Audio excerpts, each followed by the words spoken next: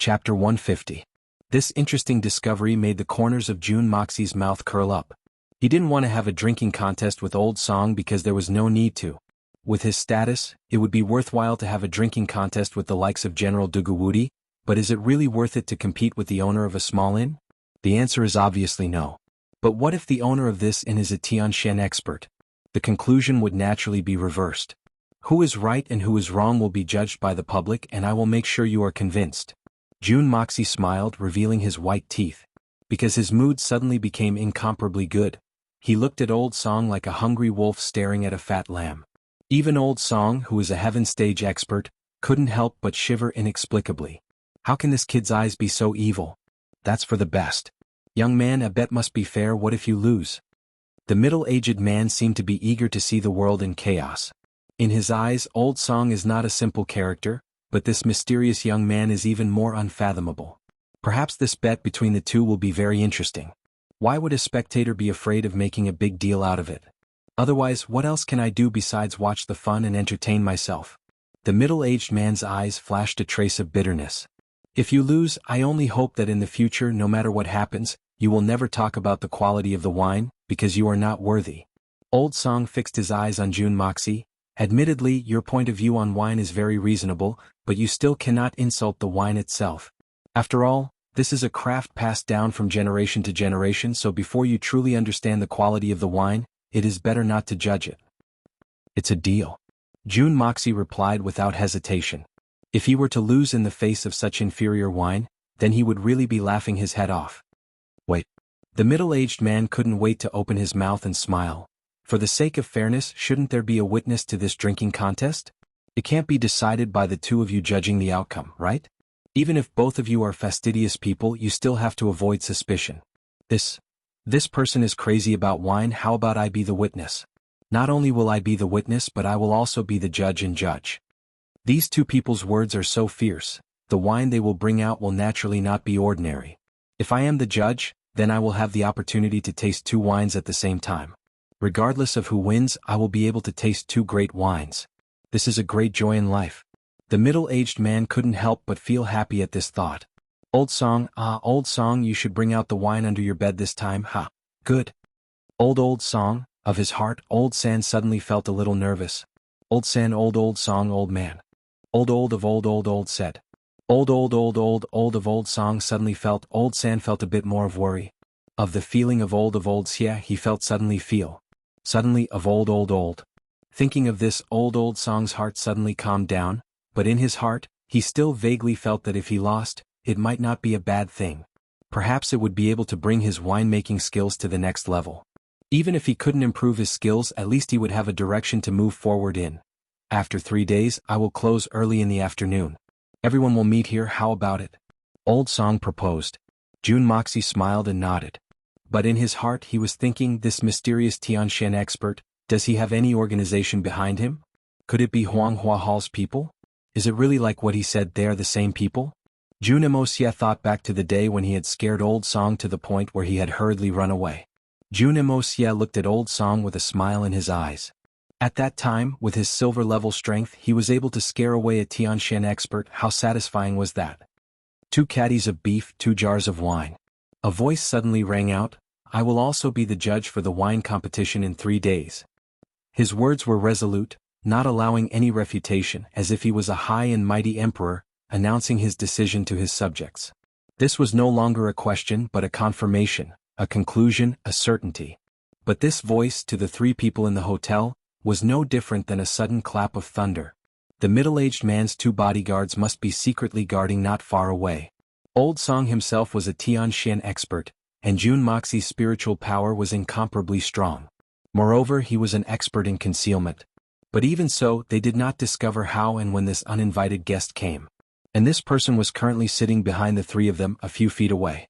The 3 people turned their heads at the same time, only to see a person sitting at a table not far from their line of sight. Although he was sitting, he gave the impression that he was standing like a javelin. His back was straight, his face was handsome, and the contours of his face were clear. His face looked like it was carved out of marble and was completely expressionless. Her long hair hung down naturally without any restraint, covering half of her face. This person was dressed in black, and although it was only noon, his black clothes matched his aura and facial expression, giving off a feeling that night had fallen. The feeling this person gave the three of them was that they didn't know how old he was. It didn't matter if they said he was 30, 40, 50, or even 80. It didn't matter if they said he was 80. This person must be an expert among experts, an expert at the pinnacle. From the moment he saw this person, Jun Moxie had come to this conclusion. This person had suddenly appeared in Tianxiang City, and his intentions were obvious. He must have come for the peak level 9 Shen core. Such a character for any force would be one of the strongest contenders. In addition to this, Jun Moxie also felt a very familiar aura from this person. The smell of loneliness. This kind of loneliness was a proud loneliness, a loneliness that looked down on everything. Just like in his previous life. Just like a lonely wolf king on the prairie, although lonely but fearless and did not want to change this loneliness and in fact was enjoying it.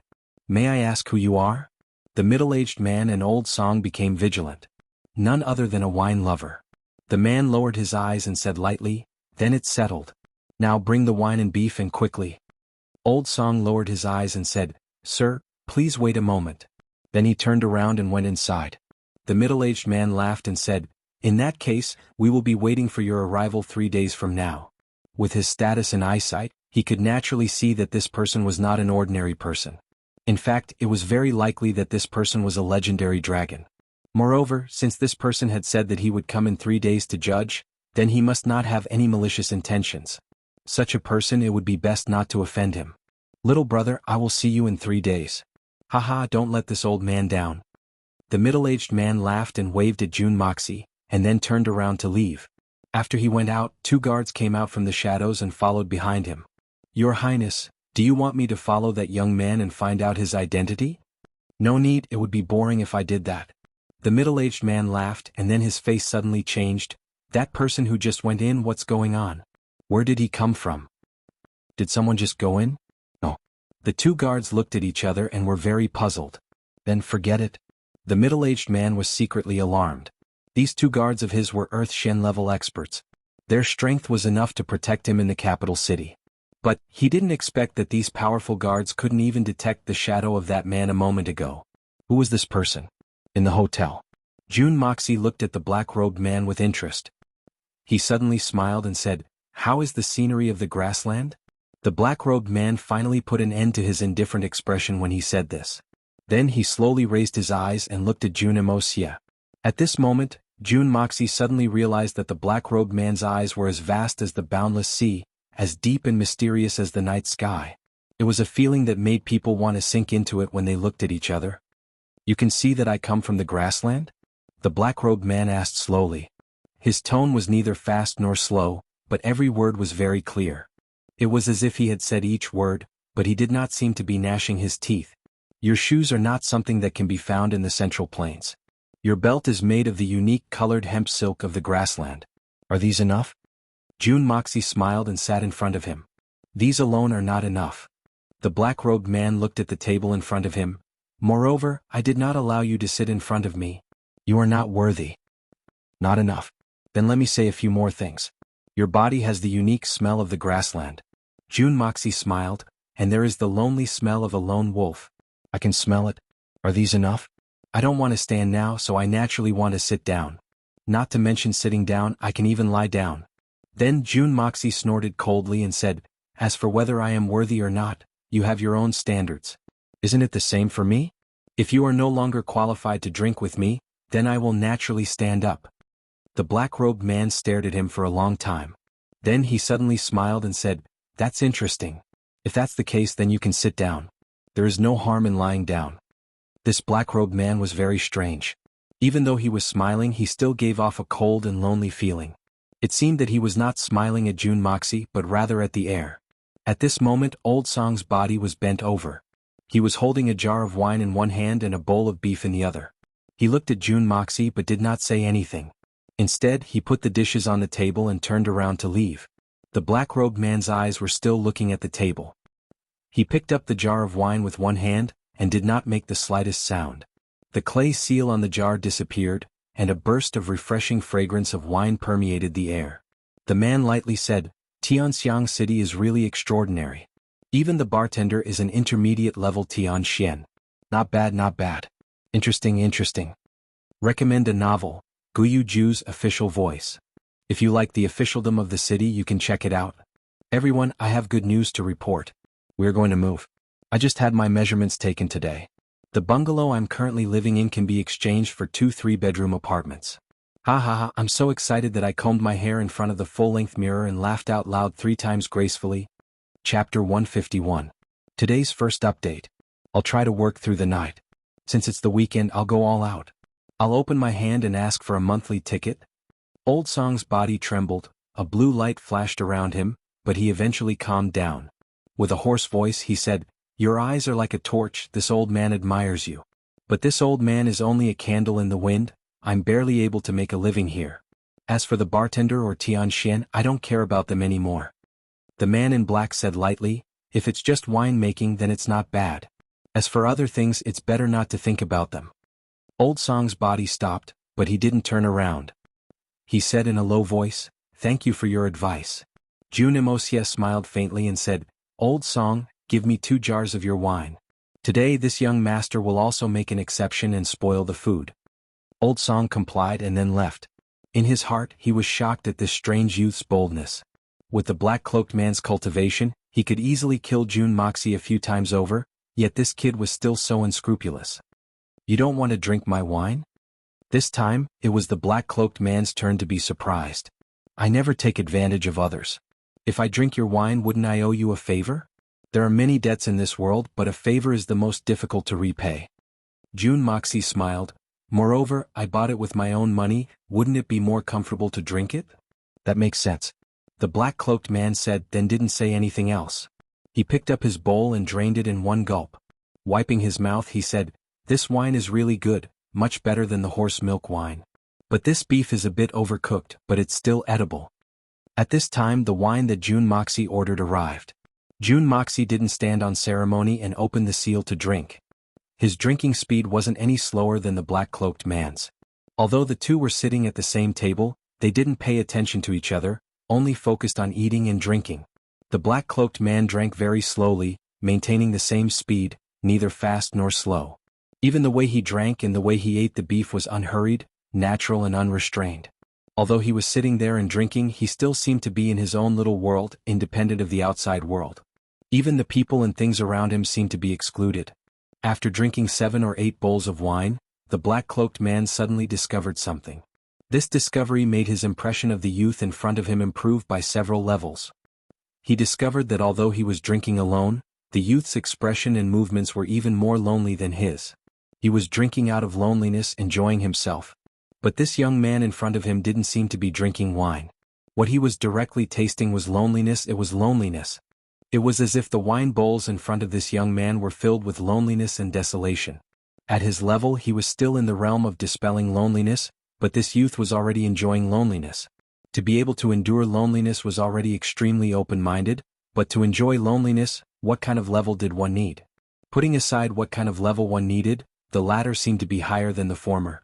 Who was this mysterious youth? Although these two lonely people were sitting at the same table and had almost the same charm, they were repelling each other. Although Jun Moxie couldn't integrate into the black-cloaked man's world, it was also extremely difficult for the black-cloaked man to enter Jun Moxie's atmosphere. After a long time, the black-cloaked man suddenly realized that he was paying attention to the youth and was unconsciously attracted to him, but the youth didn't notice him at all. It was as if the youth didn't care about him at all. The black-robed man's Xian Qi cultivation had obviously reached an extremely high transcendent realm. Naturally, he could tell at a glance that the Xian Qi cultivation of the young man in front of him was almost pitiful. Considering his age, such a cultivation could only be regarded as a very ordinary level, or even trash. He was afraid that he could blow him to death with a casual blow of air. But how could such a young man cultivate such a state of mind? Cultivation was easy to obtain. As long as one was a disciple of a relatively big family, as long as he diligently practiced the family's Xian Qi cultivation method from young, and with the guidance of experts, it was not surprising that he could achieve a certain level of cultivation at such a young age. However, it was difficult to obtain a state of mind. For a high-level martial artist to improve to a deeper level, he needed a corresponding state of mind. This was not something that could be achieved by the so-called guidance of experts, or by closed-door training. Moreover, he was so young. No, it was not an exaggeration to say that this youth was young. Young man, you are very special. The black-cloaked man said slowly. Then do you think that I am qualified to sit here now? Jun Moxie did not even raise his head and continued to show off. Based on your age, you only have a 4th grade Shen Qi and your meridians are also seriously injured. You are very different from others.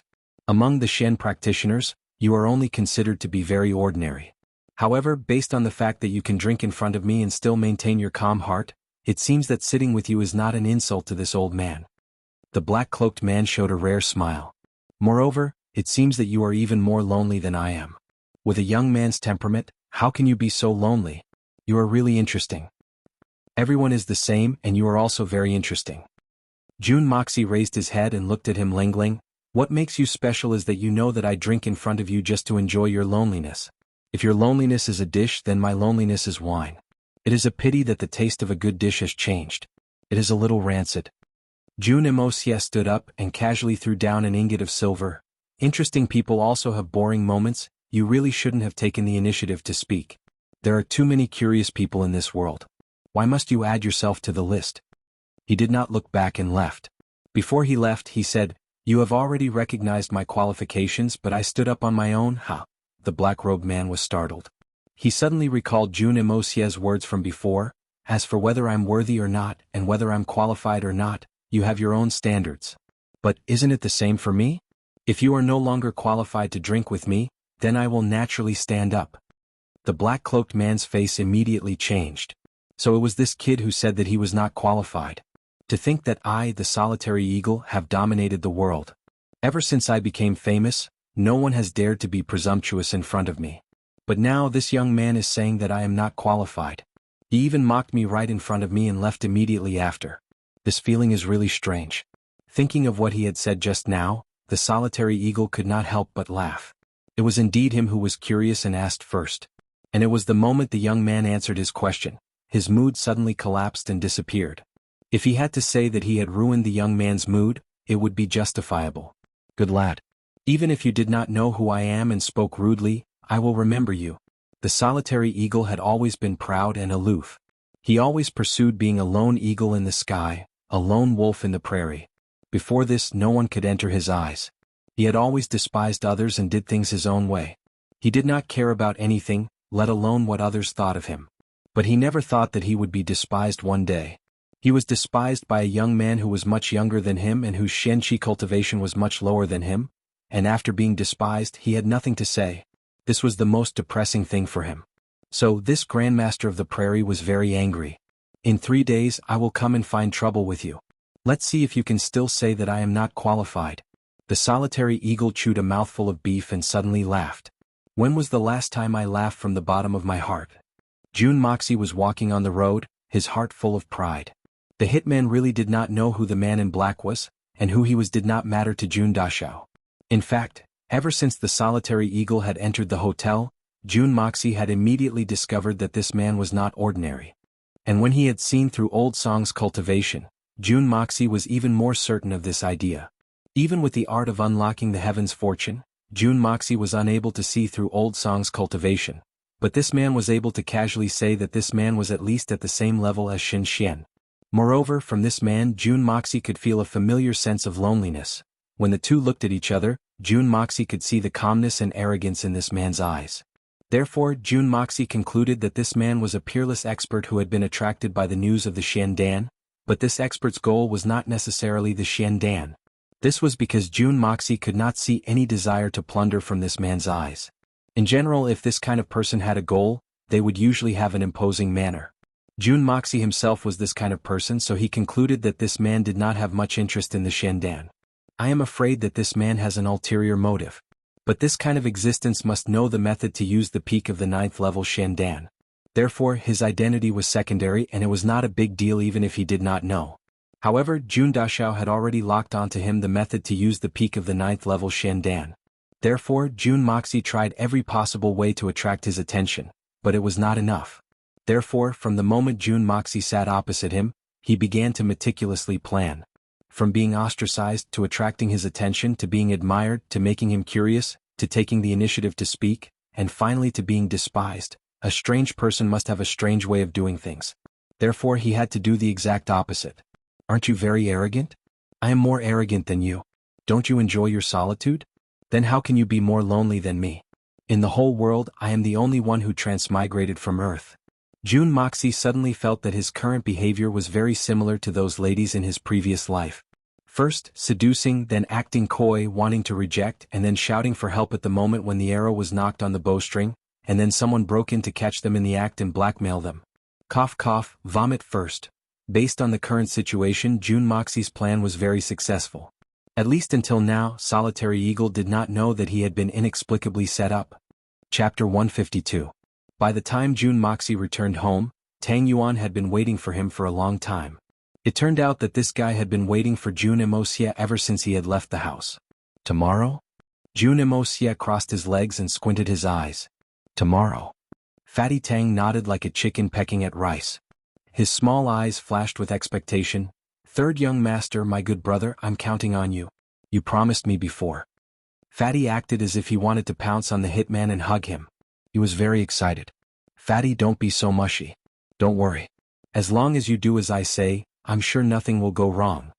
Jun Moxie wasn't boasting, but he was trying to comfort Fatty. Jun Dashao had been working hard these past few days. He had already sent people to investigate the old eunuch Zhu, and had investigated him thoroughly. Apart from his mysterious origins, he was famous for being impartial and impartial. No one should ever think of abusing his authority. Moreover, he was the most meticulous in his work and never sloppy. Therefore, His Majesty the Emperor was extremely at ease with anything that was handed over to him. Moreover, the old eunuch never betrayed His Majesty's trust, and had never made any mistakes. In addition, the old eunuch Zhu's body was crippled, but he had accumulated a very strange disease over the years. Mysophobia. Mysophobia itself wasn't a big problem and many people had it. It was nothing more than a love for cleanliness compared to the average person, and it wasn't a bad habit. However, the old eunuch Zhu's mysophobia had reached a very abnormal level. For example, he would bathe twice a day regardless of the season, summer, autumn, or winter. No matter how busy he was, he would bathe twice a day. After each bath, he would change his clothes from inside to outside. Even if someone touched a tree on the road, he would never touch it. Even His Majesty the Emperor couldn't do anything about it. It was said that when His Majesty once gave him a seat, this old eunuch actually took out a snow-white towel from his sleeve and wiped the chair from top to bottom. Only then did he sit on the chair with half of his buttocks raised. Before he could even warm his buttocks, he had to leave again. His Majesty had finished giving his orders. His Majesty was stunned. As for his personal belongings, no one should even think about touching them. No matter how precious the item was, as long as it was touched by others, it would be discarded. Of course, anyone who touched it would also have to pay a price. If their hands touched it, their hands would be chopped off. If their feet touched it, their feet would be chopped off. Regardless of which part of their body was touched carefully or not, there was only one word to describe it: no more. His Majesty's eyes were like torches, and he made the best use of people. He ordered old eunuch Zhu to be in charge of the imperial palace's hygiene. This move allowed old eunuch Zhu to hold great power, but it made the maids and eunuchs in the imperial palace complain incessantly. Ever since eunuch Zhu took charge of this area, the cleanliness of the entire Tianxiang imperial palace could be said to be number one in the continent. The fact that old eunuch Zhu had mysophobia wasn't a secret at all. There were simply too many people who knew about this, and many of them had experienced it before. Thus, almost everyone was trying their best to avoid this old fellow, lest they offend this old pervert, regardless of whether they could provoke him or not. Otherwise, the consequences would only be making themselves unhappy in vain.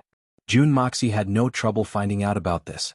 But this time, Jun Moxie wanted to do the opposite. Destruction was always faster than construction.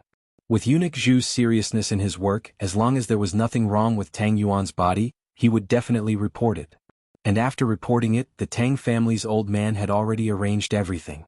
Everything was a matter of course. So, if they wanted to eliminate Fatty, they could only do something to this old eunuch. And the only thing that could break his sense of responsibility was his extreme mysophobia. Fatty, tomorrow before eunuch Zhu examines you, take this medicine 2 hours in advance. Then when the time comes, this and this, everything will be settled. Jun Wuxia winked at her. Then wouldn't it be too disgusting?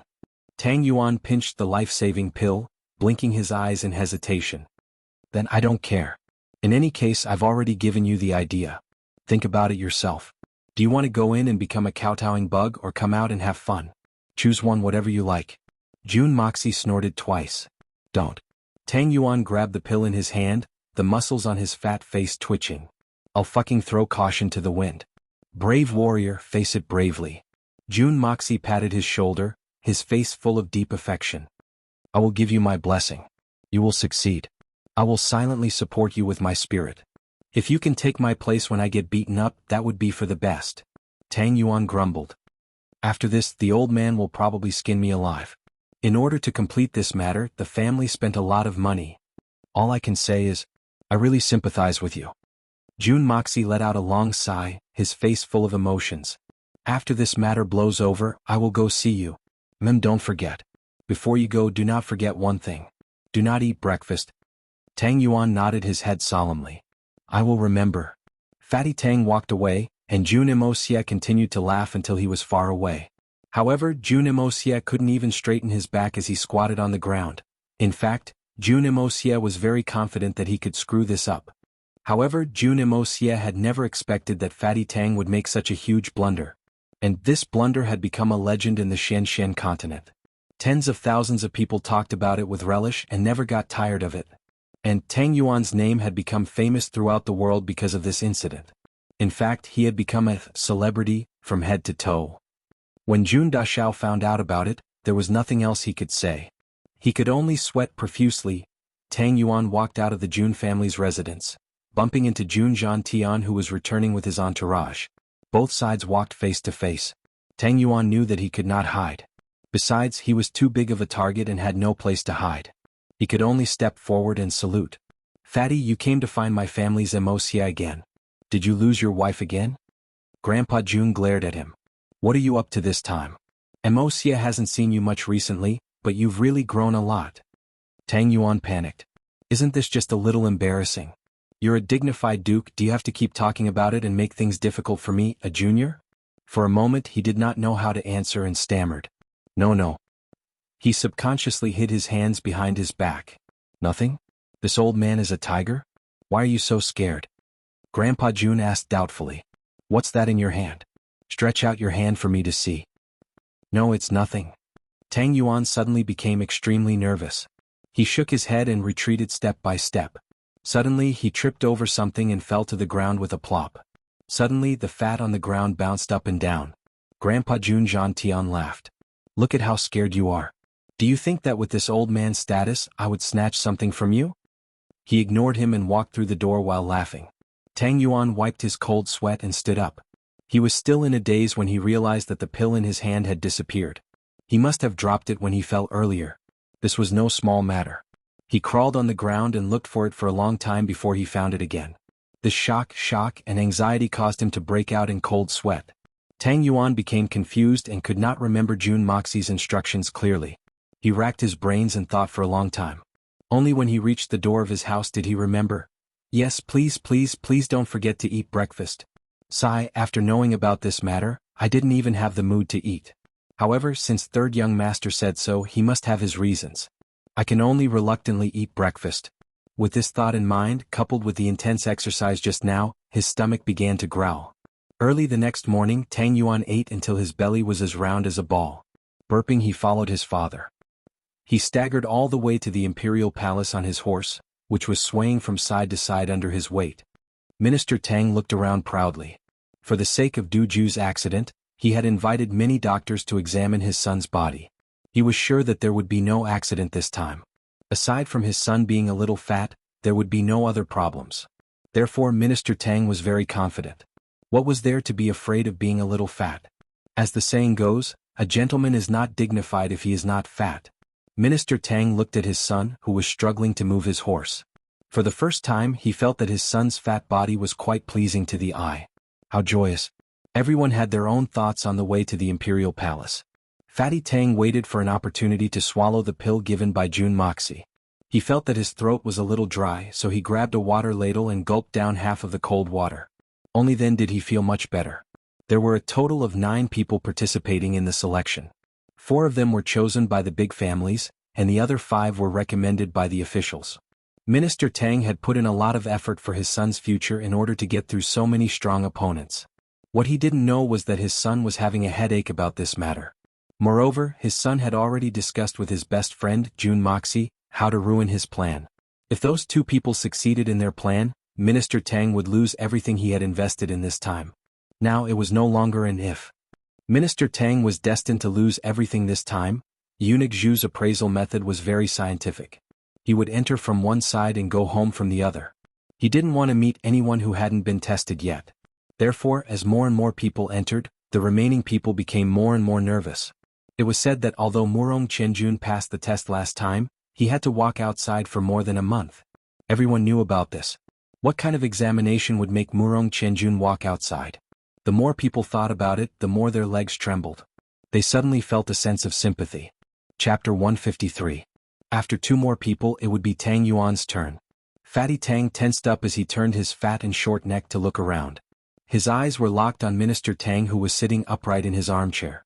Minister Tang knew that his son was unwilling, so he kept an eye on him, afraid that he would run away. Now that he saw him looking around, how could he not know what his son was thinking? He shouted in a low voice, "You brat, you better behave yourself." Fatty Tang shrunk his neck and mumbled a few words, then turned around. Suddenly he felt his stomach rumble and his face paled. He turned around and shouted, "I want to." "What the hell are you thinking?"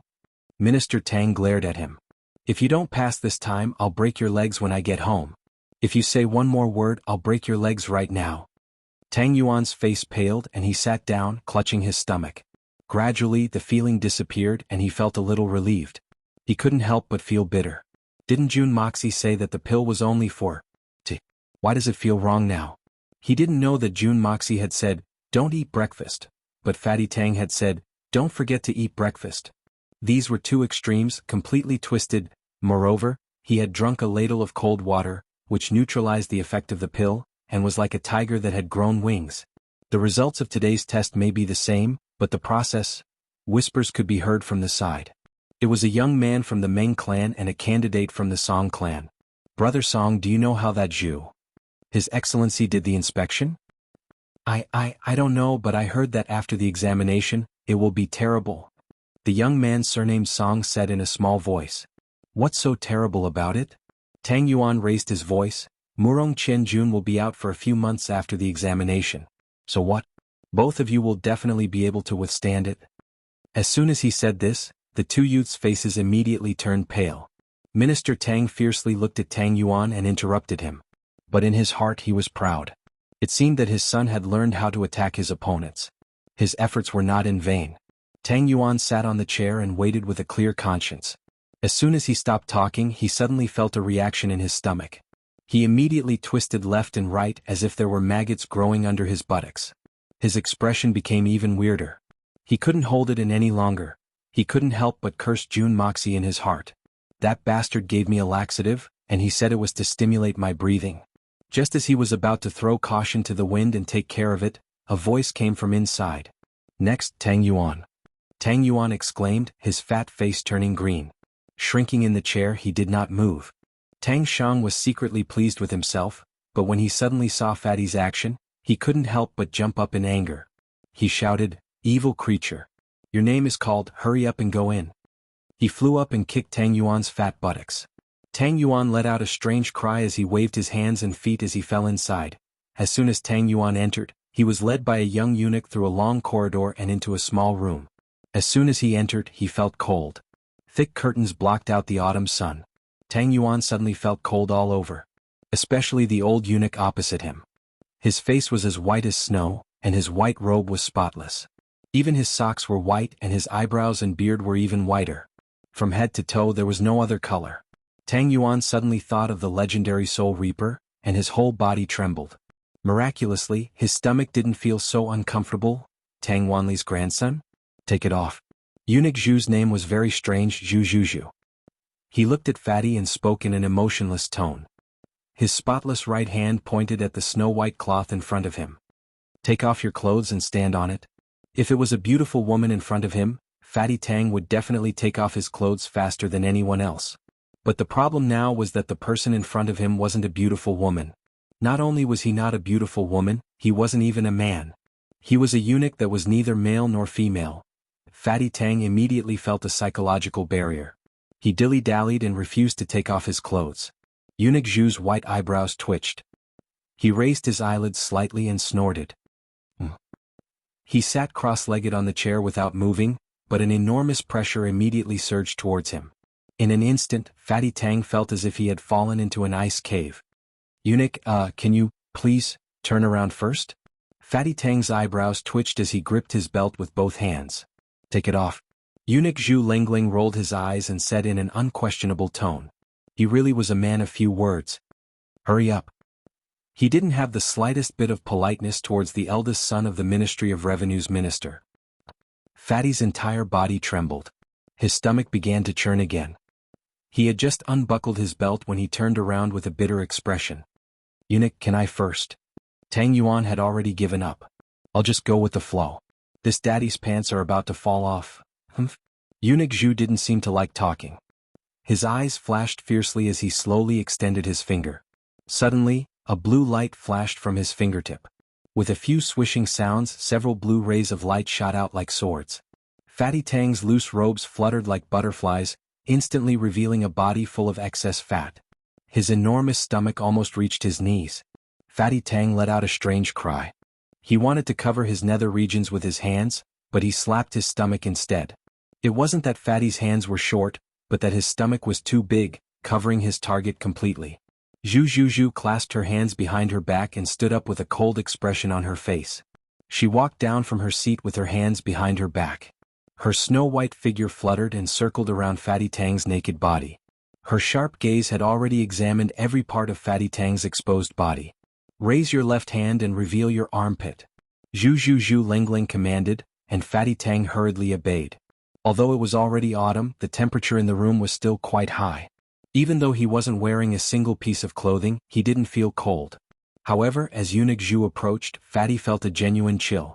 It was a bone-piercing chill, and even his tumbling stomach was forcefully suppressed by the chill. Zhu stood 3 feet away, his eyes like cold lightning as he continuously ordered, "Raise your right hand. Use your hand to hug your stomach and reveal your lower part. Put it down, spread your legs and spread them wide."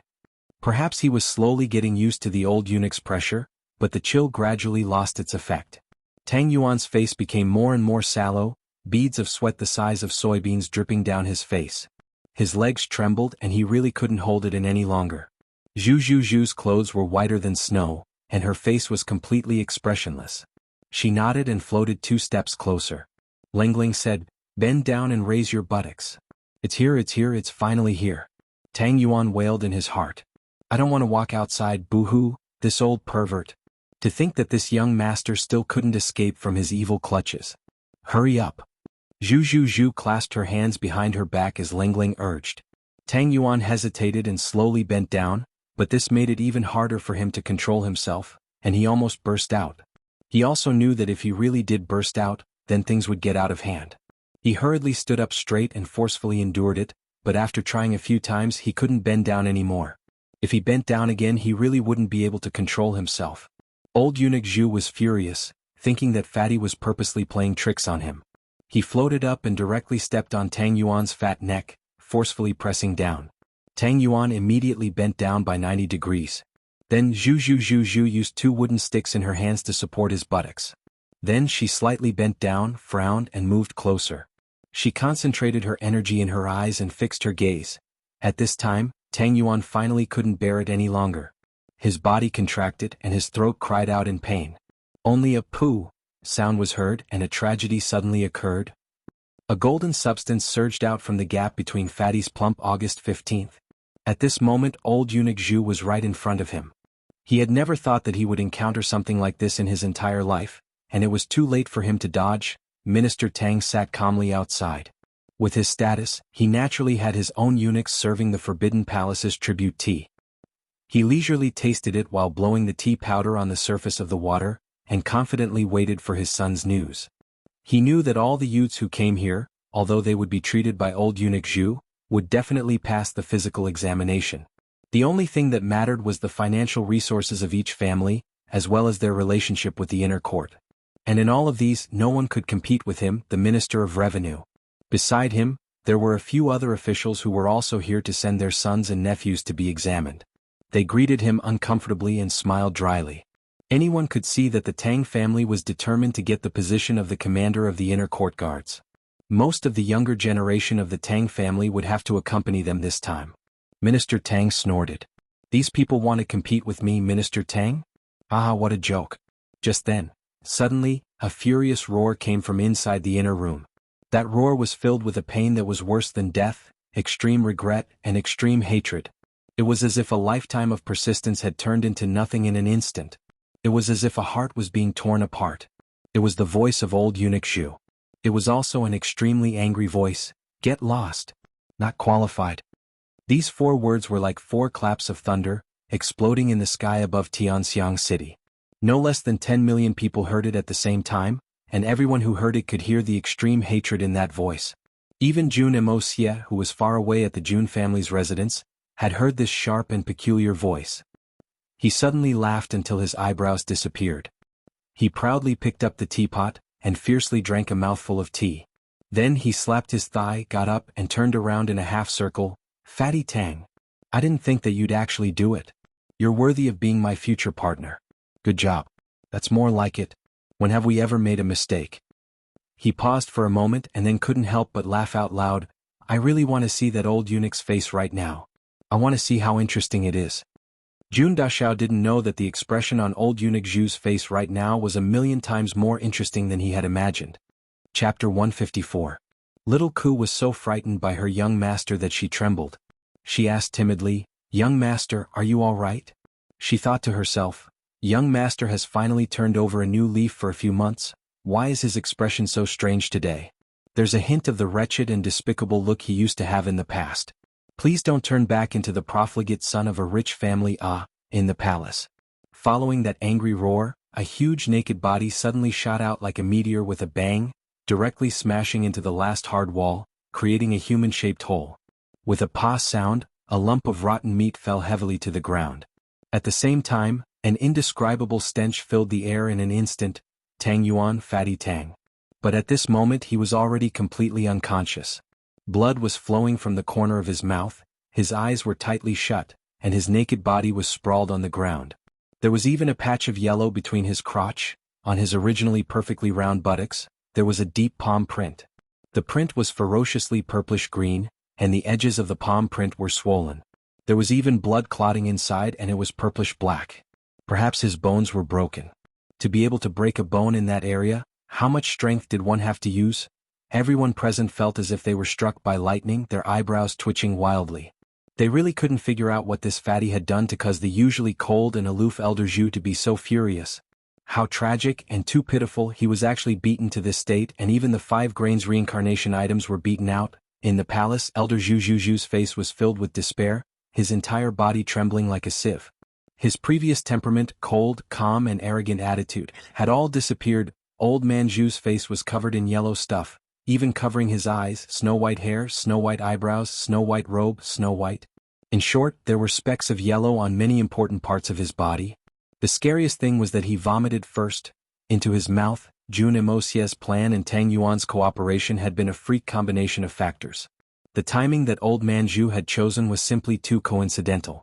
Tang Yuan had been enduring for a long time, but he finally couldn't bear it any longer. And the water had flowed downwards like a waterfall, and had spouted straight down to, The correct explanation was that the Yellow River had overflowed and burst its banks. Minister Tang was furious. Anyone who saw their son being beaten up to the point where he turned from a slightly fatter person into a pile of broken meat would be furious. What? My son is just a little bit fatter. Even if you, old eunuch Zhu, had the power to decide the life and death of this pass at most, you could just say that you didn't pass. Was there a need to beat someone to such a state? This was too much. It seemed like Fatty only had one last breath left. Speaking of which, Fatty Tang's life was saved in such an accident. It was really a blessing from his ancestors. Jun Moxie had only wanted him to fart at the critical moment, but this bastard had changed the doctor's order without permission, and had become even more aggressive, causing the Yellow River to burst. Old eunuch Zhu, who was obsessed with cleanliness, had suffered such an unexpected disaster today. Not killing him on the spot was already giving His Majesty the Emperor a lot of face, giving Minister Tang a lot of face. Zhu. What do you mean by this? Give this old man an explanation. Minister Tang shouted loudly, his whole body trembling in pain. Looking at his son's miserable condition, he wished he could tear Zhu into 1,000 pieces. After a long time, a gloomy voice full of ruthlessness shouted from Lingling, "Tang Qinyu, if it wasn't for that old man Tang Wanli, neither of you would have walked out of here alive. Now, pick up your bastard son and disappear from this old man's sight. Don't wait for this old man to change his mind and leave both of you here. Everyone outside, get out of here." Finally, there was a thunderous roar, followed by a heart-wrenching sound of vomiting. It was obvious that old eunuch Zhu was vomiting very violently, but why? It was said that old eunuch Zhu was obsessed with cleanliness. Could it be that the yellow and white thing under Fatty was burping in response? Everyone outside looked at each other in dismay as they made their guesses. Then they all ran away. The smell here was too strong. As for Minister Tang, although he was angry, he didn't dare to talk back. A wise man knows better than to fight when the odds are against him, so he quickly took his son to get treatment. By the time Minister Tang understood the truth, it was already the next day. Old man Tang Wanli angrily went to the imperial palace to seek justice for his grandson. Just thinking about it made him feel aggrieved. "I've been friends with old eunuch Zhu for decades. Not only did you not ask to let my grandson go, but you actually beat him up like this? This is really intolerable." The final result of seeking justice was that old Master Tang thoroughly understood the meaning of intolerable, so he came back with a face full of dirt and flew into a rage. He had to execute the family law on Fatty Tang. All the women of the Tang family, including old Madame Tang and Fatty Tang's mother, all knelt on the ground.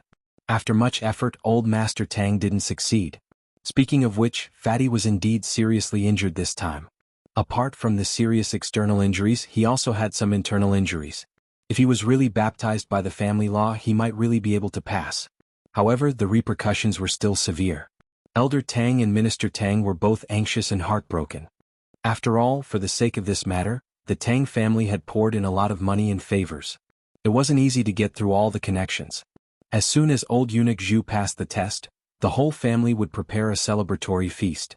However, at this incomparably critical moment, Fatty Tang's surging, like the Yellow River, was overflowing. And this time it wasn't just a mere description. It was literally surging straight to the face, body, mouth of old eunuch Zhu, who had always been a clean freak. Not to mention old eunuch Zhu, who had always been a clean freak, no one could stand it. Both old Master Tang and Minister Tang were so angry at Tang Yuan's earth-shattering action that they lay on the bed. Grandpa Tang laid on the bed with a dull look in his eyes. He kept repeating, "I've always heard about having diarrhea at a critical moment, but I always thought it was just a joke. Now I finally know that this strange and evil thing really does exist. Just because it's strange and rare doesn't mean it won't happen." Fatty Tang had just regained consciousness and was still seriously injured when he was chased out of the house by old Master Tang in a rage. "From today onwards, you are no longer my grandson. You are no longer a member of the Tang family. Get out of my sight. Disappear forever." Things had really gotten out of hand. Fatty was still very loyal. Even under such circumstances, he still didn't choose to betray Jun Moxie. He wailed twice as he was escorted by a group of female soldiers towards the Jun family's house. This was also the only place Fatty Tang could seek refuge in at the moment. It was also the place that Grandma Tang had designated for her grandson. There were 3 reasons. First, Tang Yuan and Jun Moxie were best friends. If he didn't seek refuge with him at this time, who else could he seek refuge with? Second, Fatty was injured and his injuries weren't light. At least he would have a companion at Jun Moxie's place. In any case, Jun Moxie was also recognized as a good-for-nothing, right? Third, the 2 houses weren't far apart. The female soldiers could visit at any time. When leaving the Tang family, Tang Yuan issued 2 orders. First, take away the big cabinet in my room. Second, beat the guy who washes my clothes to death. The first order was easy to understand. The big cabinet contained all of Tang Yuan's personal savings over the years. The amount was not small. Naturally, he had to bring it with him. In the future, he would have to rely on it to settle down. As for the Herman, that was where Tang Yuan was vicious and merciless. He was a gifted scholar. Moreover, he was a famous scholar from the Golden Scholar competition. Tang Yuan had deliberately abused this hypocrite scholar and kept him here to wash his clothes. Could be said that he hated Tang Yuan to the bone. Now that Tang Yuan had been expelled from the family, this fellow was equivalent to being free. Based on this black-bellied scholar's character, he could easily slip out and find a master to oppose Tang Yuan.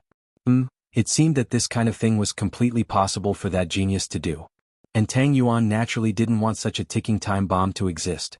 In any case, he didn't know when he would return, so it was better to get rid of him as soon as possible. Fatty Tang was currently in a semi-conscious state. After receiving a torrent of abuse from his grandfather and father, he was still able to think of this matter. It was really not easy. When he arrived at the Jun residence, Jun Tian was laughing arrogantly in his grandson's small courtyard. With Grandpa Jun's lofty status, it was only natural that he would be the first to hear of such an amusing matter. Tang Wanli's grandson had actually defecated in the mouth of one of the Forbidden Palace's top experts, Zhu. Such explosive news had been verified by Grandpa Jun. He had laughed all the way home. When he returned, Jun Moxie suddenly looked like a chicken that had been struck by lightning. He stood there in a daze. "Oh my God, Fatty, you really dared to release such a fiery script." According to the information that the hitman had gathered from various sources, it seemed that eunuch Zhu was at least a Tianxian expert. In fact, his strength wasn't even below that of his grandfather, Jun Tian.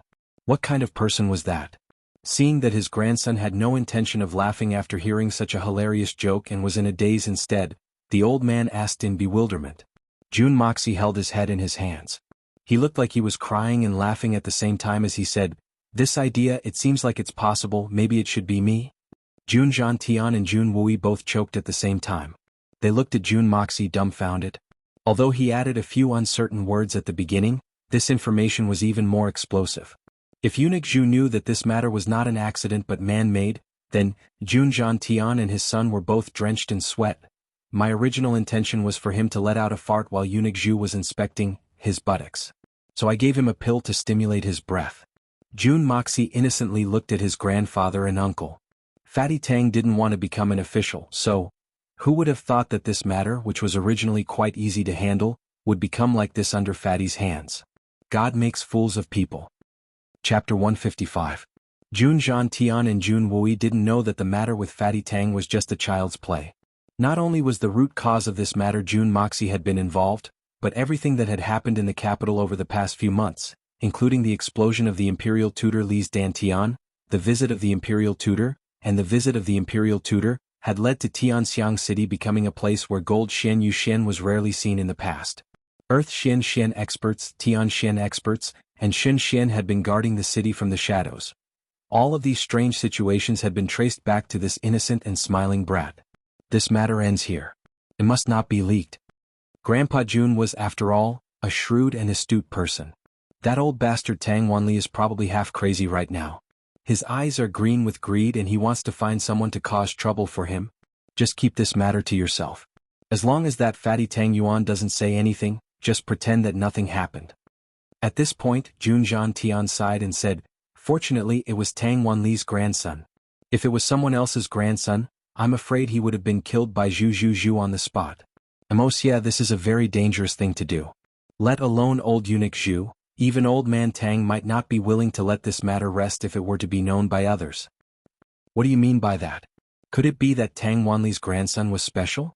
Although Fatty and I weren't sincere in our actions, it was just a mischievous act by the younger generation. It shouldn't be that serious, right? Could there be some hidden story behind this?" Jun Moxie really didn't understand. Although old eunuch Zhu was an expert of Tianxian and had an extraordinary status in the palace, he shouldn't have gone so far. That Zhu is not just an ordinary eunuch. Amosia, I know that you have improved a lot recently. However, you still need to be more cautious in your actions in the future. It is better to be safe than sorry. Grandpa Jun said earnestly. Grandpa Amosia also knows that old eunuch Zhu is a Tianxian expert, but he is still a eunuch. You won't tell me that he was originally a great general, right? Jun Dashao said disdainfully. Hitman Jun looked down on those who willingly mutilated themselves to enter the palace as slaves. Amosia, this is really your fault. How could you have known that Zhu was not just a general in the past? His position in the Tianxiang Empire's army was only below that of old Dugu and me. Only 2 or 3 other people could compare to him. It's just that fate makes a fool out of us. The old man sighed with emotion. Could it be? At this time Jun Wui interrupted. Father, you said that old eunuch Zhu, could it be that he is actually the great general Zhu Zonglong who was as famous as you and Dugu Zonghim? But didn't he die in battle? Grandpa Jun shook his head. Other than His Majesty, this old man, Tang Wanli and a few others, no one else knows about this secret. Back when His Majesty was still the crown prince, he and Zhu Zonglong led the army into battle. This old man led the right army and Dugu Zongheng led the left army. At that time, Tianxiang was only a small country in its embryonic form. During that battle, the Central Army was ambushed and we were unable to rescue them in time. The Crown Prince, together with two generals Tang Wanli and Zhu Zonglong, were captured. The enemy was determined to humiliate the Crown Prince and destroy the morale of our army. At that time, Zhu Zonglong was handsome, so he pretended to be the Crown Prince and was imprisoned in the Carrion River. Carrion Stream? Jun Wui and Jun Moxie looked at each other and understood. Just from the name, one could imagine what kind of place that was. This old man rushed hundreds of miles to rescue the Crown Prince, and fought to the death with the enemy. At the last moment they used Zhu Zonglong to threaten me. At that time, Zhu Zonglong's body was no longer in human shape. The Carrion Stream is filled with poisonous insects, snakes and rats. When he entered, he had already suffered from serious injuries. Moreover, his shen qi was sealed, his entire body was bitten by tens of thousands of poisonous insects. Even his crotch area was in a mess. A pity for a great general just like that. Grandpa Jun sighed in melancholy. So that's how it is. No wonder such an expert was a eunuch. No wonder he had such a serious obsession with cleanliness. Jun Moxie finally understood. No wonder eunuch Zhu was so favored in the palace. If it wasn't for him, then His Majesty the Emperor would have been the one to bear all of this. Jun Moxie couldn't help but regret that he had insulted this respectable general. This was another part of the hitman Jun's charm. He would admit his mistakes if he was wrong. Of course, he would only admit his mistakes in his heart. His mouth would still be a dead duck's mouth. In the end, our side fought back and won a great victory. But Zhu Zonglong was completely disheartened. Moreover, he was injured and sick. His appearance was haggard and he no longer had the courage to live. For the next few days he refused medical treatment. He didn't eat or drink. He was determined to die. Tang Wanli was with him at that time. He said, "You saved my life. If you don't live, then I won't live either." So he went on a hunger strike. For the first 3 days, Zhu Zonglong was indifferent. He was on the verge of death. Tang Wanli held a knife in front of him. He cut off pieces of his own flesh. He said, "If you continue to be like this, then I will cut myself into a skeleton in front of you. That way, I won't be able to bear seeing you die first." Jun Wui and Jun Moxie looked at each other. Their hearts were filled with horror. Recalling the tragic atmosphere at that time, they could not help but feel their souls throbbing. They remembered the high righteousness of those old men. They were even more fascinated. Until Tang Wanli cut himself 33 times. He cut off 33 pieces of his flesh. Zhu Zonglong suddenly burst into tears. From then on he began to eat and drink. Tang Wanli collapsed. His injuries were much more serious than Zhu Zonglong's. Jun Zhantian sighed. After the war, the crown prince ascended the throne. Tang Wanli was conferred the title of nobility. Zhu Zonglong refused. He voluntarily entered the palace and changed his name to Zhu Zhu to protect His Majesty's safety. Until now. So the army had one more general, Zhu Zonglong, who sacrificed his life for the country. And the palace had one more chief, Zhu Zhu. To this day the descendants of the Zhu family do not know that Zhu Zhu is Zhu Zonglong. The change in appearance is too great. The room became silent as he finished narrating this secret. Even after so many years, Grandpa Jun was still able to slowly tell the story of the iron blood friendship between the senior heroes. It was still so soul-stirring. No wonder Grandpa Jun said that if he was not Tang Wanli's grandson, he would have been killed. So that's how it is. No wonder. Just as Grandpa Jun finished speaking, a servant came in to report. All of the Tang family's female soldiers had arrived at the Jun family's main gate with the severely injured and half-dead Tang Yuan, and were requesting an audience with Grandpa Jun. Grandpa Jun's scalp went numb. Could it be that my grandson has been exposed? They have come looking for me. With a perturbed heart, he came out to find out that Tang Yuan had been expelled from the Tang residence. However, his grandmother, mother, youngest aunt, and the other aunts were still worried. So after a discussion and under Fatty Tang's own request, they unanimously decided to temporarily stay at the Jun residence. The group of women were originally afraid that Grandpa Jun would not accept Fatty. After all, Fatty's unfilial reputation was there. With Grandpa Jun's character, it would be reasonable for him to refuse. Unexpectedly, Grandpa Jun nodded his head in agreement and sent Fatty and his personal maid to Jun Moxie's small courtyard to settle down. Feeling guilty, he thanked the female soldiers of the Tang family profusely and hurriedly slipped away. Cough cough, this was all because of my grandson's rotten idea.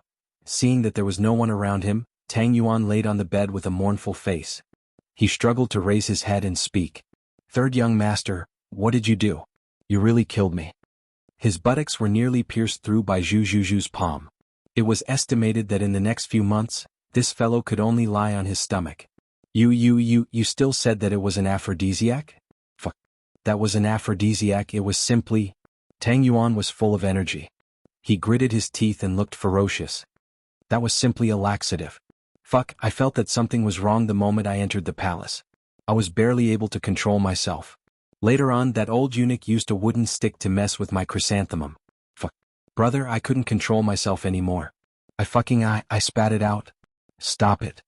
Jun Moxie looked like he wanted to vomit blood. How could it be a laxative? How could I make a mistake when I made it myself? How could it be like this? I followed your instructions this morning, and ate a bellyful before I went to the imperial palace. Then I ate that pill before I went to see the old eunuch Shu. It's really strong, and then... Tang Yuan struggled to raise his head and accused Jun Wuxia. He denounced with a tearful voice. What? Jun Moxie finally knew where the problem was. You ate breakfast this morning? Didn't I say it clearly yesterday? Didn't I tell you not to eat breakfast? Why did you still eat? Would it kill you to skip a meal? That was originally an aphrodisiac. It was more of a laxative than a laxative. Once there was something in your stomach, how could it be good? What? Tang Yuan was stunned. After being reminded, he immediately remembered. He immediately beat his chest and stamped his feet. So it was me who got it wrong? Alright, this can be considered as fulfilling your wish. You've achieved your original goal. Isn't it just a slap? Is there a need to do this? Jun Moxie was very disdainful. According to my original plan, you should have suffered a slap too. But you shouldn't have suffered so badly. Now you've pooped all over his face, body and mouth. Blarg. Jun Moxie retched. It's already good enough that you're not beaten to death. That's right, I was scared to death at that time. You don't know that old eunuch was actually an expert from Tianxian. He wielded a sky-blue light sword and used his chi to control the sword. He easily stripped me naked but didn't hurt me at all. At that time I couldn't control myself and thought that it was over. There must be no cure. But in the end that old eunuch showed me mercy. I heard that it was because he was friends with my grandfather. If it was someone else they would have been dead by now. Fatty Tang was somewhat proud of himself as he said this. Then he heartlessly said, Grandpa has finally said that he's going to kick me out of the house. Fortunately, I've been prepared for this. I've saved up a lot of money over the years. Although it's not a lot, it's not a small amount either. This is called being prepared. He suddenly said nervously, Third young master, if you want to gamble, you're not allowed to steal my money. Times are different now, this is all I have. Jun Moxie was stunned. What's going on? So this guy doesn't have any reaction to being kicked out of the house? Fatty Tang winked. Third young master, what's wrong with you? We're all family. It's not like you don't know that I've been kicked out 3 times. Is there a need to be so surprised? I have to put on a show for the outsiders? Jun Moxie stared at him dumbfounded. Finally, his neck couldn't support his head anymore. His head free fell onto the coffee table and even bounced twice. Let's digress a little. After all, Fatty Tang is the first successor of the Tang family. It's impossible for him to just follow Jun Moxie around. Therefore, during this period of time, such a plot was arranged. Firstly, it's funny. Secondly, it can be considered as the establishment of the evil monarch's faction. And next, Jun Moxie will start to establish his own faction. Of course, there will be a lot of jokes. Whether it's a battle of wits or strength, it will be very enjoyable. Please rest assured. During this period of time, Feng Ling's updates have not been satisfactory. I apologize for this. After all, the results of this book are not bad. However, the better the results are, the more pressure there is. Feng Ling won't overestimate himself and say that it's a classic. However, Feng Ling can guarantee that every scene in the book is something that no one has seen before. At least, in a certain aspect, it's unexpected. Currently, we are also working hard in this direction. Of course, the environment of a different world may be similar. Brothers and sisters, please forgive and support me on this point. Chapter 156. Your whole family is this young master's disgusting image. A lifetime of disgusting image. Jun Moxie said with difficulty and suddenly roared, Fatty Tang, I've taken you in today. If you can't build a business empire for me, I'll pull out all the fat in your body and use it as a sky lantern. Remember what I said today. This is what I was born to do. Tang Yuan raised his fat neck with great effort and said in a very proud manner, First, tell me your plan. I'll see if there's anything I can do to improve it. Then I'll give you some pointers. Then you can watch as this young master shows off his fists and feet. I'll see how all the gold and silver in the world fall into your hands. It's you in my arms. Jun Moxie corrected, you're not only responsible for making money for me, but you're also responsible for spending money for me. Otherwise, what's the use of making money? If you can't use it properly, even piling up a mountain of gold is useless. As he said that, he took out a few pieces of paper from his bosom. I don't have time to talk to you, this is my plan. Take a look, I don't really understand these things. You claim to be an expert, so give me some advice and we'll be doing this from now on. As he said that, he patted a certain vital part of Tang Yuan's body, and walked out amidst Fatty Tang's pig-like screams and curses. Tang Yuan muttered disdainfully, I've been doing business all my life, and you're the one who wrote a business plan for me to look at? This is fucking hilarious. Let me take a nap first, then I'll revise and teach you. He closed his eyes, stuffed the pieces of paper from Jun Moxie under his pillow, and fell into a deep sleep. It wasn't that Jun Moxie didn't like Fatty, but that young Master Jun was really busy, very very busy. For the past 2 days, whether he was walking or sleeping, he'd been researching that strange yin-yang escape technique. The ability to become invisible at any time, anywhere, was simply a life-saving talisman. As long as I master this skill, who can do anything to me? Even if all the supreme martial artists in the world, Xin, were to surround and attack me, I would become invisible with a single hand seal. You bunch of stupid birds, how are you going to kill me if you can't see me? Therefore, Jun Moxie worked tirelessly and brought out his greatest enthusiasm to cultivate the yin-yang escape. In order to experience this technique, Jun Moxie had used up all the qi in his body more than 50 times in a single day. More than 50 times, he had emptied his body of qi and was completely exhausted. Even though the Hongjun Pagoda provided him with a strong supply of spiritual energy, but Jun Moxie's supply still couldn't meet the demand. He had to study the yin-yang escape technique every second, and the amount of spiritual energy needed to activate it was extremely large. Often, in less than 2 practice sessions, Jun Moxie's painstakingly accumulated spiritual energy would be depleted. Therefore, the Hongjun Pagoda would crazily produce spiritual energy to replenish it. Then Jun Moxie would practice again. Then he would find time to replenish it again. The cycle repeated itself.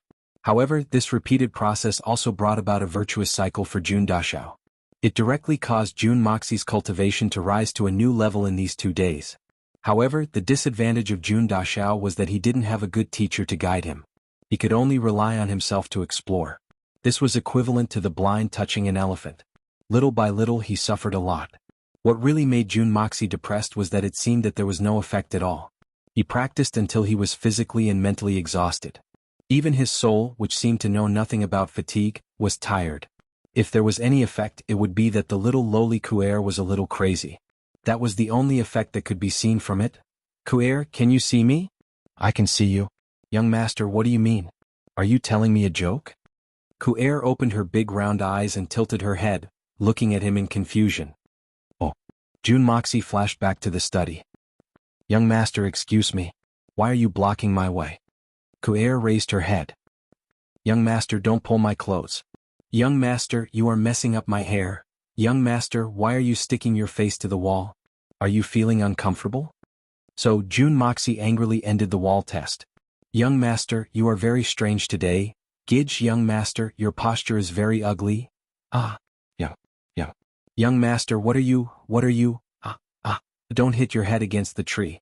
If you have a headache, I will call a doctor for you. The little lowly was completely scared. Fu *K. Jun Moxie was going crazy. How the hell do I train with this broken thing?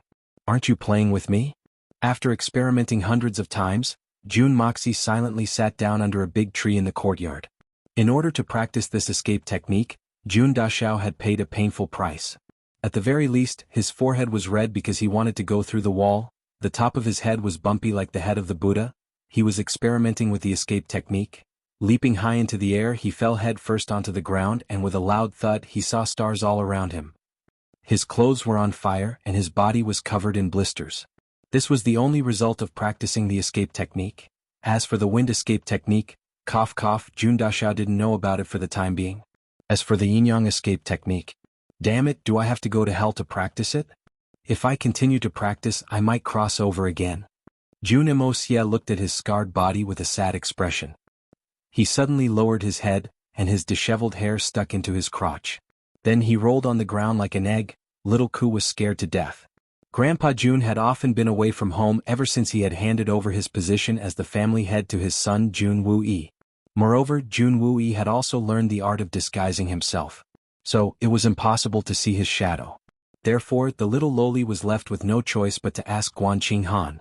Swearing and shedding tears, he finally managed to invite Guan Qinghan over. When Guan Qinghan arrived, she saw Jun Daxiao with his head stuck in his crotch. His whole body was bent into a ball and rolling on the ground. The worst part was that his clothes weren't covering his body. For example, the big hole on his buttocks was very white and dazzling, although the skin was very smooth. Bah, what am I thinking about? What are you doing? Guan Qinghan was a little surprised and coldly looked at her brother-in-law. Is it fun to abuse yourself? I really don't know what's wrong with this guy. What's wrong with him? Look at him, he's even more artistic than a beggar. Jun Wuxia raised his head blankly and mumbled something to himself. His eyes were bloodshot and he stared at Guan Qinghan for a while. But it seemed as if he hadn't seen anything. Then he suddenly held his head in his hands and started to ponder. Then he jumped up with a wah-ha sound and crashed into a tree with a bang sound. Then he fell back down and sprawled on the ground. His eyes were looking at the sky, but they were filled with a look of contemplation. Guan Qinghan was angry and amused at the same time. She scolded, "Why are you still not standing up? What kind of behavior is this? You're the only descendant of the third generation of the Jun family." But now Jun Moxie's mind was completely immersed in the study of the yin-yang escape. Once he was focused, there was no distractions in his mind. To put it nicely, he didn't care about anything around him. But to put it bluntly, he was stubborn and wouldn't turn back no matter if he hit the wall or not. Even if his head was bleeding, he would continue to hit the wall. How could he hear what Guan Qinghan was saying? He didn't even know that his beautiful sister-in-law, Guan Qinghan, was already in front of him. This was what he was persistent about, and it might also be the reason for his success. No matter what he did, he would concentrate all his energy and intelligence and do his best. He furrowed his brows and thought hard for a while. Then he suddenly leaped up and landed on the ground with his head down and feet up. Bang! Jun Moxie twitched a few times and his eyes rolled back. He smiled foolishly and said, "I need to quickly practice martial arts so that I can peep at my beautiful sister-in-law bathing." Then his body stiffened and he fainted. Only God knows how this sentence slipped out of his mouth. Perhaps even Jun Moxie himself didn't know why he would say such a sentence in such a muddle-headed situation. My God, God and God, what is this? In front of his beautiful sister-in-law, he said that he wanted to peep at her bathing. Guan Qinghan was so angry that her delicate body trembled, and her pretty face turned pale. Young Master's mind is muddled now. He's talking nonsense, please don't take it seriously. Young Master, he has improved a lot recently. Kuer's face was red, and she waved her hands in embarrassment, stammering as she explained. Guan Qinghan's eyes were spitting fire and she snorted coldly, "Kuer, now even you are helping this bastard to do evil?" Without saying a word, she rushed forward and with a bang, she kicked him heavily. Thinking that it wasn't enough to vent her anger, she wanted to kick him again. Jun Wuxia let out an "oh no," and stood up from the ground. His expression was one of pleasant surprise, joy, and bewilderment. His expression changed several times in an instant, and it seemed incomparably strange. Guan Qinghan didn't say a word, and her eyes were filled with tears. What Jun Moxie said just now could be said to be a great humiliation to her. She opened her hand and slapped Jun Moxie's face. Jun Moxie raised his head, took a step back and dodged the slap. He said in surprise, "Sister-in-law, everything was fine. What are you doing?" Based on his intuition, that slap just now was definitely not at the level of beating him up in a normal sparring session. If he really took that slap, he reckoned that half of his teeth would fall off. "You know it in your heart. You bastard." Guan Qinghan shouted angrily, and her pretty face was as cold as frost. She pressed forward step by step. Jun Moxie took each step carefully and calmly dodged. "I don't remember offending you, sister-in-law. Why are you like this today? How else do you want to offend me?" Guan Qinghan saw that this bastard brother-in-law was so shamelessly quibbling. She snorted coldly. Seeing that she couldn't do anything to him with her fists and legs, she suddenly pulled out the long sword from her waist. The sword light flashed in the air, and with a swoosh, it stabbed towards Jun Moxie's shoulder. Jun Moxie was shocked. What's going on? She actually used a knife? Confused, he rolled and crawled to avoid the attack. He had already overdrawn his body's Shen power no less than 100 times today. He was already physically and mentally exhausted. At this moment he suddenly understood something, and the spiritual energy that he had painstakingly replenished was depleted once again. Now that he was facing Guan Qinghan, it was tantamount to being abused. Especially when he couldn't fight back, naturally it was even worse. With a bad thought, he made a prompt decision and quickly turned to run. Ku'er jumped to stop Guan Qinghan, but with her insignificant cultivation, how could she stop the raging Guan Qinghan? When Fatty Tang heard the noise outside, he lied on the bed and shouted, "Murder!" Immediately it was a mess. At this moment the gatekeeper ran over. "Young master, young madam, Jiangnan's housekeeper, Lord Guan, and 2 young masters have brought people to visit." Guan Qinghan cried out and her long sword fell to the ground. Chapter 157. Jiangnan's housekeeper was from Guan Qinghan's family. However, he didn't know why the housekeeper and his entourage had suddenly come to Tianxiang City at such a time of crisis. Could it be that the housekeeper also wants the level 9 Shendan? Jun Moxie frowned slightly. He felt that something was wrong. The capital city had been in chaos for the past 2 days. The day was quiet and peaceful as usual. But every night, the city guards would find several corpses during their patrols. Sometimes they would even find dozens of corpses. How could such a strange thing not attract the attention of the military of the 5 cities? So, they joined forces with the Ministry of Justice and the city guards to keep a close watch on the movements in the capital city. Several big gangs in the capital city were also getting restless. They were even willing to risk the tight security to commit crimes. This made the investigation even more difficult. As for the results of the investigation, it gave everyone a shock. None of the people who had died were ordinary people. They were all famous figures in Jianghu. Some of them were even at the Earth Shen level. They were all characters who could dominate a region. But now he had died silently in the capital city. And among the few people who had been investigated, there was no one below the Silver Shen realm. Not a single one. Even the weakest one was at the peak of the Silver Shen realm. Such murders were becoming more and more frequent with the increase in the number of foreigners. This was especially true for the most recent incident, which contained the corpses of members of the Murong family, one of the great families in the capital. As they continued investigating, the leaders of the 5 cities' military office, the city guards' army, and the Ministry of Punishment were instantly dumbfounded. The Murong clan was not the only one who had interfered in this matter. The Li clan, the Song clan, and the Meng clan were also involved in this matter. Even though they did not have any direct evidence, the vague momentum was definitely not wrong. Even the 3 princes seemed to be vaguely involved in this matter. How could they investigate? They couldn't investigate until they found out about their own family. Although they didn't dare to investigate further, the 3 officials were muttering in their hearts. Is there going to be a big change? Especially when the envoys from the 2 countries arrived in Tianxiang City. The night in Tianxiang City became even more turbulent. Once night fell, the demons danced wildly as they flew high up in the sky. All kinds of profound energy lights of different colors flew here and there. In the end, the city guards simply found a high place to squat down and enjoy this gorgeous but bloody fireworks show for free. The solitary falcon was walking down the street in a cold and heavy manner. He hadn't come across anyone of the same level as him in the last 2 nights, and although he was somewhat regretful that he hadn't come across anyone of the same level as him, but he was a martial arts fanatic. Therefore, the solitary falcon could be said to be one of the most active people in the city these last 2 nights, and would attack anyone that he came across, regardless of who the other party was or how strong they were.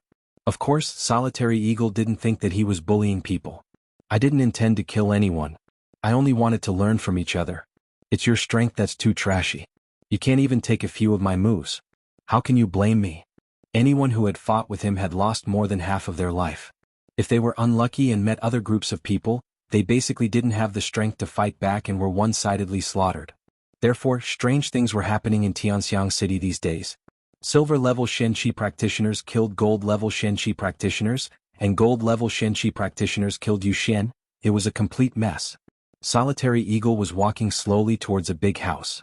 After 2 nights, Solitary Eagle didn't feel that he had gained much. After all, at his level, ordinary low-level Shenqi practitioners wouldn't be able to give him much inspiration. Therefore, Solitary Eagle locked his target on Earth Shenqi practitioners. However, if he wanted to find the whereabouts of these people, he would need to have a specialized intelligence network.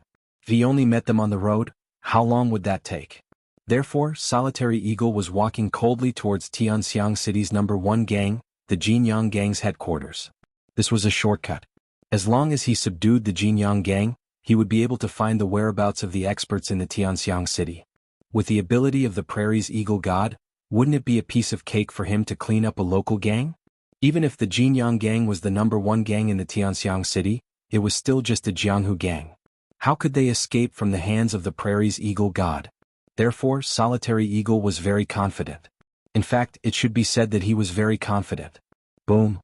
The thick door of the Jinyang Gang suddenly broke into pieces and turned into sawdust. The people who were drinking tea inside were startled and stood up. The Jinyang Gang was the leader of the 6 biggest gangs in the Tianxiang City. Who had the guts to provoke them? Amidst the flying sawdust, a figure slowly walked in. Long hair and black clothes. "Tell Jin Fenglai to come and see me." The Solitary Falcon's imposing manner was like that of a monarch's, and he sat down in the hall, and didn't even look at the people around him as he began to issue orders. The Jinyang Gang might be the leader of the 6 biggest gangs in the Tianxiang capital, and Jin Fenglai was its leader, but in the eyes of the Solitary Falcon, there wasn't much difference between the Jinyang Gang's leader and a common peddler. In fact, the Solitary Falcon felt that he could kill them at any time, and that the existence of the Jinyang Gang was like that of an ant. The members of the Jinyang Gang looked at each other in dismay for a moment, but then started shouting and cursing, and rushed forward with their swords and benches clattering against each other. The Solitary Falcon snorted, stood up and punched out with both his fists. Suddenly, blood began to flow like the sunset, and the blades began to fly in all directions, and then everything became quiet. At night, Jun Moxie was still obsessed with the yin-yang escape technique. He was still diligently practicing the yin-yang escape technique. However, this one-track-minded killer almost choked himself to death. Ever since Guan Qinghan's kick, Jun Wuxia had suddenly understood something. The ancients had a sudden enlightenment, and now that sister-in-law had kicked him, he suddenly had a flash of insight. Since then, Jun Wuxia had also recovered from his daze, and had begun to practice with his back to the others. He had forbidden anyone from getting close to him, even Ku'er had not been allowed to watch from the side. This was because the yin-yang escape technique was unprecedented. If it caused a sensation, then the news of Jun Moxie practicing this technique would spread faster than any other news. After experimenting several times in the afternoon, Jun Moxie had made great progress. He was able to stay invisible for 3 breaths and move 10 feet. However, these 3 breaths were not to be underestimated. In a fight between experts, life and death could be decided in an instant. Not to mention 3 breaths, even a single breath was enough to kill the enemy 10 times over. Such a result made the hitman Jun extremely happy. His mind heated up and he started to practice the earth escape technique. The earth escape technique was the stuff of legends. Imagine fighting with an enemy, and then suddenly disappearing without a trace. Then a long sword would emerge from the ground and kill the enemy in one fell swoop. How satisfying would that be? So Jun Wuxia gathered his spiritual power, and started chanting the incantation in the courtyard. There was a whooshing sound and Jun Wuxia's shadow really disappeared. But the problem had also become apparent. He had burrowed himself into the ground, but he couldn't come out. Afraid of failure, Jun Moxie had accumulated his spiritual energy to the brim. In one breath he had gone several feet into the ground. He knew that he had succeeded and couldn't help but feel complacent. But when he wanted to come out, he found that there was a problem. He had already exhausted his spiritual energy. It was true that he needed spiritual energy to come in, but he also needed spiritual energy to go out. But now he didn't have any left. What should I do now? What should I do? Stay in the ground. Jun Moxie felt a huge pressure coming from all directions. For the first time he felt that the earth also had power. But the biggest problem was suffocation. There was no air in the ground. Even if it wasn't a vacuum, it was almost impossible to breathe. That was the real problem. Trying to climb up with brute force? But who knew how deep he had gone? Besides, the Jun family's courtyard soil wasn't ordinary soil. That day the Hongjun Pagoda had pressed down the courtyard by 3 feet. It was equivalent to using a 10,000-pound hammer to tamp down the soil. It was estimated that the soil was now stronger than ordinary granite. Trying to use your head to get out? No way. Jun Moxie crazily called for the Hongjun Pagoda. But today this great god seemed to be in a bad mood. He actually refused to appear. For one day and one night, the Hongjun Pagoda supplied spiritual energy to Jun Moxie to practice the yin-yang escape. This had happened more than 100 times. It was like 2 football fans going to the field. One of them was itching to play, but he still had to pick up the ball and throw it to the other for practice. The other fan, on the other hand, was itching to play, but there was no room for him to play. Could it be that this pagoda also knew how to be angry? Damn it, but don't choose this time to be angry. I'm about to suffocate to death. Jun Moxie wanted to cry, but no tears came out. He felt the suffocating feeling in his body getting stronger and stronger. His whole body felt like it was congested. His heart was beating faster and faster. It was as if it was about to jump out of his mouth. But he couldn't move his body. The spiritual energy in his body was long gone. He couldn't even move a finger. Could it be that he had to go through another time? But this time it was too humiliating. It didn't sound good. At this time, Jun Moxie strangely remembered the day he had gone through another time. He couldn't help but curse in his heart, damn it. Ever since I met you, this damn broken pagoda, I haven't met anything good. In my previous life I had an earth-shattering divine skill. But I couldn't move because of you. I could only watch as dozens of guns fired at me and turned me into a sieve. Dozens of grenades were dropped on me and blew me into pieces. Now I'm paralyzed because of you. I can't move at all. I'm waiting to die from suffocation. It didn't take long for Jun Moxie to reach the limit of his endurance. He only felt that his head was ringing. He was afraid that he would faint at any time. But he couldn't faint. He tried to move his dantian countless times, but there was still no movement. There was no reaction. Even his thoughts were muddled. He couldn't think with normal thinking. At this moment, a golden light suddenly flashed in his mind. The Hongjun Pagoda had finally appeared. It was spinning slowly and gracefully. Young Master Jun didn't even have the strength to curse at this moment. He just waited quietly. Chapter 158. Suddenly he felt a cooling sensation on his head. It turned out that the Hongjun Pagoda's spiritual energy had surged down in a direct manner, all the way to his dantian and then swept upwards. Jun Moxie immediately felt the suffocating feeling disappear. He couldn't help but feel refreshed and quickly used this new wave of spiritual energy to recover his strength. When he had recovered a third of his strength, he couldn't wait any longer and quickly used the yin-yang escape technique. Jun Moxie finally poked his head out of the ground and breathed in fresh air. He suddenly felt as if he had come back from the dead and greedily breathed in. My God, I've never realized that this air is actually so cute and delicious. Panting heavily, Jun Moxie actually didn't realize that only half of his body had poked out of the ground, and that the lower half of his body was still buried in the soil. Young Master! A high-pitched voice suddenly rang out, and the little lowly Ku'er ran over, crying as she ran. Young Master, what happened to you? Who did this? How could they be so heartless, so immoral, burying a living person, boo-hoo? Jun Moxie, I can't possibly tell this little girl that I buried myself, right? That's too shameful. No, even if you beat me to death, I can't say it.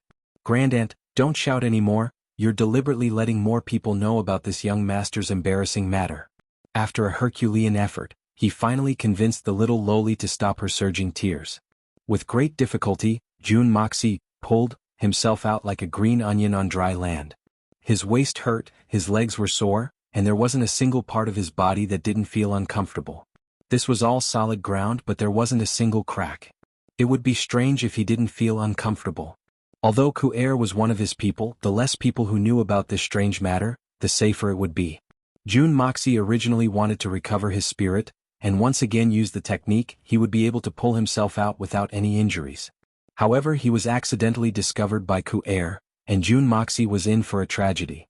He couldn't just pull himself out in front of the little lowly with a whoosh, and then leave a hole in the ground, right? Wasn't that too ridiculous? Wouldn't he scare this little girl out of her mind on the spot? If he couldn't keep his mouth shut and blurted it out, then Jun Sunshao would be in big trouble. After digging a big hole in the ground, Jun Moxie crawled out in exhaustion. He lay on the ground and groaned. After reminding the little lowly not to say anything, Jun Moxie was about to return to his room when suddenly, oh my God! Hitman Jun had never lost so much face in both of his lives. But today was the day he had lost so much face. Third young master, my dearest third young master.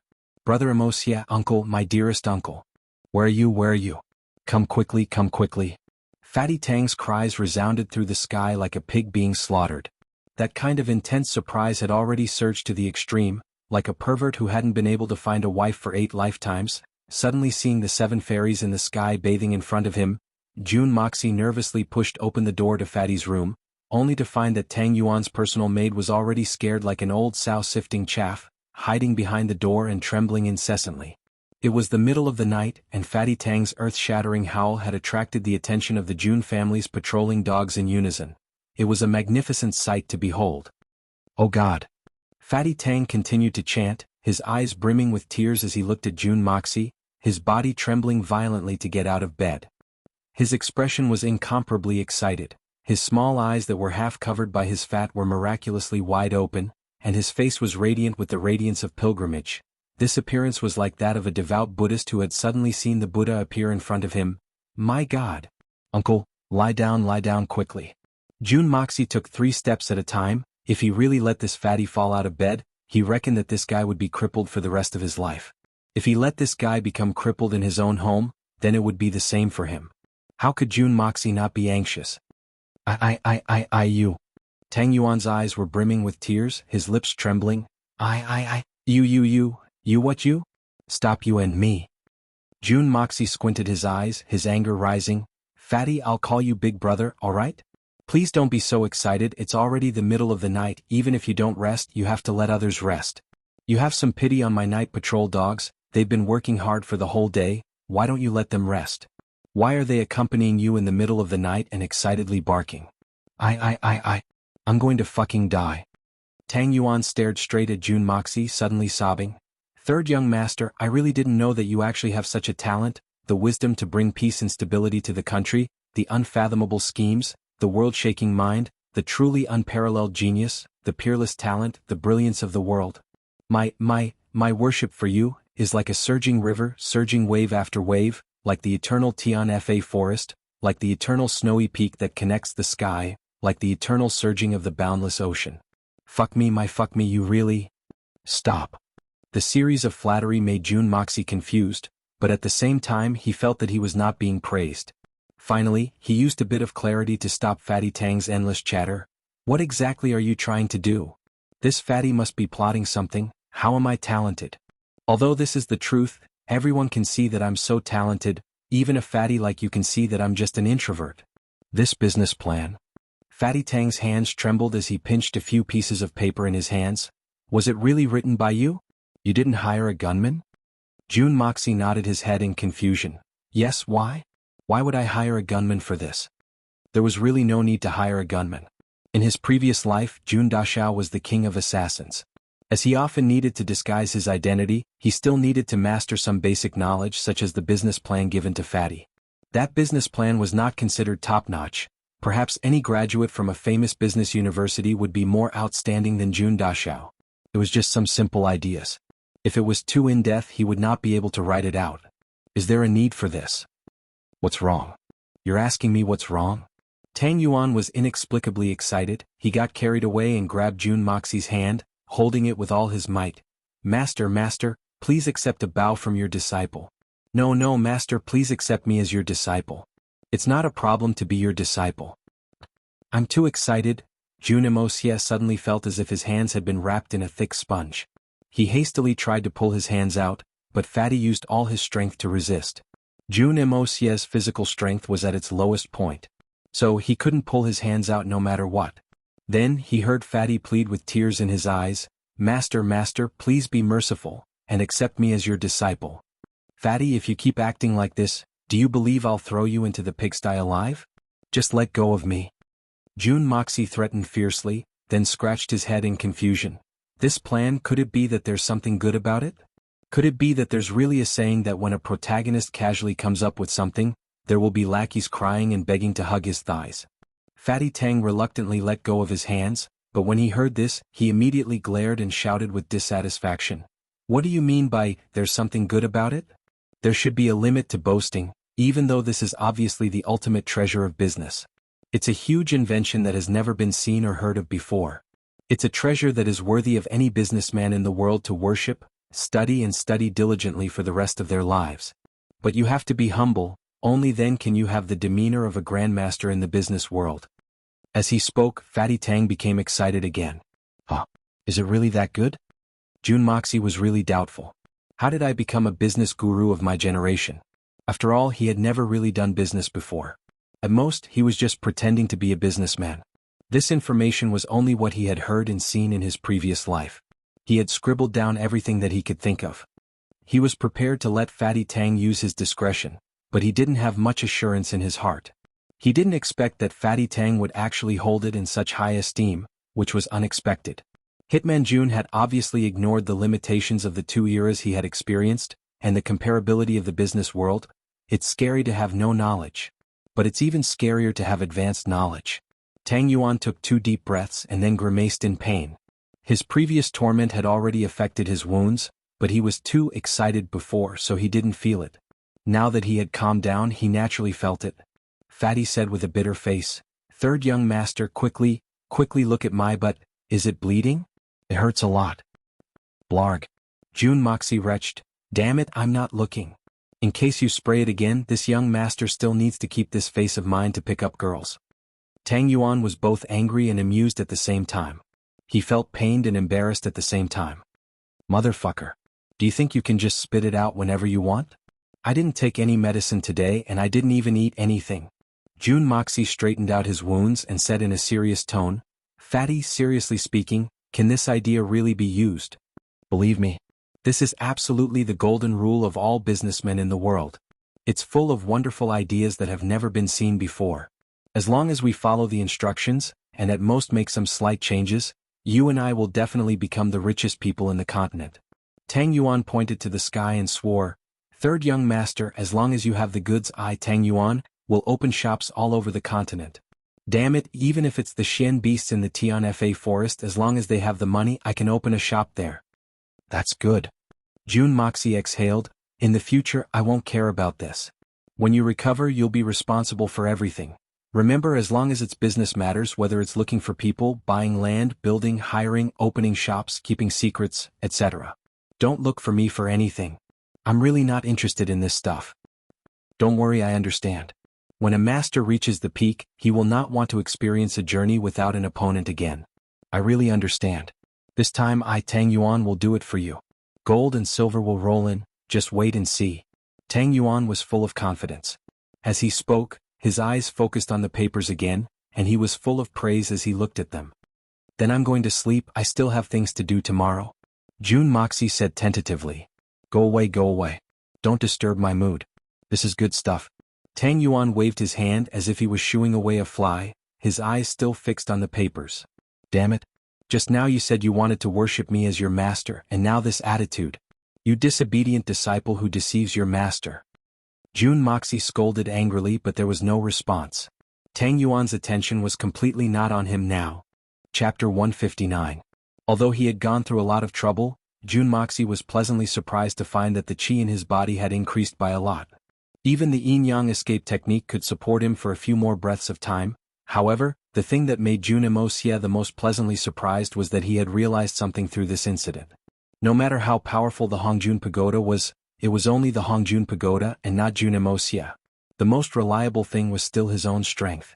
Therefore, it was most important not to rely on external things, but to focus on improving his own strength.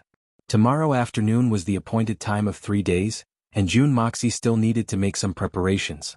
Therefore, after activating the Hongjun Pagoda to repair his body, Jun Moxie went straight to the wine warehouse, and fiddled with it for a long time. Under the boundless night sky, Jun Wui was wearing a mask, and his entire body was bathed in blood as he jumped over the wall of a big house in the capital.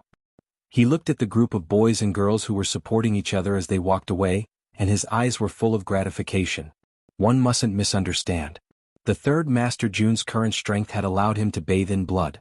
However, he had bathed in the blood of other people. So, how could there be any experts guarding these filthy places? So, it was easy for him to move around. The big house behind him was full of corpses. This was the third stronghold that he had destroyed since he regained his ability to move around. Now Jun Wui completely agreed with Jun Moxie's words. Some people disregard the law and are inhuman. For this we can only kill them. Cut the weeds and eliminate the roots and use violence to control violence, that is the right way. If they had not carefully investigated and secretly followed him, who would have thought that the home of this wealthy man who had a good reputation was actually such a filthy place? During the first operation, Jun Wui had held back and only injured the people inside and did not kill them. Then he had anonymously sent a message to the city guards, asking them to detain these people and enforce the law. Who would have thought that in just one day, those people would disappear from the dungeon without a trace? Jianghu asked around and found out that these people had been taken to a secret place to recuperate. They were served with delicacies and precious herbs every day. In a fit of rage, Jianghu rushed in and killed everyone. From then on, Jun Trileaf learned his lesson. Since the law couldn't punish him, he would enforce justice on behalf of the heavens with his sword. Let me represent the moon, represent the heavens to punish him. With a cold smile, Jianghu rose up and disappeared in a flash, leaving behind a pale blue light. In another corner of the capital, a man in blue sat cross-legged on a bed with his eyes lowered, not saying a word. In front of him was a heavily injured black-clothed man wrapped in countless bandages. Brother, if it wasn't for the fact that I have no other choice, I wouldn't have come to beg you. You came to Tianxiang City from thousands of miles away and not only did I not treat you well, but I also made you wade into these muddy waters. I feel very guilty. But brother, if you didn't help me, I'm afraid that my life's work would have been gone without a trace. The black-clothed man who was speaking was the leader of Tianxiang City's #1 underground gang, the Jinyang Gang's leader, Jin Fenglai. After Solitary Eagle had wreaked havoc in the Jinyang Gang, the leader of the Jinyang Gang had been defeated by him in less than 3 moves. And this was because Solitary Eagle had been lenient. Otherwise, his head would have been twisted off in the first move. For a person who stood at the peak of the world to deal with a gang leader, it was not even worth mentioning. Even if it was the #1 gang in the Tianxiang Empire, it would still be the same. Jin Fenglai was at the middle stage of the Earth Shen realm. Perhaps he was already an unreachable existence in the eyes of ordinary people, but in the eyes of a spirit Shen expert, he was only a slightly larger ant. After that, Solitary Eagle proposed the surrender of the Jinyang Gang, and deliberately gave Jin Fenglai 2 days to consider. As far as the Solitary Falcon was concerned, it was only a matter of time before the Jinyang Gang would surrender to him, but if Jin Fenglai could find a strong enough expert to help him, then that would be a good thing. Therefore, he didn't reveal his identity to the Solitary Falcon. Otherwise, with Solitary Eagle's status, he would be giving face to the Jinyang Gang and Jin Fenglai. Unfortunately, Jin Fenglai didn't know. Brother Jin, you said you only took 3 moves from him? The blue-robed man's face was handsome, and he looked to be about 40 years old. His face was calm. 3 moves? Do you know that even if it isn't difficult for me to defeat you with my current cultivation, it won't be easy for me to defeat you within 3 moves? This man's Shen skills are above mine, maybe even far beyond mine. Brother Hai, don't tell me you... Jin Fenglai was tongue-tied, but the words "don't tell me you don't care" were stuck in his throat. The blue-robed man stood up and paced back and forth in the room. His blue robe was flowing like the sea, and as he walked, he felt as if the waves of the sea were rolling away. But now, the blue-robed man's heart was bursting with annoyance. He had been stuck at the peak of the sky-profound realm for more than 10 years, and had never been able to break through. This time he had also heard the news about the peak of level 9 Shen Core. Although he knew that there was not much hope, but he still held on to that tiny bit of hope. He had traveled day and night hoping that he could get lucky. Who knew that he would encounter such a troublesome matter as soon as he arrived? The blue-robed man's name was Hai Qinfeng, and he was a freak of the seas. He was temperamental and only acted according to his heart. He was always free and unrestrained. It was difficult to distinguish between good and evil. More than 10 years ago, Hai Qinfeng had come to Tianxiang City, and had a conflict with someone. That person was an expert from the Yu family. Although Hai Qinfeng was defeated, he was besieged by several people from the Yu family, and was eventually seriously injured. If not for Jin Fenglai's help, this freak would have already stepped on the road to the Yellow Springs. Hai Qinfeng was a man who knew how to repay kindness. In just 1 year, he had helped Jin Fenglai expand the influence of the Jinyang Gang from a small gang to become the #1 gang in Tianxiang City, and then floated away.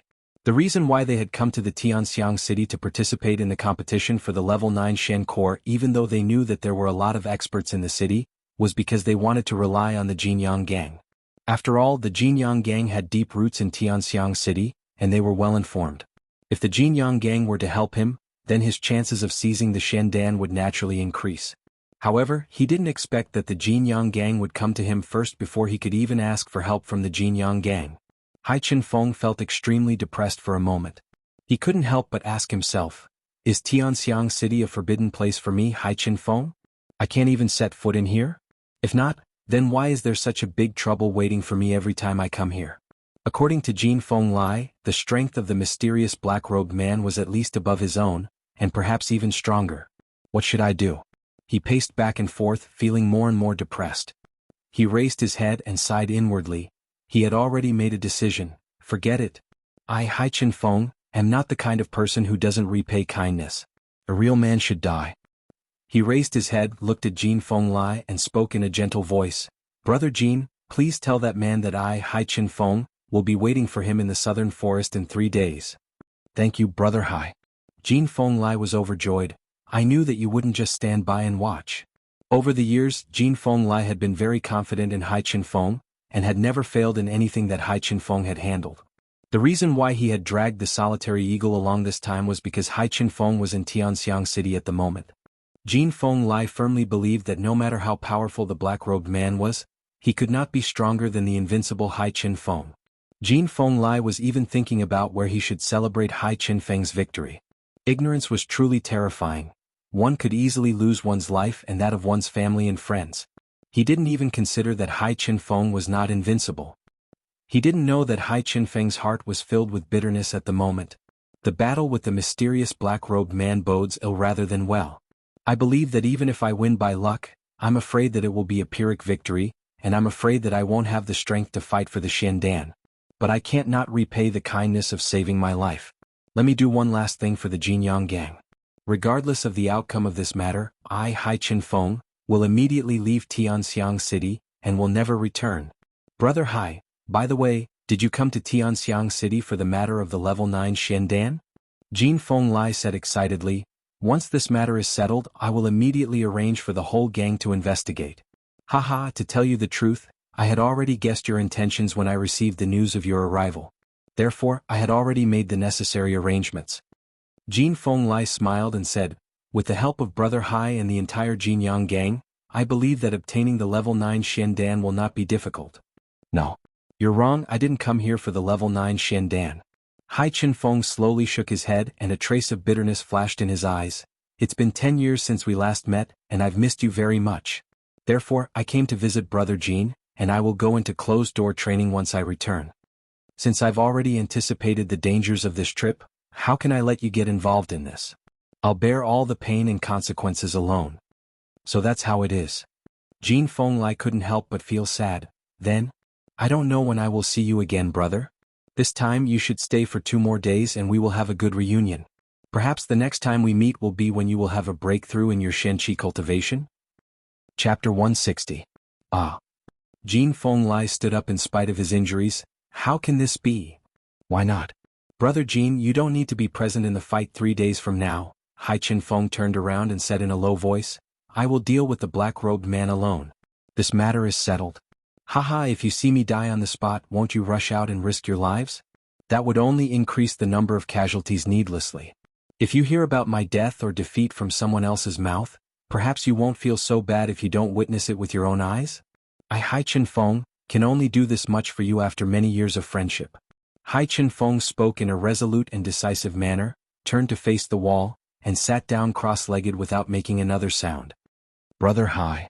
Jin Feng Lai called out, suddenly feeling an infinitely heavy feeling in his heart. For the first time he had some misgivings in his heart. Was it right or wrong to ask for Brother Hai's help? Will Brother Hai be in danger? He had always been confident in Hai Chen Feng's victory, so he hadn't been worried before. He had always felt that as long as Hai Chen Feng was willing to help, everything would be fine. It had never occurred to him that Brother Hai, whom he regarded as a god, would fail. Hai Chen Feng didn't speak again. Jin Feng Lai sighed in a low voice and withdrew with a heavy heart. Jun Moxie woke up and felt that there was something strange in the courtyard. He put on his clothes and went out. The sky was just beginning to brighten. More than 200 men were neatly lined up in the small courtyard. Each and every one of them had their bodies perfectly straight. When they saw that Jun Moxie had come out of the door, they uniformly shouted in unison, Young Master, we've returned. Jun Moxie smiled as he looked at these 200 strong men patrolling one by one, and secretly nodded in his heart. These men's long-lost battle spirit had been completely restored. Their bodies, in addition to the valiant and iron-blooded temperament of soldiers, now had a bloodthirsty aura similar to that of wild beasts. And Jun Moxie wanted them to have this aura as their first step. How's the result? Jun Moxie asked with a smile. Reporting to Young Master, during this training trip, a total of 300 people left the courtyard. 27 people left the team midway. In the Tianfa forest, 19 people lost their lives, and a total of 46 people died. The rest of the 254 people were all here. Among them, 130 of them had broken through the 9th grade and reached the Silver Shen initial stage. 84 of them had advanced to the Silver Shen intermediate stage. 36 of them had reached the Silver Shen peak stage. 4 of them had broken through to the Gold Shen Qi. The mission of hunting Shen beasts that young master gave us before we left has been completed. A large man stepped out from the crowd and reported in a loud voice. His voice was filled with unconcealable excitement. They knew that this was a huge improvement for them. Very good. Jun Moxie praised, you did better than I expected. Over the past few days, did anyone feel the changes in their bodies? Are you different from before? The moment Jun Moxie's words came out, the 200+ people immediately laughed in embarrassment. Thinking back to the time when they were idling around in the Jun family, how could they have imagined that they would actually improve so much? And this kind of progress was all forced out by this young master in front of him time and time again through deathly training. Compared to the time when they were in the Jun family's courtyard, their strength had more than doubled. Remember, everyone's achievements are forced out of them. As long as you continue to force yourself, your body will have endless potential to be unearthed. Even a coward can become a warrior. But if you don't force yourself to be ruthless, you can only be like rotten wood, slowly rotting. Even a warrior will become more timid than a coward. Jun Moxie said in a low voice, are your current achievements really that high? Let me tell you, this is only the beginning for you. Because your current highest achievement is only gold level Shen Qi, but there are so many jade level, earth Shen Qi, Tian Shen, and supreme Shen Shen in the world. They can force themselves to such a high level, and I find it strange that you can't do the same. Humans have 2 eyes and 1 mouth. Supreme Shen Shen is not a monster with 3 heads and 6 arms. So, the road in front of you is still very long and very long. Haste makes waste. You don't need to look too far ahead now. You just need to push yourselves harder every day. One day you'll realize that you've unknowingly reached a new height that you've never dreamed of before. Yes, we will follow the young master's instructions. Everyone's face turned solemn. Before they received the young master's training, they did not pay much attention to him. Everyone had been bewildered after the training. But they had followed his instructions to the letter. Moreover, they had strictly followed his instructions in the forest. Therefore, they had managed to avoid disaster several times. Therefore, these 254 people had been thoroughly convinced by Jun Moxie. Go and look for the 3rd uncle and see how he will arrange your duties. Jun Moxie waved his hand. Young master, several burly men stepped forward looking a little excited. We also know that we may not be qualified, but, young master, can you let us follow you? The 3rd uncle will arrange it. Jun Moxie smiled. He was very sure that Jun Wui would definitely assign all these people to him. Because this was already a tacit understanding between uncle and nephew. And now he really needed such a force. This was the reason. Tang Yuan's snores were still earth-shattering, and he occasionally let out 1 or 2 sounds. Ah, my butt hurts. This kind of sound was followed by such snores. Jun Moxie could not help but admire this fatty's thoughtlessness. It had really reached an extraordinary level. The sun had just risen when Jun Wui slowly entered Jun Moxie's small courtyard in his wheelchair. 3rd Master Jun felt that Jun Moxie's courtyard was very different from his own. Just the flatness of the ground was much better. After experiencing great joy and sorrow, Jun Wui didn't feel much about sitting in a wheelchair. After all, he could stroll around at night, and even during the day if he wanted to go out he could just change his appearance and go out. It seemed that nothing would hinder him. Sitting in a wheelchair for the last few days had given Jun Wui a sense of pleasure. Jun Wui couldn't help but feel a little satisfied. You can make your own arrangements for those people, 3rd Master Jun said. I am very busy. Busy with killing people? Jun Moxie keenly sensed a familiar scent from Jun Wui. He squinted his eyes and smiled. 3rd uncle, you are too mean. Last night you went out to eat alone and did not call me? Jun Wui was startled. He raised his head and could not help but laugh. After I came back I had already cleaned up. You little brat, how did you know? Killing people is not only a physical work, but also a work of the heart and mind. Jun Moxie smiled amusedly. When killing people, it must be because of anger, sorrow, hatred, and righteous indignation. Therefore, to kill someone, one must damage the mind. This is actually similar to using too much anger to damage the liver. After killing people, the hostility will not dissipate, and the body's temperament will naturally be different from usual. Even a valiant general cannot avoid it. This is an extremely important reason why very few people can reach the peak of Xian Qi. Jun Wuxia smiled coldly. So, after killing someone you must quickly tidy up your mind and do something that you find enjoyable to do. You must let your mind completely relax. Only then will you be able to get rid of the evil aura and influence of killing someone. Drinking is a good way to do this. That's why most martial artists are addicted to alcohol. In fact, soldiers are the same. So, just taking a bath and changing clothes is far from enough. Jun Moxie squinted his eyes. However, besides me, I believe there may not be many people in this world who can see it. Third uncle, you can rest assured. Haha. Jun Wui's face turned red. He was worried about this problem, but Jun Moxie was silent. Ignorant child, how dare you make fun of this old man? Jun Moxie looked up at the sky and laughed. Third uncle, you should save this old man for my third aunt. This nephew's teeth ache just from hearing it. This was from the bottom of his heart and was not an exaggeration. Not to mention Jun Dashao, anyone who knew Jun Dashao would also feel their teeth ache. Although Jun Dashao had been crippled for 10 years, his foundation was excellent. His Xian Qi had never slacked off. Over the past 10 years, there was almost no vicissitudes left on his face. Although Jun Dashao was in his 30s, he looked like a 27 or 28-year-old man. Coupled with his excellent foundation, he was definitely an elegant young man with a bit of steadiness and elegance that only a middle-aged man would have. For such a person to suddenly call himself an old man, would you not feel your teeth ache? Jun Wui did not know whether to laugh or cry. As long as there is a junior in the family, you can call yourself an old man. Don't you understand such a simple principle? So, if I have a niece or nephew I can also call myself an old man? Jun Moxie deliberately made things difficult. I'm only 16 years old. Of course you can. Jun Wui replied in a serious manner. How could such a crappy argument be justified? This world was truly crazy. Jun Moxie fainted and fell to the ground. A 16-year-old can call himself an old man? God, please let me die. This is even more shocking than the heavenly thunder. Is there anything important in the afternoon?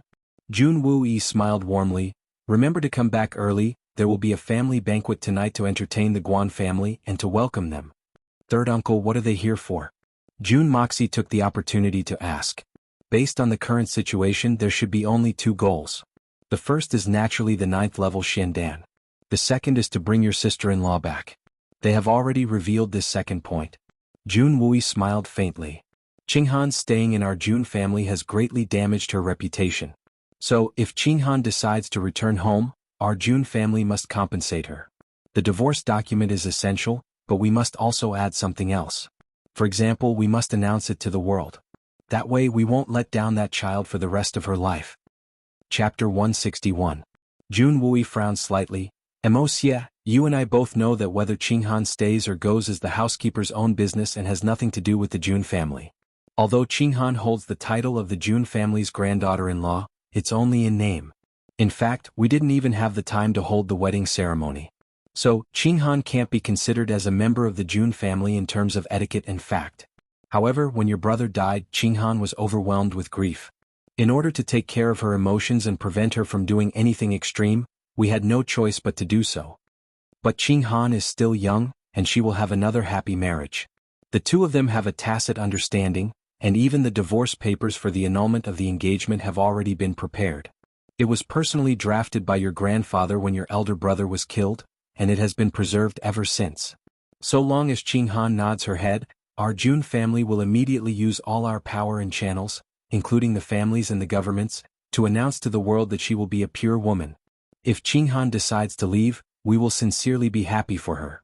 If Qinghan can find a good match, the Jun family will also send her off in large numbers. It's too unfair for her to stay alone in the Jun family. Do you understand this point? Jun Wui raised his head to look at the bright moon in the sky. His eyes were full of deep regret. Qinghan is really a very good girl. It's our Jun family and your brother who are not blessed. Third uncle, if sister-in-law can really find a good match, we will naturally be happy for her, but I always feel that the housekeeper is a little strange. Jun Moxie frowned. He suddenly felt a little uncomfortable in his heart.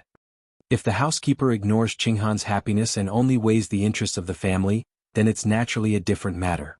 The housekeeper is Qinghan's maiden family, but the Jun family is Qinghan's maiden family. How can the Jun family's daughter be treated lightly? Jun Wui said in an awe-inspiring tone. This sentence revealed the demeanor of a Tianxian expert. "Third uncle, you're really bold. You're worthy of being a Tianxian expert, a blood general." Jun Moxie applauded. "Get lost." Jun Wui kicked Jun Dashao's buttocks. Tianxian's skills were not to be underestimated. Jun Moxie flew out like a cloud, and a black thing caught up to him and burrowed into his arms. "That's what you want." Jun Wui chuckled and walked away in a leisurely manner. Being able to take advantage of his nephew was a very rare opportunity. The Jun Dashao assassin did a beautiful somersault in the air, landing safely with the legendary, but facing the balance while flattening the sand while falling wild goose style. He glided forward for a while and then got up with a roll. Jun Wui's strength was on point. He only sent Tianxian flying with a kick but did not injure him at all. This fully demonstrated the strength of Tianxian's master. Jun Moxie took out the black object from his bosom and smiled mysteriously. It was a 6th level Xian beast Xian Dan. The sun was setting in the west, and it was already the afternoon of the next day. Jun Moxie carried 2 jars of wine and sat in the carriage that he hated the most, a palanquin. He wobbled all the way to Old Song's tavern. At this time Old Song's tavern was already full of anxious people. Old Song had originally planned to open for half a day, but after thinking about it, he decided to close the tavern for the entire day. He directly put up a sign and closed the tavern. In any case, one day of business wouldn't make much of a difference. Then he began to tidy up the tavern in preparation for the competition in the afternoon. Competing in drinking was one of Old Song's greatest pleasures in his life. This was not just one of the pleasures but the only one. That kind of excitement was far more intense than when he fought against an expert of the same level. Although he did not know if the little demon could really bring a heavenly wine that was 100 times better than his, he could not help but be filled with anticipation. Although he was convinced that there was no such thing as a heavenly wine in this world, but since the little demon dared to boast, even if the wine he brought wasn't as good as he claimed, it was still enough to make him look forward to it. In the morning, the originally dirty tavern had unexpectedly become clean and spotless. The snow-white wall cloth covered the surroundings and even the roof. It hung all the way to the ground. On the ground, there was an additional layer of light green carpet. The tables and stools that were missing arms and legs were all swept away. In their place were 2 long tables made of high-quality white jade. In addition, there were also several good-quality rosewood chairs arranged neatly. On the tables, there were 24 white jade wine cups stacked together in the shape of a steeple. There were 2 of them and a total of 48 cups. At the corners of the walls hung a string of pearls the size of pigeon eggs. The pearls hung from the top to the bottom, emitting a gentle radiance that was reflected and refracted by the white jade tables and white jade wine glasses. The entire tavern was filled with gorgeous and dazzling colors. Anyone who entered this tavern would inevitably feel as if they had stepped into a dreamy paradise. That day the middle-aged man excitedly stepped into the tavern. Suddenly he cried out in surprise and withdrew his foot. He looked around suspiciously. That's right, this is the location of Old Song's tavern. How did it suddenly become even cleaner and more luxurious than my prince's mansion? This place is no longer the shabby tavern of the past. It can even be said to be a paradise in heaven or a paradise on earth, right? Old Song hurriedly came over to greet the middle-aged man. Only then did the middle-aged man walk in hesitantly. As he looked around he clicked his tongue in wonder. Old Song, you are too strange. Today is called a drinking competition, but in the end, isn't it just 2 cups of wine? Is there a need to make it so serious? This prince is so scared that he doesn't dare to come in. This Old Song knows his true identity. In front of him there is no need to worry too much. You can't say that. Wine may be a small matter to others, but to me, it is the most important thing in the world. Moreover, I have a hunch that this drinking competition will be the kind of fight that I've always dreamed of. Or perhaps, it will be the most precious memory of my life. Old Song solemnly said. Song Shang? So you are Song Shang. The Song Shang who toasted the king with a cup of wine, but sent the king with a body full of wounds. The prince was surprised. Then he smiled and said, But why are you not hiding your identity in front of me today? Is there any meaning in continuing to hide it? Song Shang smiled bitterly. 3 days ago, the black-robed man had already exposed his identity. So what was there to hide? Even if he continued to hide it, it was pointless. If it wasn't for today's drinking competition, Old Song would have closed the tavern 3 days ago and found another place to hide. It is said that Song Shang was a handsome and elegant man. He has a strange habit. Before killing someone he must give them a cup of wine. He is known as the wine gentleman. Sending a cup of wine to the king, urging the king to go to the Yellow Springs. But for what reason did Brother Song become like this? The prince asked with a smile. The past is unbearable. There is no point in mentioning it. Song Shang shook his head. His eyes were filled with bitterness. The prince tactfully didn't continue to ask. At his side there was a 10-year-old boy. The boy was as cute as a porcelain doll. In front of strangers, the boy tried his best to maintain a calm and graceful appearance. But secretly, a small hand was tightly gripping the prince's clothes. "This is my son Yang Imo." The prince stroked the boy's head with a loving expression. "His bones are good," a faint voice said. The prince and Song Shang turned their heads at the same time. They saw that the black-robed man had silently appeared on a chair. His expression was calm, as if he didn't see the earth-shattering change in the tavern. "Thank you for your praise." With the prince's eyesight, he naturally knew that this black-robed man was not ordinary. He was most likely one of the legendary figures. Otherwise, the peerless assassin Song Shang wouldn't be so afraid of him. The prince didn't take his cold words to heart. He thought that if his son could catch the eye of this mysterious man, then it would be a great fortune for him. Who knew that the black-robed man would only glance at the prince's son? Then he turned around indifferently as if he had lost interest. The atmosphere in the tavern suddenly became silent. At present, one side of the drinking competition had arrived. The two judges had already arrived, but the other side was nowhere to be seen. Is it stage fright? The hitman Jun naturally wouldn't have stage fright. After all, why would he have stage fright in a competition that he was sure to win? However, Jun Dashao would never have thought that this little drinking competition would involve a grandmaster, a Tianxian expert, and a prince and an heir. And now these people who could shake the entire Jianghu with a stamp of their feet, were sitting there waiting for Jun Dashao's arrival. First class, not coming. Second class, still not coming, still not coming, still not coming. What a big show. The three men felt indignant at the same time. Even the black-robed man was no exception. These three men, no matter where they went, always had others waiting for them. When had they ever waited for someone else? Unfortunately, they had run into Jun Moxie, who had made them wait for so long. After a long time, the black-robed man slightly raised his eyebrows. After 2 breaths, Old Song's face moved. By the time the prince heard the commotion, the palanquin had already arrived at the entrance of the alley. Jun Moxie got out of the palanquin at the entrance of the alley and instructed the others to wait there. He only brought 2 people with him, each holding a jug of wine, and leisurely walked in. It wasn't that he didn't want to sit in the palanquin, but the location of the pub was quite remote. The alley was even narrower than the palanquin, and if he were to force his way in, then the pedestrians on both sides would have no choice but to stand in the middle of the palanquin. Although he got out of the palanquin, Jun Dashao's swaying was even more exaggerated than when he was sitting in the palanquin. This wasn't because Jun Dashao was deliberately putting on airs, it was because this means of transportation was too bumpy. Even the roller coasters of his previous life were worse than this, so how could he not sway when he got out of the palanquin? Jun Imosia lifted the curtain and walked in. Just like the prince, he immediately took a step back. His eyes were round and he spoke after a while. "Old Song, is today your wedding night?" Old Song was dumbfounded. The prince burst into laughter. After looking around the room, Jun Moxie said with dissatisfaction, "Didn't we agree to meet in the afternoon? Why are you here so early?" As soon as these words came out, the 3 men glared at each other. Even the black-robed man, who had a good upbringing, couldn't help but stare at them. Chapter 162. Jun Imosia laughed and didn't speak any more nonsense. He waved his hand, and the 2 warriors behind him carried a jug of wine, and gently placed it on the table. Suddenly, the 3 of them focused their attention on the 2 jugs of wine. Only this much? Only 2 small jugs? The prince was a little disappointed. 2 jugs is too little? Jun Moxie rolled his eyes. 10,000 taels of silver for a jug.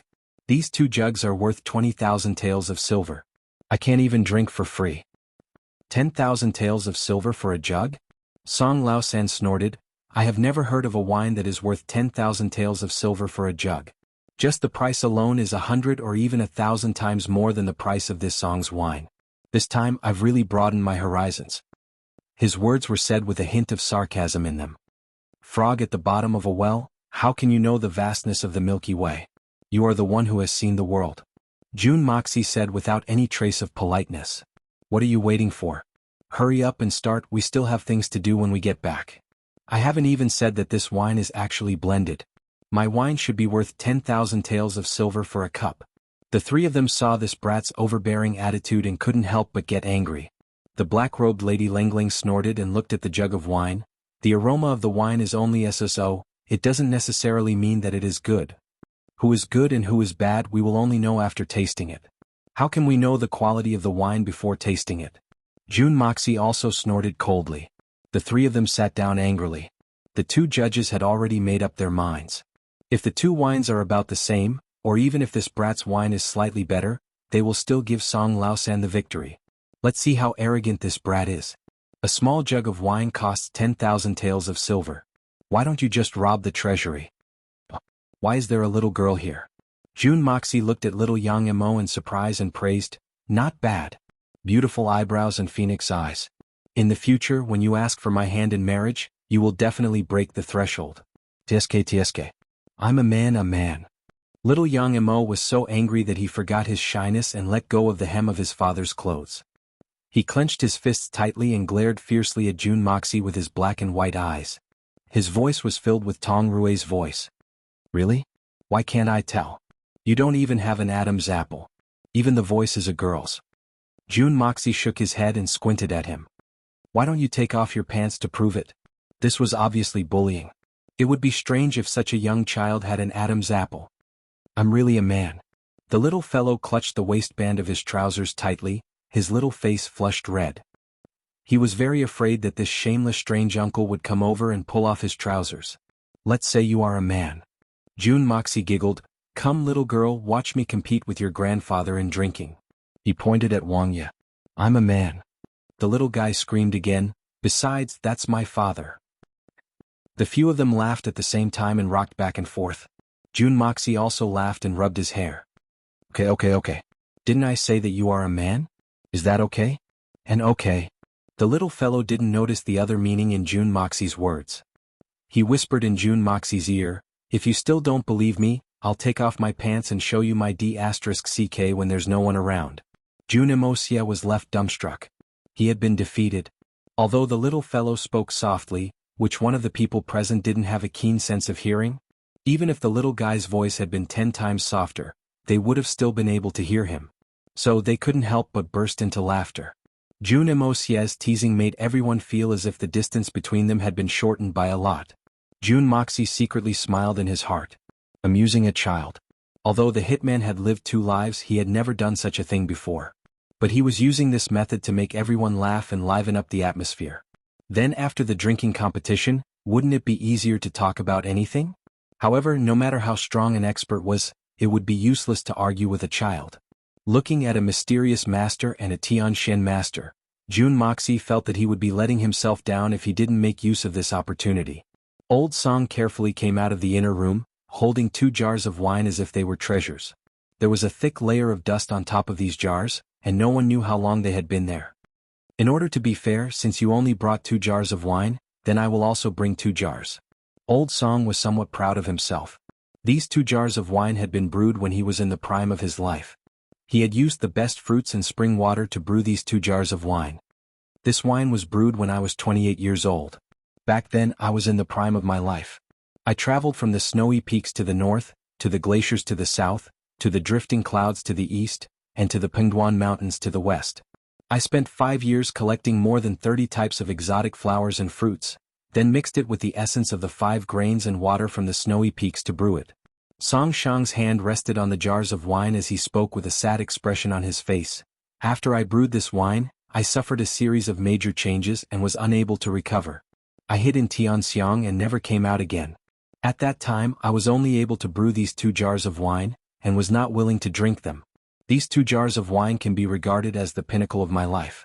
As he said this, the prince and the black-robed man, Solitary Eagle, became even more interested. For 5 years you searched all over the world just to brew a dozen jars of wine. Solitary Eagle shook his head. If it were me, I would never have been able to do it. Just this point alone makes this wine worth drinking. Worth drinking? Ah. Song Shang's smile was very strange and there was a feeling of sadness in his heart. I have been wholeheartedly making this world's best wine for a few years, and the world has changed for me. Well said, the quality of the wine is indeed secondary. Just this persistence is worthy of praise. June Moxie applauded. However, persistence is not synonymous with success. In the end, the quality of the wine needs to be judged by the taster's objective opinion. The three glared at the same time. Jun Dashao's words had offended all three of them. Persistence is not synonymous with success, and he was clearly saying that this wine was not the best wine. What objective opinion? Was he clearly saying that the judge would be biased? Solitary Eagle Lengling looked at him. Just a moment ago he was somewhat pleasing to the eye, but now he suddenly felt that he was very annoying. He actually dared to disagree with this old man, and even dared to question this old man's judgment? He could not help but say coldly, "Young man, are you saying that persistence is not important? Let me ask you, since ancient times when successful people whose deeds have been passed down for thousands of years, which one of them was not particularly persistent? Success isn't something that can be determined by just talking. Although persistence is important, it depends on whether persistence is worth it." Jun Moxie was not the slightest bit afraid and said coldly, "Having confidence in being able to succeed, this is called admirable. However, if you know that there is no hope and still persist, then you are the number one fool in the world." That's right, since ancient times all successful people have a special characteristic, and that is persistence. Once they have identified a goal, they will not look back and they will work hard all the way and finally create their own world. And their stories will be passed down for generations. For example, in terms of conquering the mainland, our Tianxiang's founding emperor, Yang Kai-Tian. In terms of Shen cultivation, such examples can be found everywhere. However, what Senior said just now was very reasonable. Success or failure was not something that could be determined by words alone. I believe that any famous Shen cultivation master does not rely on words alone. Shen cultivation master? Oh? Do you know which Shen cultivation masters? Solitary Eagle had piqued his interest. There are 8 Shen cultivation masters in the world and they are very famous. It would be hard not to know of them, right? The number 1 is the elusive Supreme Eagle Yun Bi Chen, who is accompanied by a level 9 Shen beast, and his cultivation has been rumored to be at the peak of Supreme Shen Shens. He is free and unfettered, but every time he appears in the world, something earth-shattering will happen. That's right. Solitary Eagle nodded slowly. The prince and Song Shang heard the name, Supreme Eagle Yun Bi Chen, and their faces were filled with awe. Yun Bi Chen had indeed become a legend. An immortal existence. The second one is the great master Li Ju Tian. He does as he pleases and does not distinguish between good and evil. He is vicious and merciless, but his cultivation is at the peak of Shen cultivation. No one can doubt this, and I believe that no one would dare to. The number 3 is the mysterious master of the Silver Blizzard City, Han Feng Shui. Jun Wuxia had mentioned the Silver Blizzard City, and the solitary falcon's face had slightly twitched in response. The fourth is the Heaven's Equal Peaks Freak, Mo Wentian. Jun Wuxia saw his reaction, but continued to speak without batting an eyelid. This person is said to be from Tianxiang. The number 5 is Supreme Lei Wu Bei. The sixth is the Grandmaster of the Shenxi Empire, who is rumored to be Mo Wentian's archenemy, the life and death supremacy Shi Chang Shao. This person is currently in Tianxiang City. Jun Moxie smiled coldly. The number 7 is Supreme Meng Hongqin, who lives in seclusion in the Blue Sea. As for the number 8, hee. Jun Moxie smiled calmly. It's hard to say. What's so hard to say? Solitary Eagle raised his eyebrows and looked at Jun Moxie with a cold gaze. It's just a name. Is it hard to say?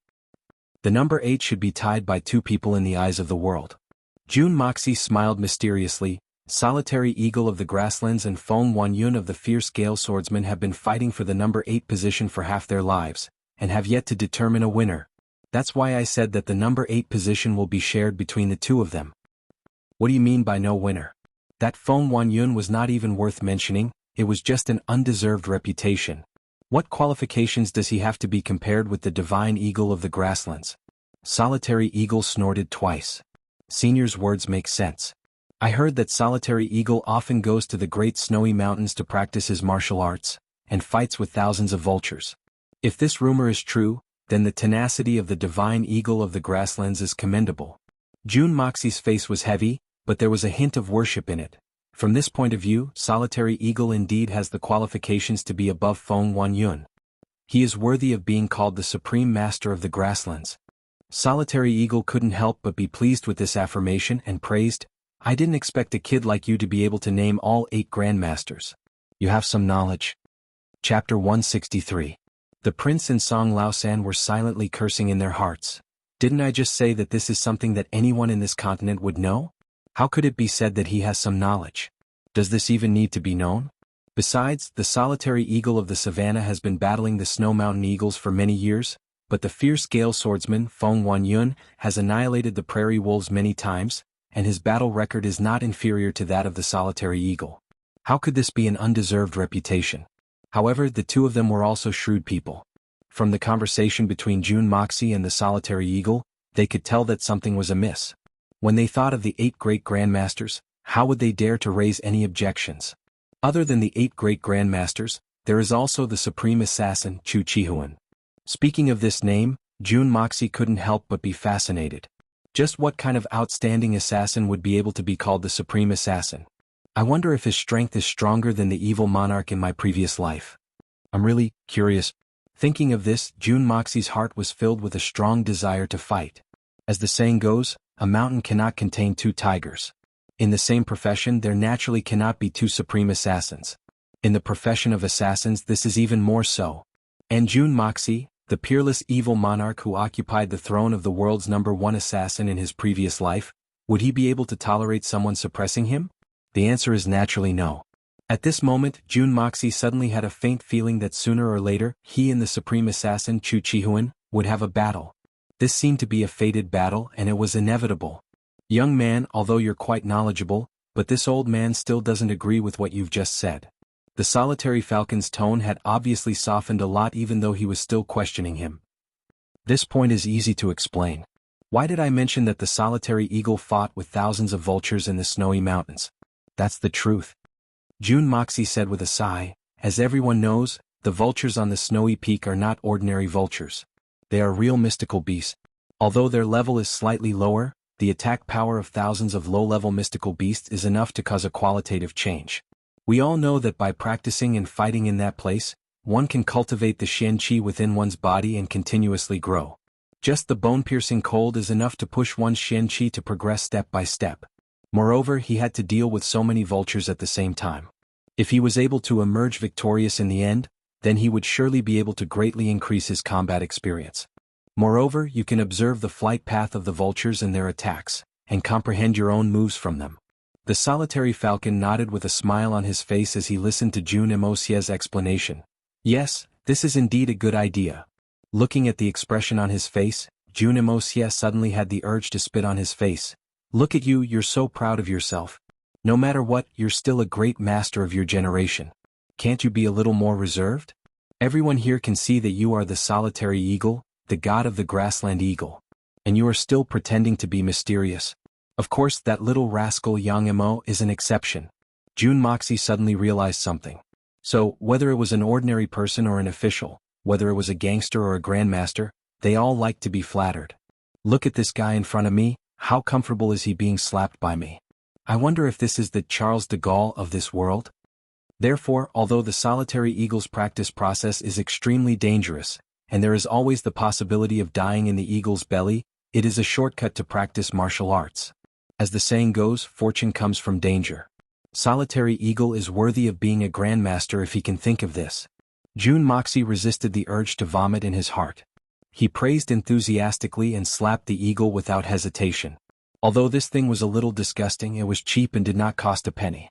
Solitary eagle smiled with relief. He knew his own situation.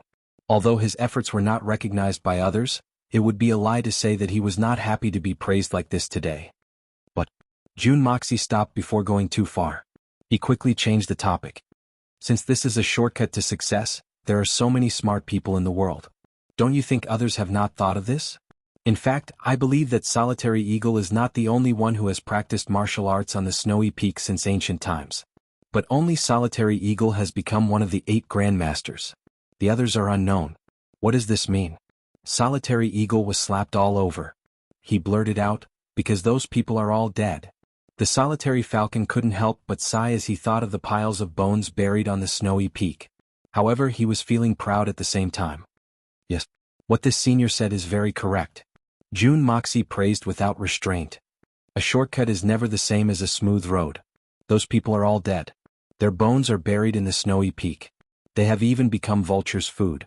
Not even their bones are left. Although they have found the right direction and chosen the right method, they are also extremely persistent. It can even be said that each of them is more persistent than Solitary Eagle, because they have been persistent until the moment of their own death. But the world only knows Solitary Eagle. Few people know who they are. That is why Solitary Eagle practicing martial arts on the snowy peak is a legend, not any of their names. There is only one reason. Because Solitary Eagle succeeded. They failed. It's that simple. Jun Moxie smiled. The anecdotes of the so-called successful people become inspirational stories not because of the stories themselves, but because the protagonists of these stories have finally achieved success. That is why there are stories. But at the same time, people who have the same experience as them, or are even more persistent and hardworking than them, can also become stories. Their experiences are even more tragic and shocking. But because they failed in the end, they are buried. Everyone can have a story.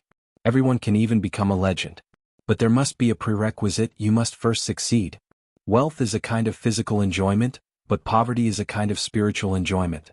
The only difference is that only the rich who have worked hard from poverty are qualified to enjoy poverty. And the poverty of the poor is just suffering. Jun Moxie said so much in one breath. He felt a little thirsty. He grabbed the teapot and gulped down a big mouthful of tea. But no one felt that his action was rude. On the contrary, everyone had a thoughtful look on their faces as they slowly digested the deeper meaning of his words. In the end, even though Old Song worked hard, sacrificed a lot, and was persistent, his wine may be good in the eyes of ordinary people, but it may not be the best. Jun Moxie had finally returned to the topic of conversation. His speech had praised the solitary falcon, but had also ended up hammering Old Song's body. It could be said that Jun Moxie's big circle was extremely ingenious. When Jun Moxie first saw Solitary Eagle, he had already started to suspect his identity. Jun Moxie was able to confirm that Old Song's cultivation was at the Sky Xian level, but he was able to confirm that Old Song was at the middle level of Sky Xian. He then used the matter of the 8 great grandmasters to test the waters. When it came to the fight between Solitary Eagle and Feng Wanyun, from Solitary Eagle's reaction, there was no longer any suspense. This person was Solitary Eagle. This was something that even the prince and Old Song could see. If Jun Moxie still couldn't see it, he might as well buy a piece of tofu and kill himself. The most wonderful thing was that the solitary falcon had been concealing his identity all along, and hadn't revealed his identity at all. However, Jun Moxie had begun to flatter him even before he had revealed his identity. And this had made the solitary falcon very happy. If it was a Xianqi expert like Old Song who said these words, the effect would be far inferior to Jun Moxie's. This was because Jun Moxie's performance right now was that of a lousy character.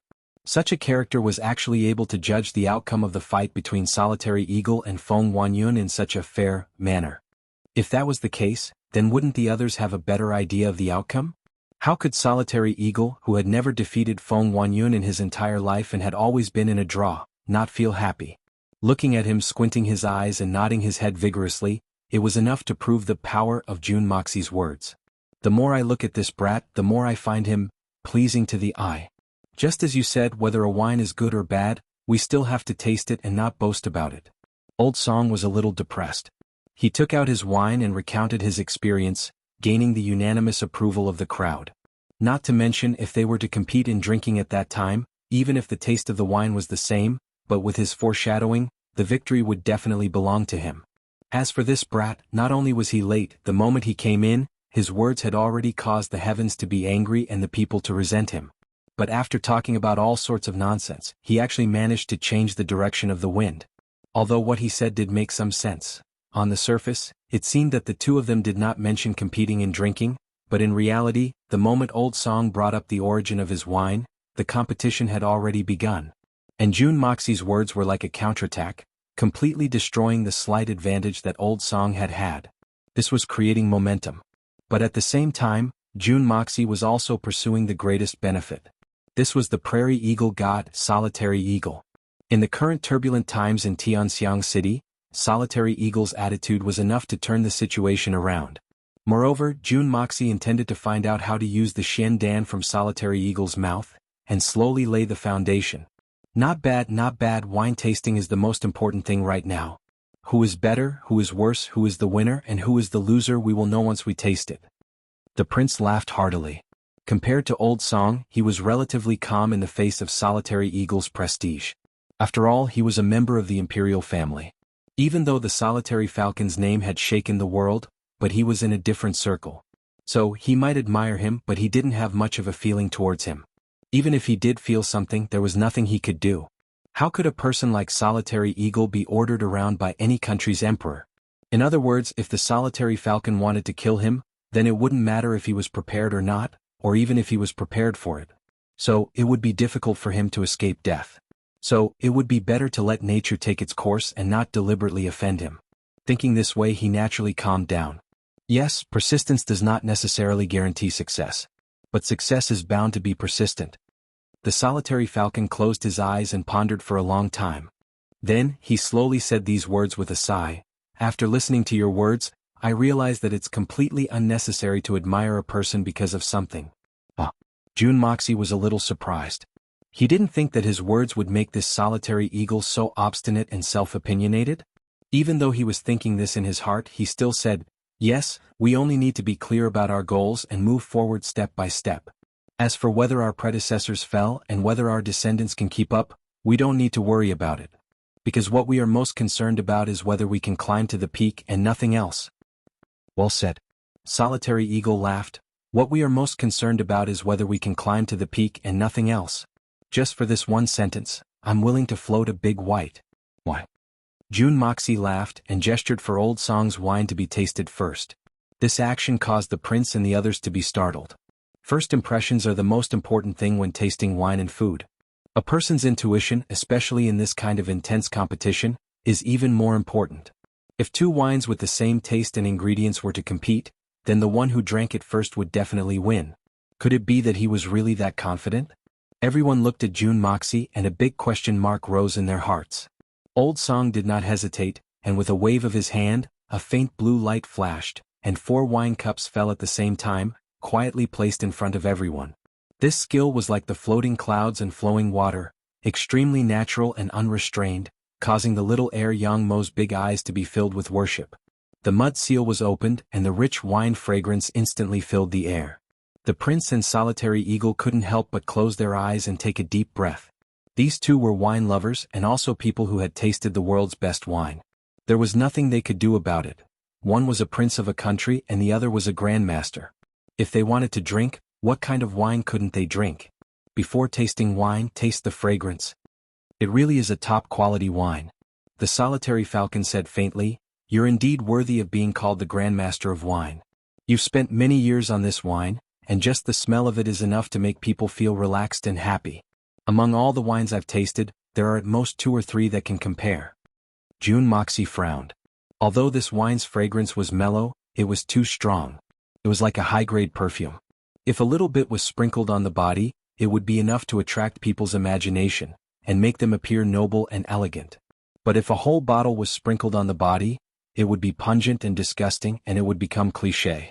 Song Shang held up the wine jar with both hands, his expression solemn, and his face filled with a sacred expression. A blue light flashed and mysterious energy passed through the bottom of the jar. Under the stimulation, a bright arrow of wine flew out, falling straight into a white jade wine cup, filling it to the brim and not a single drop spilled out. Then came the second wine cup, all 4 cups were filled to the brim, and the arrow of wine seemed to never stop flowing, creating a gorgeous and fragrant rainbow in the air, but not a single drop spilled out of the cup. Chapter 164. Song Shang loved to compete in drinking. In his entire life he had competed with other wine lovers dozens of times. Old Song was confident that he had tempered himself 1,000 times. Even when there were hundreds of people present at the same time and everyone was watching, Song Shang was always calm and composed. Because he had absolute confidence in himself. My wine is definitely unrivaled in this world. No one can defeat me. But this time Song Shang found himself feeling nervous. It was a kind of unintentional nervousness, an inexplicable nervousness, and his heart was filled with apprehension. The youth in front of him had an unremarkable appearance and could even be said to have a sloppy look on his face, but he was actually giving off an invisible pressure. He squinted his eyes and looked at the 2 ordinary small jars of wine on the side. Could it be that there's really some exceptional wine in there? Or perhaps it could be said that this drinking competition was the smallest in history, but the scale of this drinking competition was unprecedented. Although there were only 2 judges, one of them was the younger brother of the Emperor of Tianxiang Empire, and was worthy of the name of the emperor. And the other person was one of the few masters who stood at the peak of the Shenshen continent. Moreover, the only spectator was a crown prince of a prince's mansion. As for the stakes of this bet, it was unprecedented. Song Shang was not only betting his own reputation, but also his freedom for the rest of his life. If I lose, I'm willing to take him as my master. These words were borne out by a prince and a Shenshen expert. Who would dare to let a Sky Shen expert, Song Shang, take an ordinary youngster as his master if it was an ordinary person? Who would dare to let a Sky Shen expert, Song Shang, take an ordinary youth as his master? What a ridiculous thing to do. This was a blasphemy against the dignity of the Tian Shen experts. Even before they could say anything, they would have already been torn to pieces. But in the face of these two, who would dare to say no? Even if the emperors of the various empires were here, they would still have to give face to this. They might not give face to the prince, but who would dare to not give face to the solitary eagle, the god of grassland eagle? Even Yun Bichen, who was ranked first among the supreme Shenshen, would have to think twice before offending the solitary eagle. Therefore, for Song Shang, intentionally or unintentionally, he had walked into a steep cliff. This battle was like riding a tiger with their backs against the river. Good wine. The prince gently raised the wine cup and took a sip. He let the wine tumble in his mouth, touching every part of his mouth that could absorb the taste. When his mouth was full of fragrance, he swallowed it in one gulp. Gently closing his eyes, he carefully savored the wonderful feeling brought by this exquisite wine. Not bad indeed. Not only is the aroma of the wine alluring, the taste of the wine is even purer, and there is a leisurely feeling of intoxication. This old man has tasted many fine wines in the past, but none of them can compare to this wine. It is truly of the highest quality. Solitary eagle downed the wine in one gulp. There was a trace of surprise in his sharp eagle eyes. No wonder Song Shang was so confident and dared to gamble so much. This wine was indeed not bad. All the wines that he had tasted before, whether it was the royal wine of the various kingdoms or the tribute wine of the grassland, were all overshadowed by this wine and could not be mentioned in the same breath. Jun Moxie smiled and gently shook the wine cup. The originally clear wine became blurred under the shake, and a few bubbles appeared on the surface of the wine. Looking closely, the originally clear wine had become slightly cloudy. It's still not professional enough. Jun Moxie shook his head and sighed. The impurities cannot be removed. This is the biggest taboo in wine brewing. Song Shang held his breath and his eyes were wide open. His best work, which he had poured years of energy, effort and blood into, actually received an unprofessional evaluation. Should he scold this kid for being too ignorant or too arrogant? After drinking 2 cups of wine each, the prince and solitary eagle's eyes simultaneously glanced at the 2 jars of wine that had yet to be finished. Their eyes showed that they were ready to eat. Anyone could see that once the competition was over, these 2 men would immediately start eating. Little brother, we should take a look at your wine. Haha, let's finish this quickly so that we can drink to our heart's content. Today we were able to taste such good wine. This trip was truly not in vain. The prince smiled warmly. His words showed that he was very optimistic about Old Song's wine. From time to time, the corner of his eyes would glance at the 2 jars of wine that Song Shang was holding. The prince's meaning was very clear. I will directly say that Old Song's wine is good. If you, solitary eagle, say it again, you will be 1 step behind me. After all, the wine is Old Song's and is not something that can be given to him for free. Otherwise, solitary eagle will shamelessly steal the wine and leave. If that happens, I won't be able to drink anymore. Old Song had said that these were the last 2 jars of wine. As for the winner between the 2, the result was already very clear. What else was there to say? The wine that Song Shang brought out today was much better than the wine that he had been selling before. One must know that the wine that he sold before was already very rare in this world, let alone today's wine. Solitary eagle always wanted to maintain his identity as an expert. He couldn't be like the prince and ignore his face. Although he didn't say anything, he looked at Jun Moxie with eyes that conveyed the same meaning. It's still too early to say that. The winner hasn't been decided yet. How can we know whose wine is better? Jun Moxie said calmly. He bent over and picked up one of his jars. Then he slapped it down without a care in the world. Bang! The 3 men's eyes twitched. Even little Yang Imo, who didn't know what was going on, opened his eyes wide and his mouth wide. His face was filled with nervousness. The 3 men said at the same time. The smell was still the same. There wasn't any enticing aroma. Normally, when the mud seal was removed, The aroma of the wine should have gushed out. But why wasn't there any aroma? Could it be that this kid was really a wax spear with a silver appearance? The three men took a closer look and couldn't help but get angry. They saw that after the mud seal was removed by Jun Moxie, there was actually a thin layer of oiled paper that tightly wrapped around the mouth of the jar. It would be strange if there was any aroma. They watched as Jun Wuxia unhurriedly removed the oiled paper bit by bit. This made the three of them blush to their ears. They wished that they could pull this brat down and tear off the oiled paper themselves to reveal the wine. This was too tantalizing. The oiled paper was finally removed, but there was still no aroma. Solitary Eagle and the other two men's eyes widened at the same time. There was actually a layer of Shen Beast skin under the oiled paper? From the looks of it, it should be the skin of a 6th-level Shen Beast. The Shen Beast skin was naturally easier to handle. With a slight movement from all four sides, it was peeled off. But what happened next made the three of them have the urge to curse at the same time. Under the Shen Beast skin, there was actually a thick piece of white orange wood pressing on the jar lid. White orange wood didn't have any smell, but it was able to isolate any aroma from leaking out. No wonder they couldn't smell the wine. But looking at the small jar before they could even smell the aroma of the wine, it had actually shrunk to half its original size. This kid was too much, wasn't he? What was even more excessive was, Jun Moxie actually stopped at this crucial moment. He stood up and slowly took 2 steps forward. He opened his arms and did 2 extreme chest expansion movements. He then took a deep breath and exhaled heavily. He put his hands on his hips and stretched his waist a few times. He shook his buttocks, then shook his head and twisted his neck. He interlaced his 10 fingers and exerted strength. Suddenly, the joints of his fingers made a series of popping sounds. Wang Yi, Song Shang, and Solitary Eagle were dumbfounded. In an instant, the three of them had the same impulse. Why don't you let me twist your neck? I'll definitely twist it for you. Little Yang Mo was still the most childish. He really wanted to ask this big brother if he was feeling uncomfortable. After posing for a while and doing a few movements, Jun Dashao swayed his buttocks and took a catwalk. He then walked over and placed his hand on the white orange wood.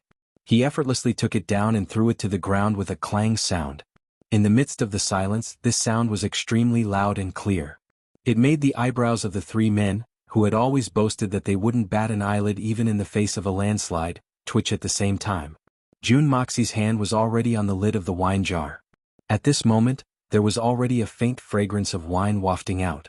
It made the three men's hearts itch unbearably. Hurry up and open it, hurry up and open it. Get drunk before drinking, open the jar and the fragrance will spread 10 miles. Fuck me. The three men couldn't bear it anymore and cursed out loud. Even the self-proclaimed expert Solitary Eagle was no exception. No, it should be said that this man's reaction could be said to be the most intense. It was as if he was about to make a move to kill Jun Dashao. This guy's level of pretentiousness had reached its limit. It was intolerable. However, the three men stopped cursing at the same time. Their anger instantly froze on their faces. Because at this moment, Jun Moxie used an extremely direct method. With a smack, he directly smashed the lid of the wine jar away. Boom. An indescribable fragrance instantly filled the small room. It was as if a ruler had suddenly descended with the aura of a monarch descending upon the world. Or rather, it should be like the omnipresent moonlight at night. Without anyone noticing, it had already sprinkled its gentle radiance over every corner of the earth. This was a dreamlike transcendent smell. When this fragrance wafted out, this place was no longer the human world but a fairyland. No. Even a fairyland would not have such a wonderful smell.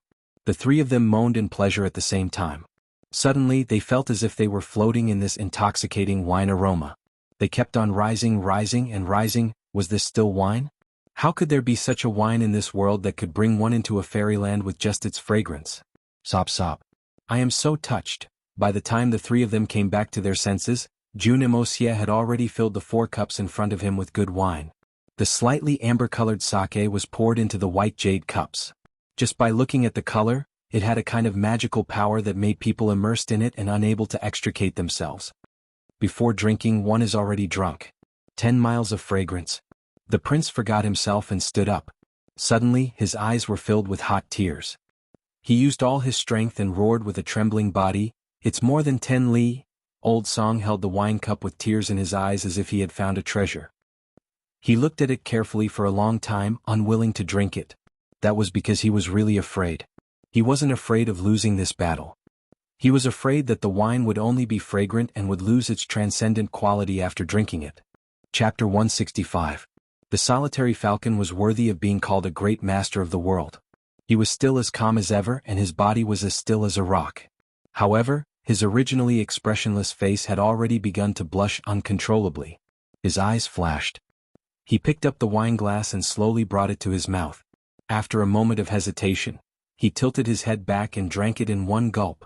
A clear and mellow feeling slid down his throat, and the solitary falcon silently circulated his Xian Qi. He clearly felt the wine flow into his stomach, and then he was surprised to find that there was still wine in his mouth. He swallowed once more but found that he still hadn't drunk all the wine, so he swallowed again. Chinese fine wine passed down among the people. Good wine, even after 3 swallows, there would still be a lingering fragrance in the throat. The solitary falcon was in the middle of enjoying himself when he suddenly felt as if a raging fire had started to burn in his stomach. In fact, this fire had started to spread throughout his limbs and bones, and had even started to burn his blood vessels and meridians. In an instant, Solitary Eagle felt that his blood vessels were expanding. It was as if his hair was standing on end. He tried hard to exercise his qi so that he would not make a fool of himself in front of everyone. However, the burning heat was still flowing in his body. It was still burning and it was still surging left and right. If there was an opponent here, at this moment, Solitary Eagle even felt that he could challenge Yun Biqin, who was ranked first in Xinxian. Good wine. This is the best wine in the world. Solitary Eagle tried hard to control his urge to roar. He tried hard to suppress himself. In the end, he couldn't control himself. It was as if he roared from his throat, from the depths of his heart. Although his voice was low, everyone could hear the excitement in it. This is the wine a man should drink. After a long while, he finally got up as if he was sleepwalking. He turned around and floated down. After a long time, he lowered his head and looked at the empty wine cup in his hand. Tears silently flowed down his cheeks. Today I know that I have lived in vain for the past few decades. All of a sudden, he leaped up in an excited state. His arms danced in the air with great force. He wanted to say something but he couldn't. After jumping around for a while, he returned to the table and sat down. He moaned, "Good wine, ah!" Song Shang's body trembled uncontrollably. He still held the wine glass in his hand, but he didn't drink it. However, when he saw His Highness and Solitary Eagle's reaction, he knew that he had lost. He lost without any suspense. But this time, especially at this moment, he was incomparably excited to lose, elated to lose. He had no regrets losing to a wine of higher quality. What's more, he was about to personally taste the true taste of this fine wine. At this moment, Song Shang didn't care about winning or losing anymore. He only wanted to taste the wine in his hand with great sincerity. Gulping it down in one gulp, Song Shang clearly felt that his soul was dancing, and his mind was singing. Every inch of his muscles, every meridian and every drop of blood in his body was trembling comfortably, moaning in satisfaction. After a long time, Song Shang's eyes were suddenly filled with tears. His throat started to sob. His tears fell into the white jade wine cup. He cried even more miserably. In the end, his body trembled and he couldn't speak properly. He suddenly leaned on the table and bawled. I can drink such a good wine today. I have no regrets in this life, to have the opportunity to taste such a good wine. I Song Shang, can die without regrets. Old Song punched the table again and again, then punched his head again and again. He tore at his hair and wailed, "The first half of my life. I lived like a dog." Ugh. Wuxia was flabbergasted. He couldn't help but feel his hair stand on end. Goosebumps covered his entire body. It's not that he hasn't seen people cry. It's not that he hasn't seen men cry. However, the man who was crying in front of him was enough to shock Jun Moxie. This was an old man who was over 50 years old. He was also an intermediate Tianxian expert. Moreover, he was a famous assassin who made people tremble in fear. But now, he was crying so sadly because of a cup of wine. He looked at the prince again. He was in a daze as if he was suffering from epilepsy. Solitary Eagle's face was as red as a date, as if he had turned into a statue. Is it worth it? Isn't it just a cup of wine? Jun Moxie was puzzled. Hitman Jun had underestimated the power of China's fine wine. Ever since Yu the Great brewed the first sorghum wine, it has undergone 5,000 years of precipitation and tempering. Countless people went crazy over the word wine, as if they were possessed. Wine is like a poem, like a painting, like an immortal, like a dream, like an intoxicated person, like a fog, like lightning. Generation after generation, the technology of winemaking has undergone countless changes. Jun Moxie had the complete technology, so he felt that winemaking was easy. However, he had neglected the fact that he was standing on the shoulders of countless giants of the Chinese civilization.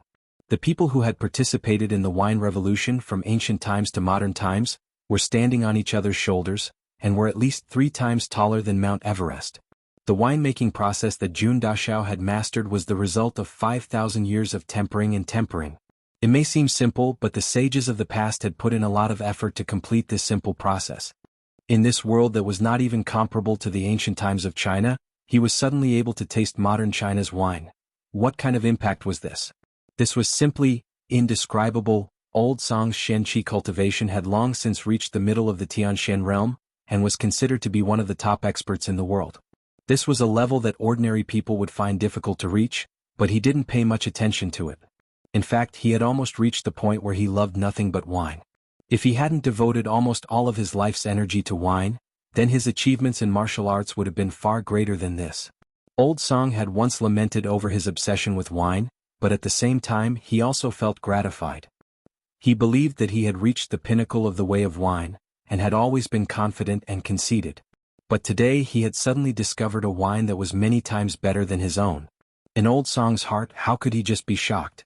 At this moment, in his eyes, Jun Moxie wasn't just a mountain that he could look up to, he was simply incomparably tall, incomparably majestic. This young man was simply the incarnation of the god of wine. Heavens, there is actually such a good wine in this world. There is actually someone in this world who can brew such a good wine.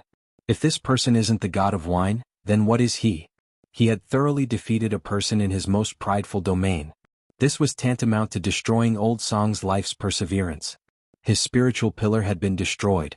The small tavern was silent for a long time, and then the 4 people looked at each other. His Highness was the first to speak. Today's wine competition? His voice was still tinged with excitement. But before he could finish, Old Song interrupted him. I am ashamed. What wine competition is there to talk about? My wine, compared to this young master's wine, is just like what he said before, trash. I, Song Shang, have traveled all over the world, but I never knew that there was such a wine in this world. Song Shang's voice became more and more excited, louder and louder. I, Song Shang, am convinced. Then he stood up, and his eyes flickered with fanaticism. He arrived in front of Jun Wuxia and suddenly bent his knees. He knelt down and heavily kowtowed to the ground. Master, please accept this disciple's worship. Jun Moxie hurriedly stood up. This? His Highness and Solitary Eagle looked at each other in dismay. After a long time, Solitary Eagle said, if you agree to the bet, you must accept the loss. Song Shang has acknowledged this young man as his master. With this young man's winemaking skills, it is not a disgrace to him. Not to mention, it is not a disgrace. The hammer was the final word. Jun Moxie thought for a long time and then finally smiled. Not bad. If that's the case, Old Song, you can get up. I will accept you as my disciple. What is this? Who said that there can't be a free lunch in the sky? Isn't this a free lunch from the sky? His Highness was treating this matter as a joke. He wanted to see how Old Song would go back on his words. He was a dignified Sky Shen expert and one of the top assassins in the world. How could he accept the former's joking wager as his master? Isn't this too much of a joke? Becoming the disciple of a master was a major event of one's life. In this day and age, the heaven, earth, monarch and master are the 5 cardinal virtues of human relations. Although the word master is the last, it is the most authoritative of the 5, even more so than the monarch and monarch. A teacher for a day, a father for life. Parents shape one's body, but the master is the one who guides one's life. With Song Shang's status and identity, how could he accept a nameless youth as his master? His Highness obviously underestimated Old Song's obsession with wine. There is no seniority in learning, only those who have mastered it. In order to understand the true meaning of wine, what's the harm in accepting a master? To be honest, Jun Dashao was also quite surprised. He was just thinking, if Old Song reneged on his words, should he ridicule him a bit, or should he do him a favor, pretending to be magnanimous and let him off easily? He didn't expect that Old Song would, but young Master Jun was definitely not going to reject it pretentiously. There is a free fighter like Tian Xian, it would be a waste not to accept him. If he didn't accept him, then he would be a real fool.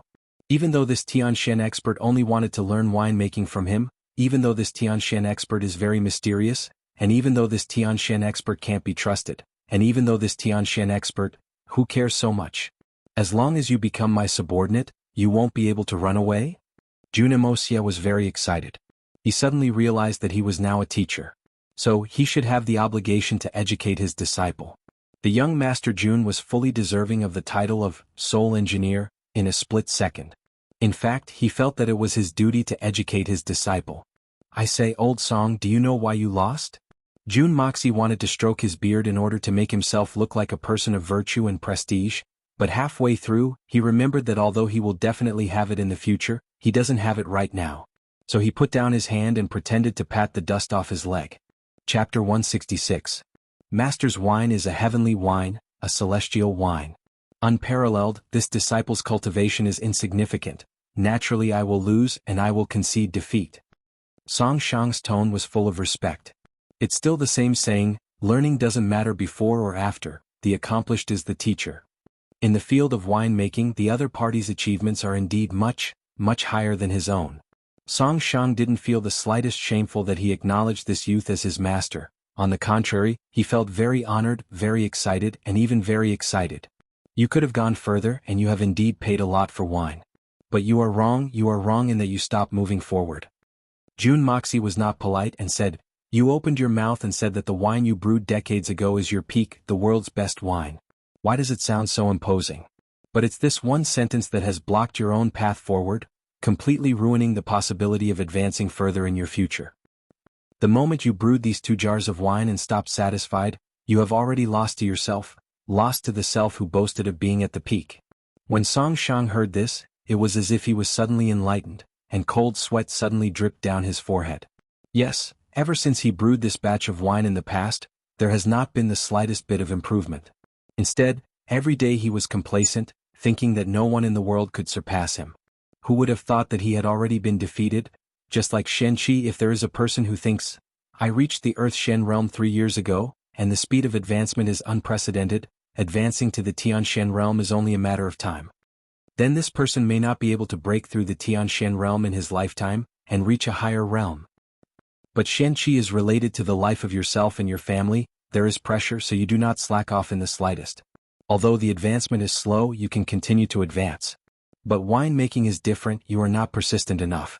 Otherwise, even if you lose today's competition, you won't lose so powerlessly. Jun Moxie said sincerely, so be persistent. Song Shang accepted his master's teachings wholeheartedly and lowered his head to accept the lesson. However, Solitary Eagle and Wang Yi started to look down on him. This idiot was so eloquent that persistence isn't the most important thing. But now, in the blink of an eye, he's overthrown my own conclusion. This kind of ability to turn hostile faster than flipping a book, it was really worth it. Their eyes fell on Jun Moxie's 2 jars of wine at the same time. Each of them gulped down a mouthful of saliva. Using the most ordinary ingredients to brew the best wine is the true way of brewing wine, Jun Moxie said leisurely.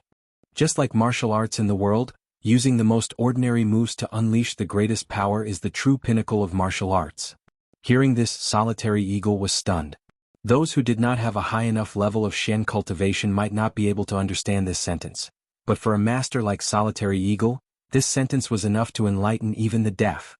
Just like throwing a punch, what kind of punch was the most powerful? That was an ordinary black tiger steel's heart, which could bring out the greatest strength of one's entire body. Even if one's fist was fancy and flowery, or if one could hit the enemy easily, the strength of this punch would be far inferior to a simple black tiger steel's heart. It could even be as different as heaven and earth. In a duel between experts, life and death could be decided in an instant. The difference of one move was the boundary between life and death. Black Tiger Steel's heart was undoubtedly a concentrated move, and it was the best among all the moves. However, there was always a prerequisite, and that was to hit the enemy. How could such a simple move hit the enemy who was agile? Solitary Eagle seemed to feel that there was an inexplicable idea in his mind that was about to break free from its shackles and jump out. Once this idea became clear, Solitary Eagle was sure that he would improve. And it would be a huge improvement. But helplessly he could not understand it no matter what he said. He could not help but frown and think hard. Jun Moxie's intentional or unintentional words had pushed this grandmaster to the brink of a breakthrough. By the time Solitary Eagle awoke from his deep thoughts, the prince could not wait any longer. Little brother, this wine, hee hee, how much do you have left? Is it? Oh brother, don't ask about this first. I've said before that this wine costs 10,000 taels of silver per jar. What do you think? Is it worth it? Jun Moxie did not bat an eyelid as he threw out his bait. It's worth it. Before the prince could speak, Song Shang had already opened his mouth and said with a regretful tone, "Such a rare heavenly wine cannot be measured with gold and silver. That would only be a blasphemy against this wine. Not to mention 10,000 taels of silver, even 10,000 taels of gold per jar would be worth it." In his eyes, this wine was no longer wine but a treasure of art. It was a priceless treasure. It could even be said that it was priceless. In my opinion, it's worth it. This wine is 100 times better than the wine that old Song San sold before. The prince answered Jun Moxie's question and sighed, "However, I'm afraid it won't be easy to sell it for 10,000 taels of silver per jar." How could it be easy? It was very difficult. The prince's words were already very subtle. Is it difficult? Since it's difficult, then I won't sell it at retail. I might as well sell it in limited quantities. Perhaps I can sell it for a good price. Jun Moxie smiled as he tactfully and subtly proposed his idea. The three of them fell silent. They were all outstanding people and instantly understood Jun Dashao's intention. They couldn't help but think to themselves, good idea. If it's an auction, when will it start? And where will it be held? The prince asked impatiently. This was what he was most concerned about. That's right, where can I buy such a fine wine? The price was secondary. Old Song San will naturally know about this when the time comes. Song Shang will participate in the auction of my wine. Jun Moxie might not trust Song Shang in other matters, but when it came to selling wine he was 100% confident. Song Shang could betray anyone, but he would never betray wine. Jun Moxie was very sure of this. That's great. The prince clapped his hands excitedly. If there are any difficulties, this old man can also join in. In this Tianxiang city, there aren't many things that this old man can't do. It would be wonderful if he could join in and buy a favor, or if he could drink this wine often in the future. These were his true thoughts. In the end, this prince was also someone who loved wine. Master, this is the current prince equivalent, Yang Huainong. He is also the only brother of the emperor of the Tianxiang Empire. The prince's words were very obvious, so Song Shang immediately introduced him. As the saying goes, the poor do not fight with the rich, and the common people do not fight with the officials. This was a prince, so it would be best not to offend him. Prince equivalent. Jun Moxie had already guessed that this guy's background was not small, but he had not expected that he would be the only prince of the Tianxiang Empire. He was slightly startled but immediately calmed down. Sorry for not recognizing you. Everyone thought that he would be shocked and even pay his respects. After all, in the eyes of these three people, Jun Moxie was nothing more than a humble scholar. At most he had a bit of pride and nothing more. But no matter how much pride he had, how could he not be excited when he saw the current prince, who could help him achieve meteoric success in a short period of time? It could even be considered proper etiquette to greet each other with great respect, learning both civil and military skills and selling them to the emperor. But this kid's eyes did not even waver, as if he did not see the prince's obvious hint of wanting to help him. Although his mouth said that he was sorry for being disrespectful, his words did not contain the slightest bit of respect. But they did not know that this youth in front of them, whether it was in his previous life or this life, did not care about a prince. Just a few days ago, he had publicly acted like a hooligan in front of the emperor's son. If not for the fact that this prince was pleasing to the eye, Jun Moxie was afraid that he would have flipped out as well. What's so great about a prince? If you want to drink my wine, then you have to follow the rules, otherwise there's no need to talk. If there is a need, I will be very happy to cooperate with you. Jun Moxie smiled faintly and said very politely. This tone was very obviously not enthusiastic. He would only cooperate if there was a need. If there was no need, that would be best.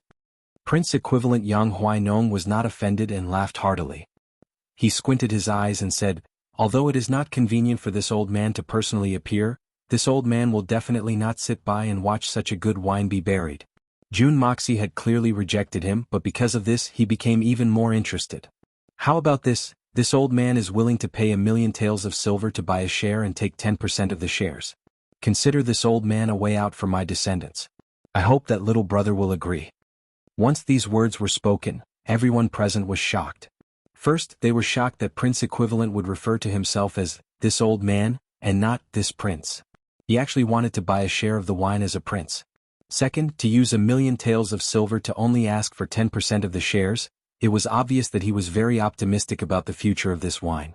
10% was already 1,000,000 taels of silver, 100% would be 10,000,000 taels of silver or even more. This old man is nearly 50 years old, and I only have one son and one daughter. The prince chuckled, but his smile was full of mockery. My daughter is all grown up, and if she can find a good husband, then her worries can be considered resolved.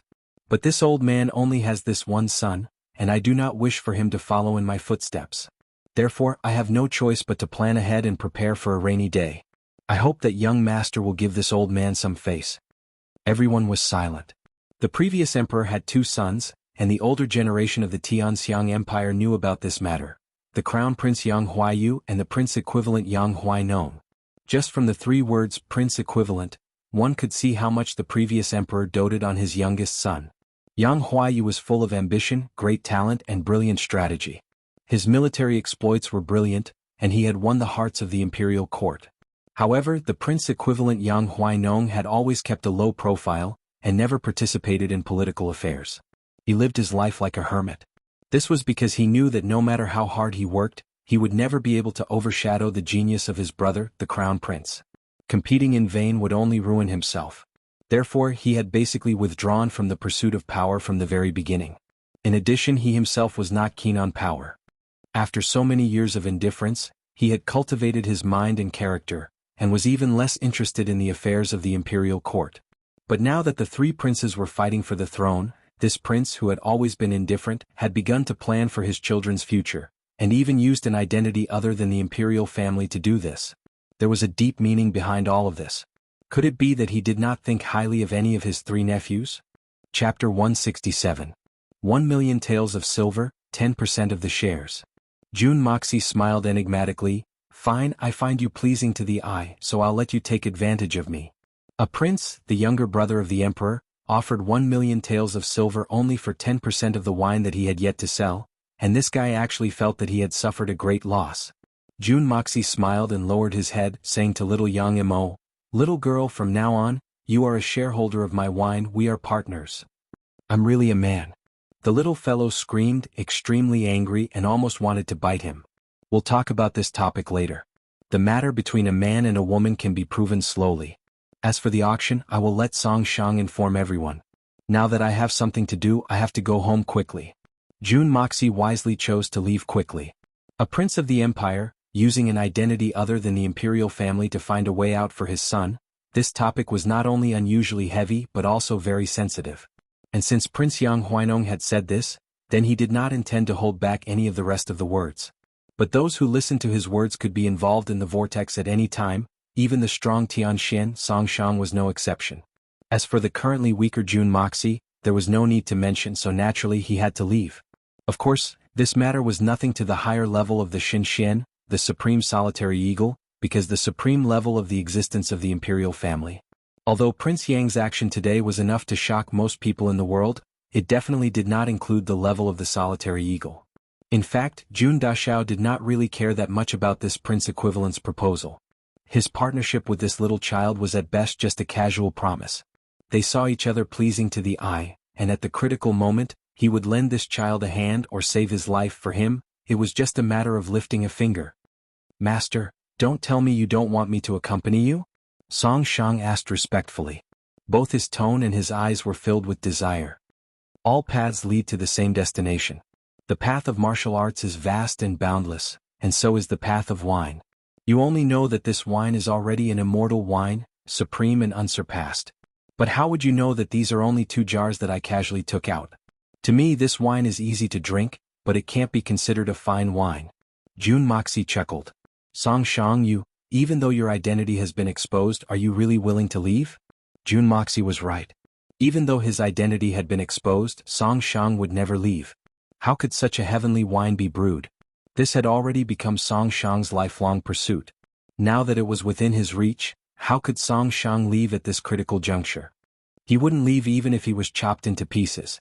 With that, Jun Moxie cupped his hands at Solitary Eagle, turned around and was about to leave. "Wait!" the Solitary Falcon shouted in a heavy tone. "Boy, you're done using me and you're leaving without saying a word? You should know that it's not easy to owe me a debt." Old man, you should know that it's not easy to ask me for a debt. I've never seen anyone ask me for a debt. Especially a debt without any proof. Jun Moxie looked at him with a smile. Those who ask me for a debt often end up owing me more or making me owe them more. Old man, do you want to try? Bullsh *T. Solitary Eagle scolded, but there was a hint of a smile in his eyes. You're still too inexperienced to play tricks on me. No matter what, you must pay me back. All right, after today we'll talk again if you can find me. Jun Moxie's eyes flashed and he left with a big laugh. If I can't find you, then I'll owe you. He knows this old man's identity, but he's still able to remain so calm. Moreover, his cultivation is still so low. This is the first person who has ever done this. The prince looked at Jun Mosie's departing figure with a look of praise in his eyes. This kid is not an ordinary person. What I asked of him today was not in vain. He guessed my identity and still treated me like this. He's also the first. The solitary falcon was also somewhat unhappy. You've already figured out the identities of the three of us, and yet you're still trying to keep it a shitty mystery? You're just pretending to walk away. You're really pretentious.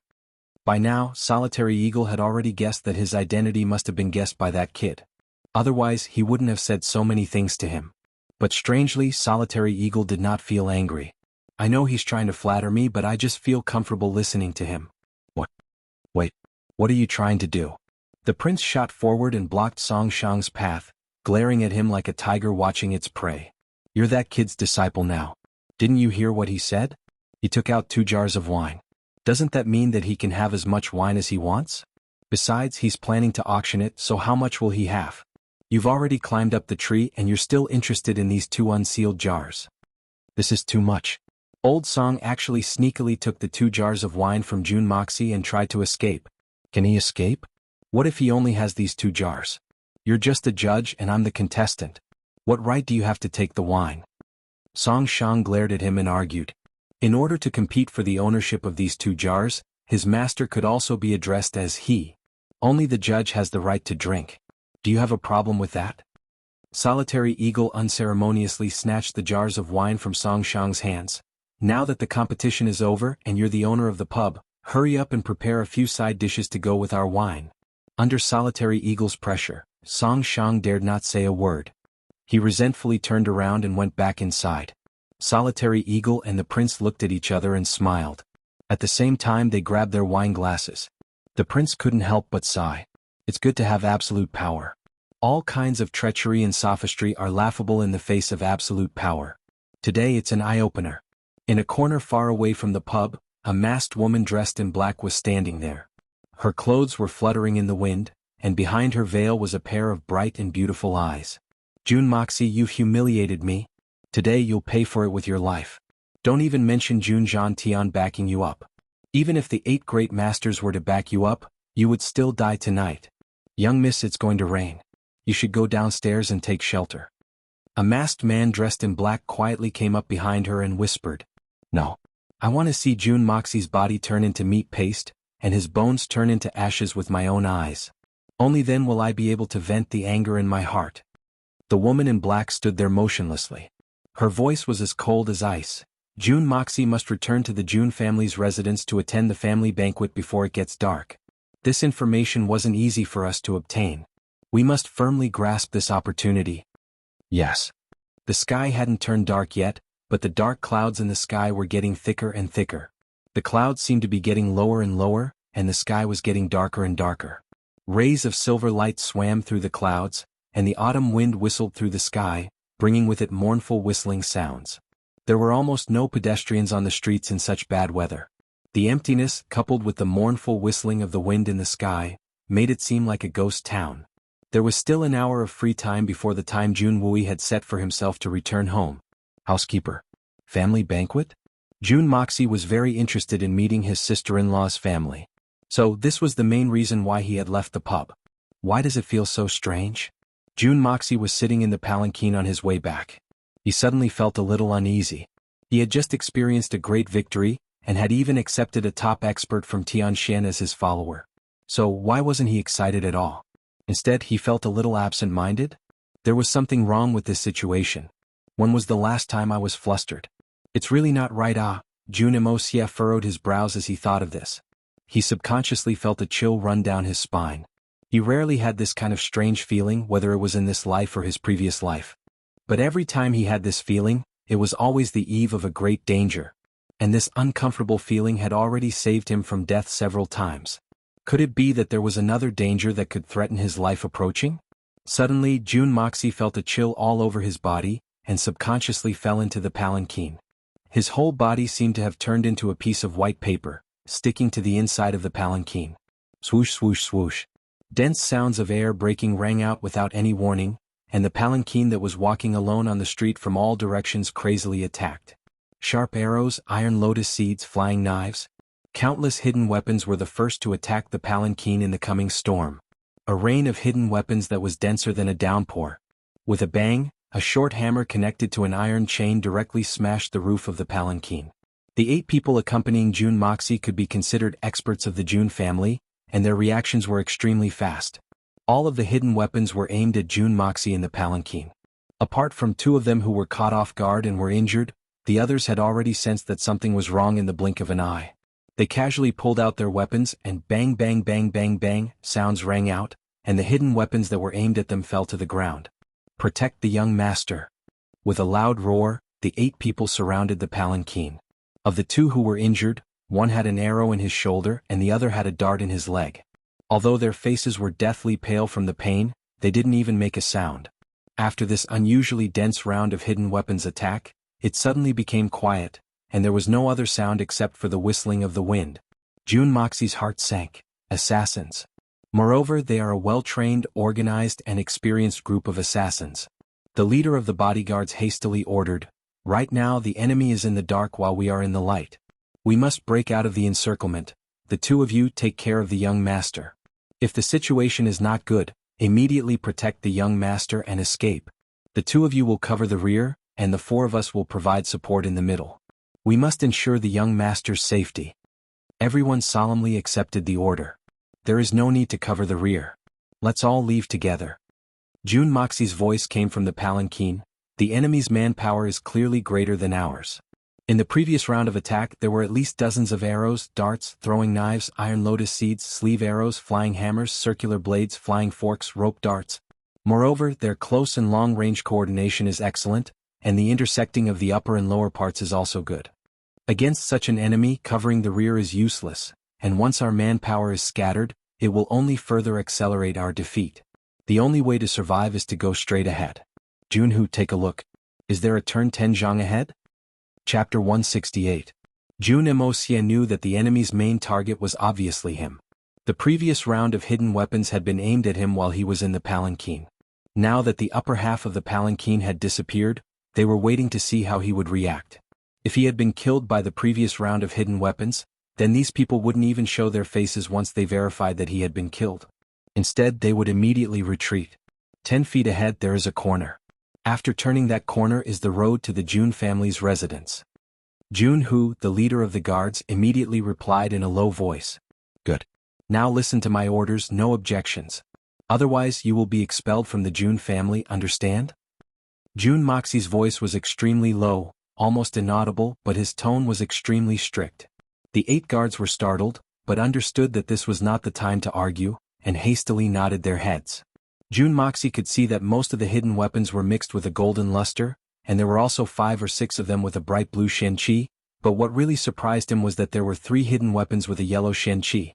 Who wants to kill me? Why would they send out such a luxurious lineup? Jun Moxie cursed in his heart. I'm afraid that the last time they tried to assassinate the princess, their lineup was not even half as strong as this one. Am I more popular than the princess now? Abandon the palanquin immediately and rush forward at full speed. Their target this time is me. Don't worry, I'll be fine, you go first, I can escape by myself. Jun Moxie calmly commanded.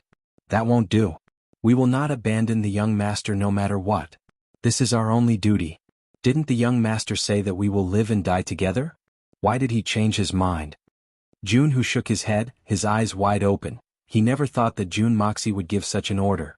Nonsense, I'm asking you to work together. As long as I'm not dead, you will listen to me. Now obey my orders. Jun Moxie lowered his voice and patiently said, Moreover, from the attack just now, I can see that there is an Earth Shen expert among them, and it is very likely that there is more than one. If you stay, you won't be of any help. Instead, you'll become my burden. Only when all of you escape will it be easier for me to escape. Just do as this young master says. Since that's the case, we'll wait for young master ahead. I hope we can attract more troops. Jianghu no longer hesitated, he made up his mind. If the young master is killed, then he and the others don't need to wait for the family law or military law, they can just cut their own throats. After exchanging greetings, the 8 figures suddenly burst forth and charged forward. I don't care who you are and I don't care who ordered you. If you want to kill me, you must be prepared to be killed by me. Jun Moxie watched as the 8 guards pounced forward. His eyes were suddenly suffused with a kind of brilliance that had not been seen for a long time. He muttered, "Looks like today, it is inevitable that I will have to eat meat again. Then let me start a massacre." Hee. Jun Moxie had an evil smile on his face. His body was lying flat in the palanquin, but it was like a snowflake placed in the hot summer sun, suddenly disappearing without a trace. The only thing left on the ground was an empty palanquin. This action surprised the assassins who were hiding in the shadows. They had been following Jun Moxie for several days. They had even bribed many of the street vendors in preparation for this moment. Moreover, they had obtained information from a reliable source about Jun Moxie's route today. They had already concluded that the person inside the palanquin must be that debauchee Jun Moxie. But why did these guards abandon the palanquin? Was it to attract our attention? However, this doesn't make sense. They didn't even look to see if the person inside the palanquin was dead or alive. How could there be such irresponsible guards in this world? Moreover, these guards are the Jun family's imperial guards who are famous for their fearlessness towards death? This is really strange. Could it be that there is no one inside the palanquin? That can't be right. I saw them carrying the palanquin a moment ago. From the strength of the palanquin, I can clearly see that there is someone inside. But there must be a reason why they abandoned the palanquin and ran away. The leader of the assassins thought for a moment and immediately ordered, "Team 2, stop these 8 people and kill them. Don't let a single one of them escape. Team 1, follow me to the palanquin and drag out that thief Jun." Immediately, a dozen or so figures appeared from all directions and chased after the 8 guards. In that direction, there were already a few people blocking the way of the guards breaking out of the encirclement. With a few swishing sounds, these shadows suddenly appeared around the palanquin from all 4 directions. They had sealed off any possible escape route for the people inside the palanquin. Their faces were covered with black masks and their swords flashed. "Third young Master Jun inside the palanquin, you can come out now. Such a flawed plan to lure the tiger away from the mountain is useless." The leader of the assassins stood in front of the palanquin and spoke slowly in a cold voice.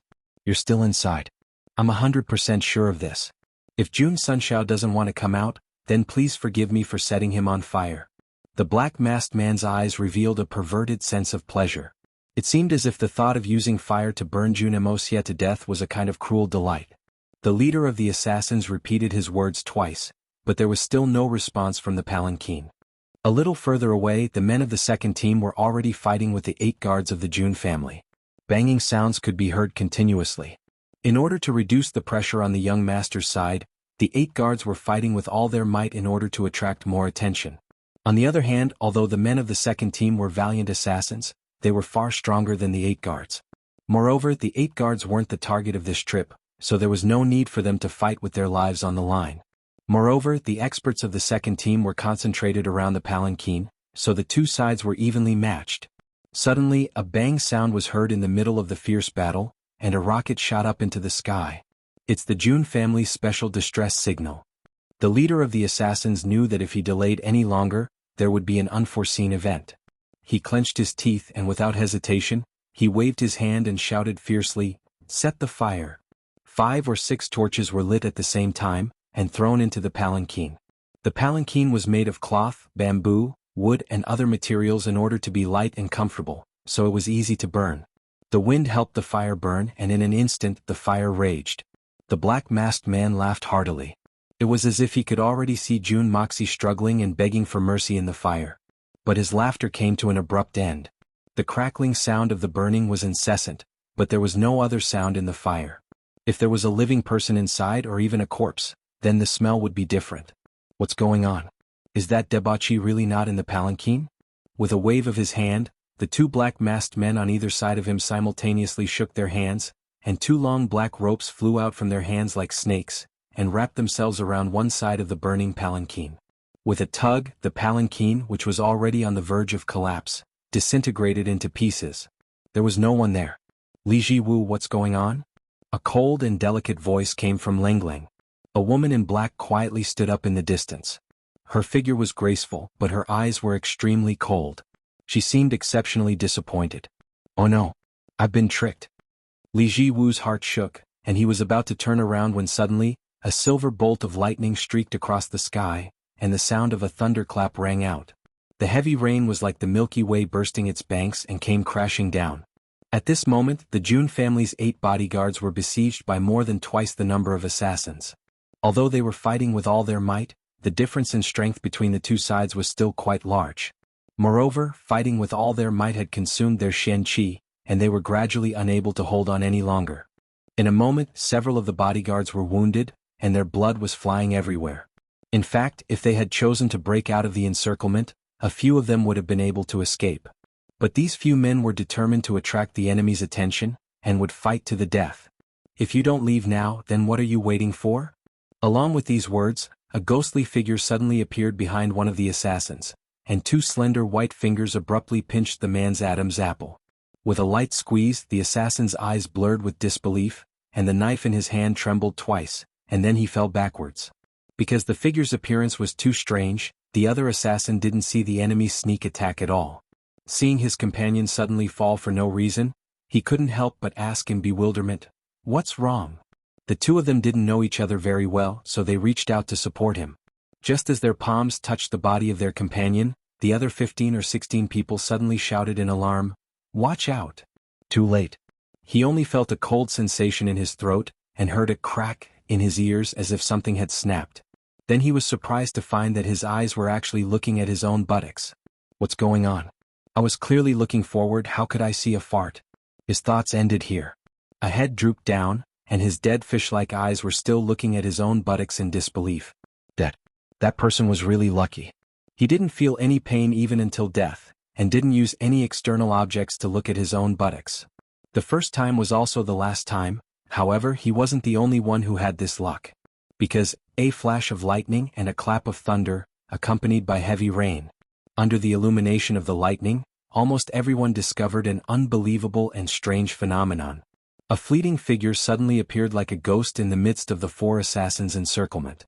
No one discovered where he came from, and no one heard the sound he made when he appeared. Was it the deity's movement, or was it the phantom transformation? He was like a devil in a nightmare, seen with one's eyes, but completely unable to touch. And this devil was calmly harvesting their lives, but they couldn't resist and could only passively accept it. Chapter 169. This figure only made one movement, or it should be said that he made countless movements at the same time. A left kick, silent but with the force of a thunderbolt, aimed at the vital point of an assassin's crotch. His left hand went straight and clawed a big hole in the throat of another assassin. His right hand twisted the neck of the assassin in front of him, letting him experience the luck of being able to see the buttocks of the assassin in front of him, and then he retreated like lightning, crashing into the chest of the assassin behind him, his elbows fiercely thrust forward. Coincidentally or not, the knife in the hands of the assassin behind him just happened to pierce through his clothes, but not even the slightest bit of flesh was injured. The first assassin screamed as he was sent flying with blood flowing out of his orifices, then the other 2 assassins spun around and fell to the ground, and the face of the assassin behind the mysterious figure showed a look of disbelief, followed by a gurgling of blood. His body slowly went limp like a pile of mud. His body was in a very strange position. Which one of the people present was not experienced? At a glance, it was obvious that all the bones in this person's chest cavity and spine had been completely shattered. At the moment of the lightning strike, the mysterious figure who suddenly appeared seemed to be accompanied by the power of heaven and earth, and killed 6 assassins in one fell swoop. In the blink of an eye, 6 lives that were still alive just a moment ago had completely disappeared. It seemed that in his eyes, these cold-blooded assassins who had been through hundreds of battles and rigorous training, were so vulnerable that they were not even worth mentioning. 6 lives were taken, and this person did not even reveal the level of his Xian Qi. Only relying on physical strength, he killed 6 high-level assassins in one fell swoop. Follow me. The mysterious figure's face was covered, and his voice was low as he shouted at the Jun family's bodyguards. And the young master, please? Jun, who was panting violently, but he still turned his head to look, but before he could finish his words he was interrupted by the mysterious figure. June Moxie has already left. What are you waiting for? If it weren't for you guys staying here, he would have already reached home. Jianghu and the others heard that the young master was out of danger. Their hearts were shaken, and they followed after him in a spurt of energy. The mysterious man wasn't boasting. If it weren't for saving them, Jun Dashao would have already reached home. Because this mysterious person was Jun Moxie himself. After the guards had left, Jun Wuxia immediately took off his robe, covered his face, and used the yin-yang escape technique to sneak into the ground. If it wasn't for the fact that he had to rescue Jianghu and the others, he could have directly escaped back to the Jun family's mansion. After all, the mansion was very close to the mansion, and although Jun Dashao's strength was still shallow, he could still escape in one breath. Everyone stared at the ground. Who would have thought that there was actually someone in this world who could travel freely underground? This was simply inconceivable, and it overturned everyone's understanding. Ever since the Shen continent had been inhabited, such a thing had never happened. Naturally, no one was aware of it and no one had even thought about it. However, the creation of heaven and earth was not something that belonged to this world, and had long since exceeded the scope of Shenqi. It was reasonable that no one could understand it, or else it would be a waste of the profound meaning of the creation of heaven and earth. It was precisely because of this godly technique that the young Master Jun, whose strength had yet to be fully revealed, was able to kill 6 people with a wave of his hand. Because no one could figure out how he had appeared in the first place. It took a long time for one to react from the initial shock and then to act. Although this process would only take a few tenths of a second for a well-trained assassin, but for the hitman Jun, it was more than enough time. This gap gave him enough time to reap the lives of the assassins, and he didn't even need to use his throwing knife, as he had already opened up a gap in the encirclement. At this moment, the leader of the assassins, Li Jiwu, had already confirmed that something was wrong, and had turned around to rush over. He was almost flying close to the ground, and his bright yellow protective Shenqi was exceptionally dazzling in the pouring rain. It was as if a small sun had suddenly appeared in the dark of the night. The pouring rain fell on his Shenqi shield, and unexpectedly, it was as if the neon lights of a modern rainy night were blurred and beautiful. At his side, 2 yellow Shenqi lights were also flashing, and their speed was not much slower than Li Jiwu's. 3 Earth Shen assassins were approaching at almost the same time. At this moment, 10 assassins were chasing after Jun Moxie and the others, and were angrily chasing after them. The one in front of Jun Moxie was a masked man dressed in black, and was holding a long sword in his hand. He stood there motionless, like an impenetrable mountain wall, and blocked the route that Jun Moxie and his bodyguards had taken to break out of the encirclement. This man's body was shrouded in a layer of Shen Qi. Yu Shen's expert. It seemed that this man should be the leader of the second team of assassins. This man didn't need to kill and he didn't need to kill anyone. The only thing he needed to do was slow down Jun Moxie's momentum, and then they would once again fall into the encirclement of the assassins. Because, with their current strength, they wouldn't be able to hold out until the Jun family's reinforcements arrived. Life or death, victory or defeat, could be decided in the snap of a finger. But how could the hitman Jun do as he wished? At this moment, Jun Moxie was at the forefront of the team, and he was like the sharpest dagger, or the tip of an indestructible spear. His whole body didn't hesitate, and didn't slow down in the slightest as he rushed forward, and faced the gleaming long sword with his chest out to meet it. This posture looked very much like suicide. The green light flashed and then flourished. The raindrops that filled the sky fell on the surface of the green light barrier, as if they had fallen on a hard stone floor, and were actually splashed away. This black-clothed assassin Yu Shen was going all out. He wanted to kill this mysterious person who was also the core member of the Jun family's team. The blue light of the sword was first retracted like lightning, and then like a blue dragon, it rode on the clouds and thunder, and went straight towards Jun Moxie's chest. The killing range of this sword was no less than 5 feet in front of Jun Moxie's body, and the power of this sword was abundant and unstoppable. This sword was accompanied by the bursts of thunder in the sky, and even the assassin Yu Shen himself felt that this sword was the pinnacle of his Shen Qi cultivation over the decades. At this moment, he was confident that even a peak Earth Shen expert in front of him wouldn't be able to take a single step forward in a short period of time. Not to mention this unknown masked expert in front of him. His Shen Qi couldn't even shine, and it was obvious that he was a rookie. Could it be that such a person is a spirit Shen expert? If he was a Shen expert, then he would naturally be able to pass through his line of defense, but to die under the hands of a Shen expert was also an honor. In fact, this Jade Shen expert had even silently cursed himself in that split second. It was obvious that this was impossible. In fact, it was extremely absurd. After all, a spirit Xian expert would have been able to kill all of them in an instant if he had attacked. How could he kill them one by one like this? Besides, Xian experts weren't cabbages that could be found everywhere. The sword was like a bolt of lightning, and the speed at which Jun Moxie faced the tip of the sword was also like a bolt of lightning.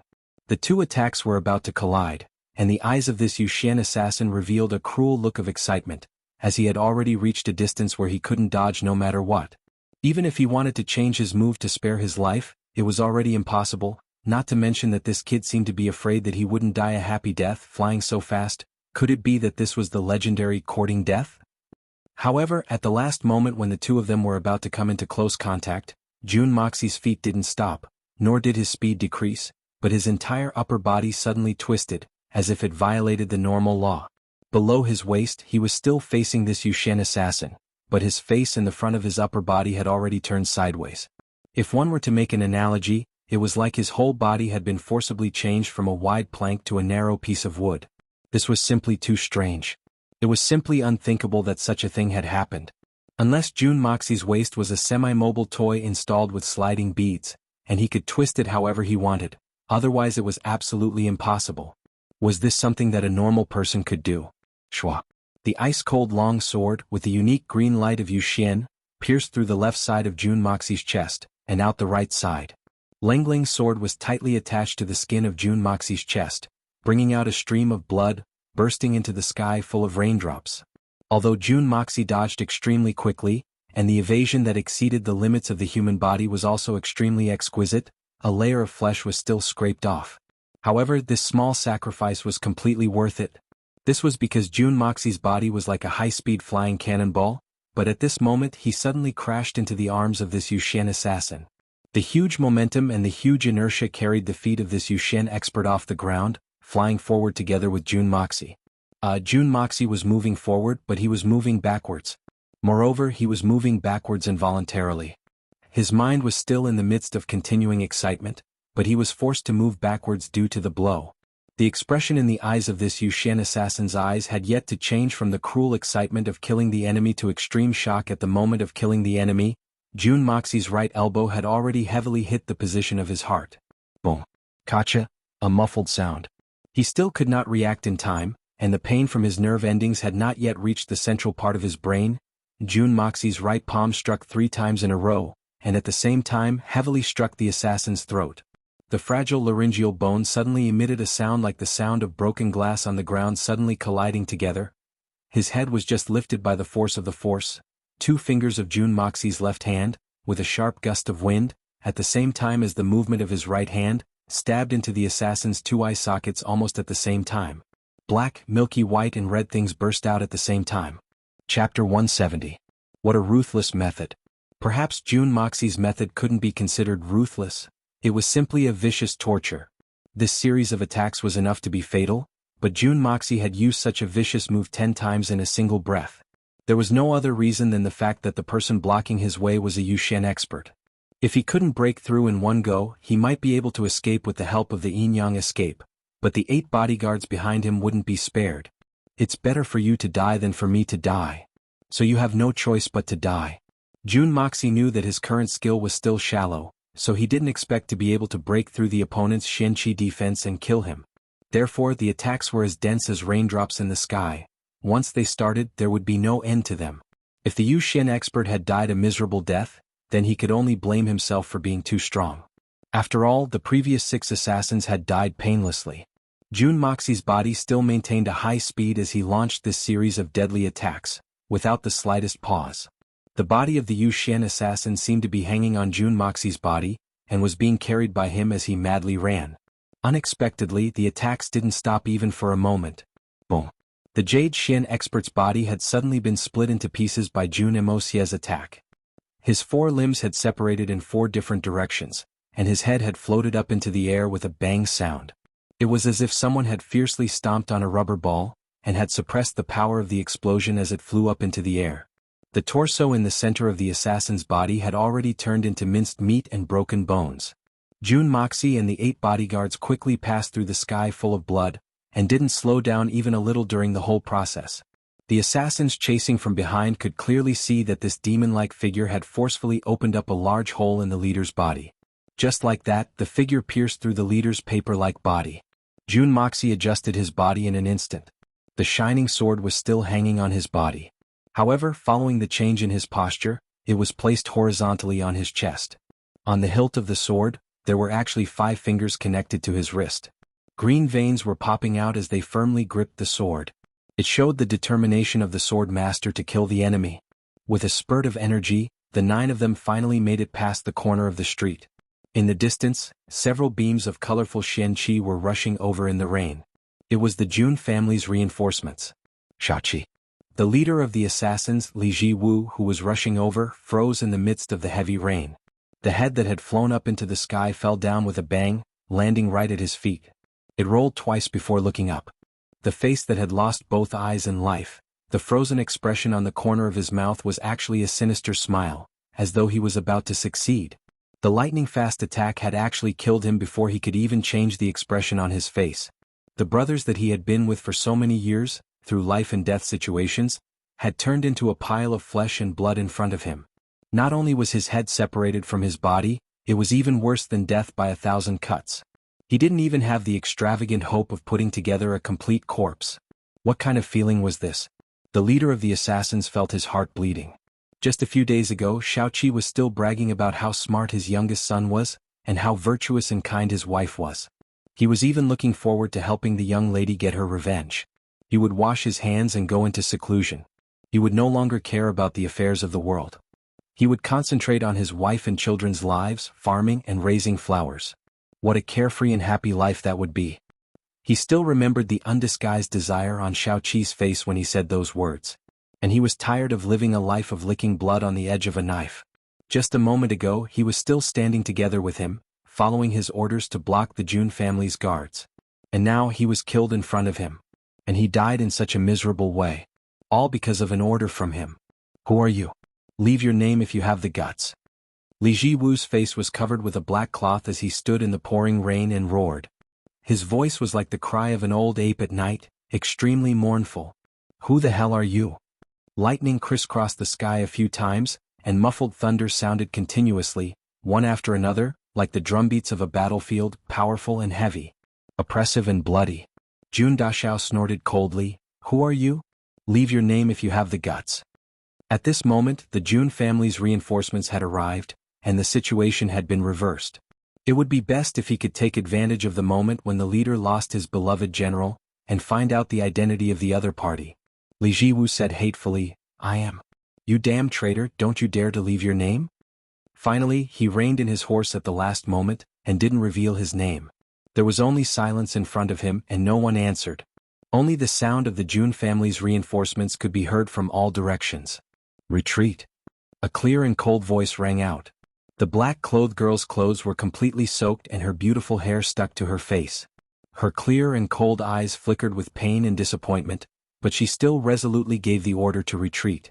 Li Jiwu seemed to have awoken from a dream, and the 2 people beside him bent down to pick up Shaoqi's head, and the other person helped him up and were about to leave. A strange sound came from his throat, and it seemed as if his soul had suddenly collapsed. He suddenly broke free and then snatched Shaoqi's head and held it in his arms. Finally, he looked at the Jun family's reinforcements and the running Jun Moxie bodyguards in front of him, and his eyes were filled with hatred as deep as the mountains and as deep as the sea.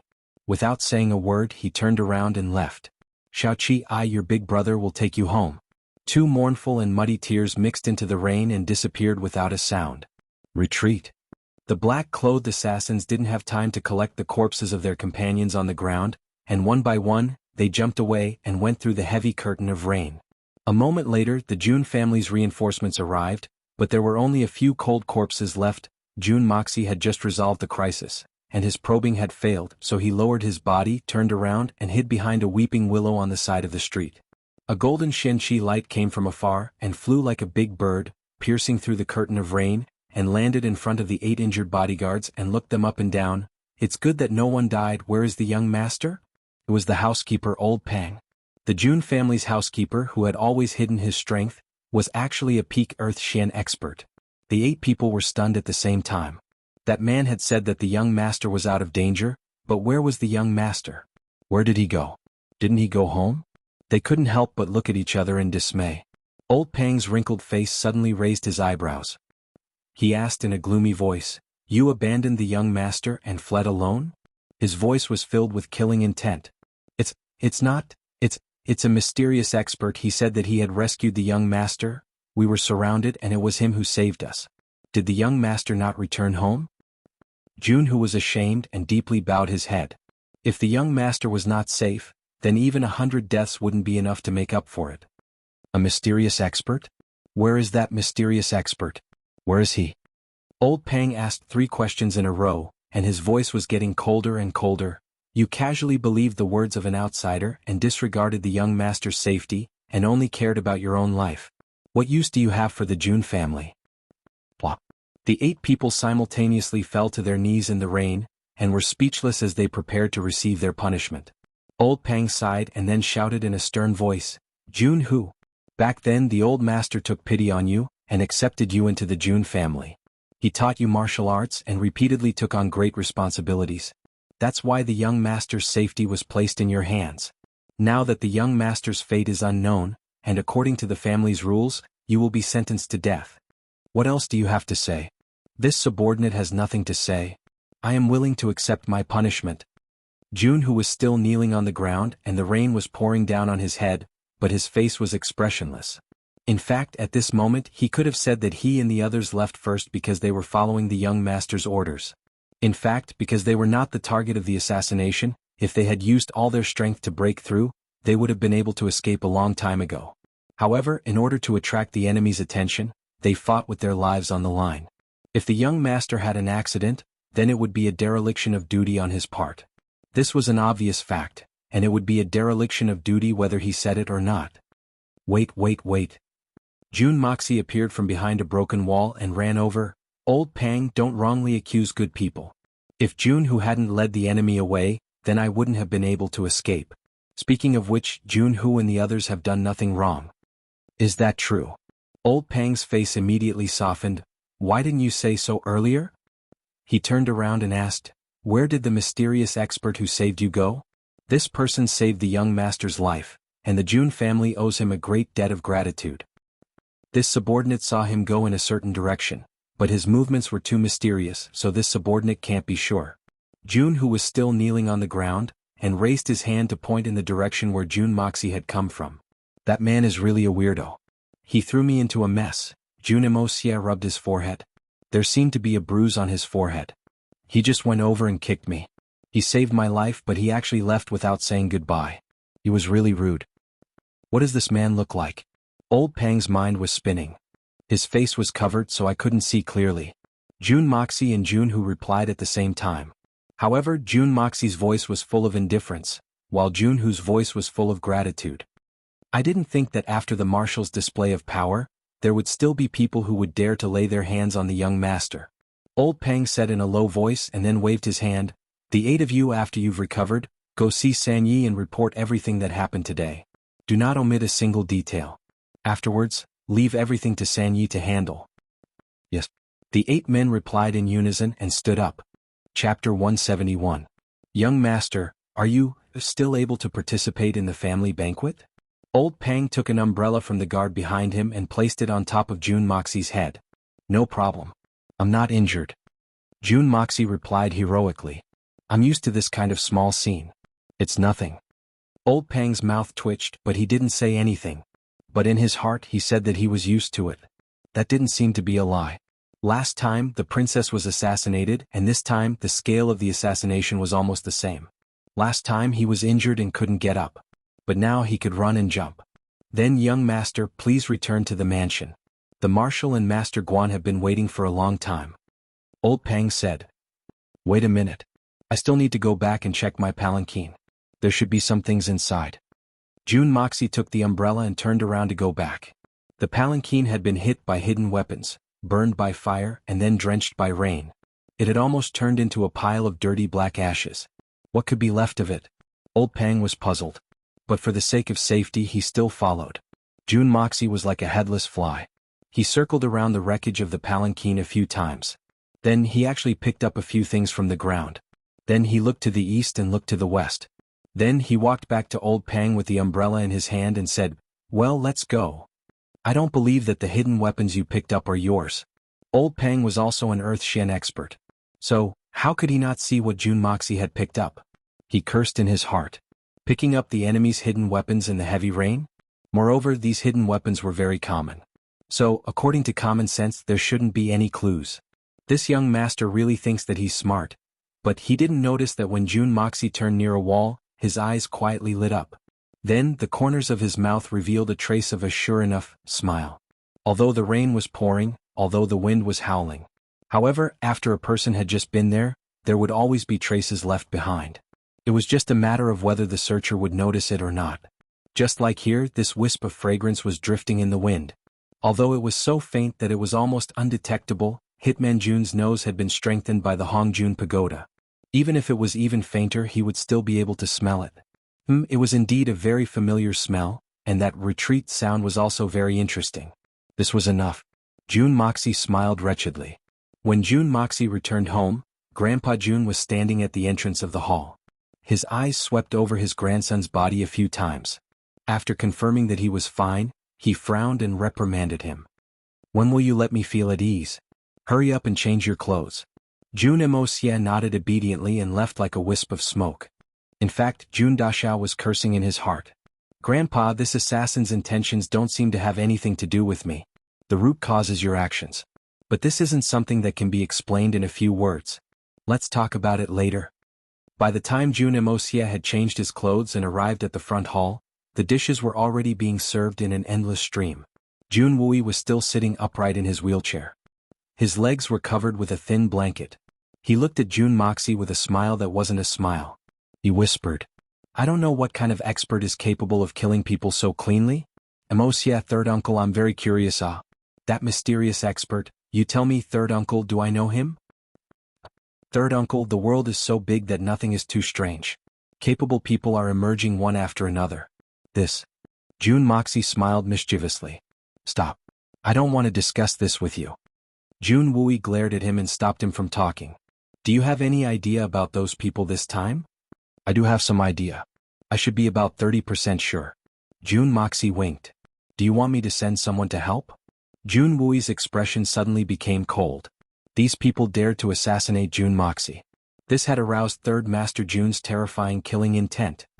"The time is not right yet." Jun Moxie smiled. "The things they made for me haven't been delivered yet. It won't be too late to kill them when they are delivered. If we act now, we will only alert the enemy." "You mean, the crossbows that you mentioned before?" Jun Wui's eyes lit up. "Third uncle is really far-sighted. You can see through everything clearly. You can plan strategies in a tent and win a battle 1,000 miles away." Jun Moxie flattered. Jun Wui didn't know whether to laugh or cry. "Where are the steward's people?"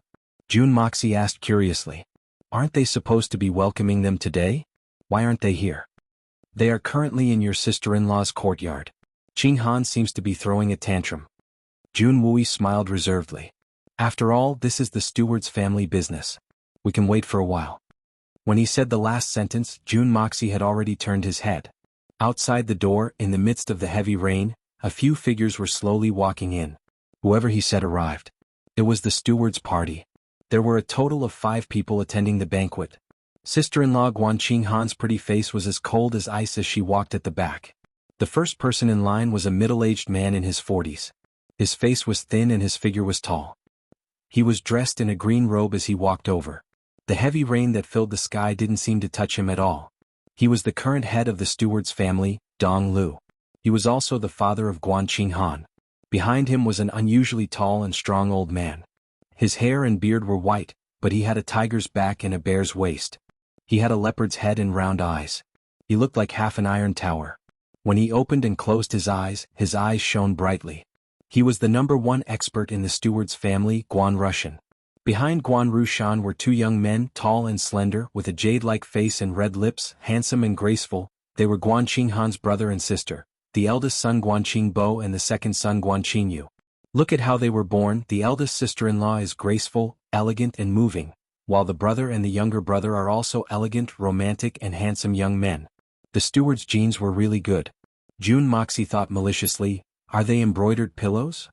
Brother Guan. Junwu was seated in his wheelchair, and smiled as he cupped his fists in greeting. Third brother Junwu, no need to be so polite. Guandong Lu smiled and cupped his hands in return. He then ordered his two sons to greet Junwu. This must be the third young master Jun, right? He was indeed a handsome young man with a talented appearance and an extraordinary bearing. Third brother Jun, the Jun family has finally found a worthy successor. Guandong Lu looked at Jun Imosia and laughed in a very affectionate manner. He was indeed worthy of being the head of the steward's family. To be able to say such hypocritical and polite words in such a natural and sincere manner. Young Master Jun instantly gave such an evaluation to this young Master Guan, who could barely be considered as his relative.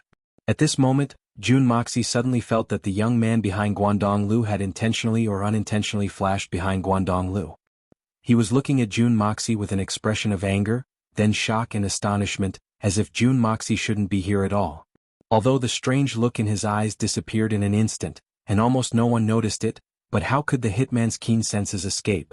Jun Moxie couldn't help but wonder, what's the reason for this? What does he have to do with me?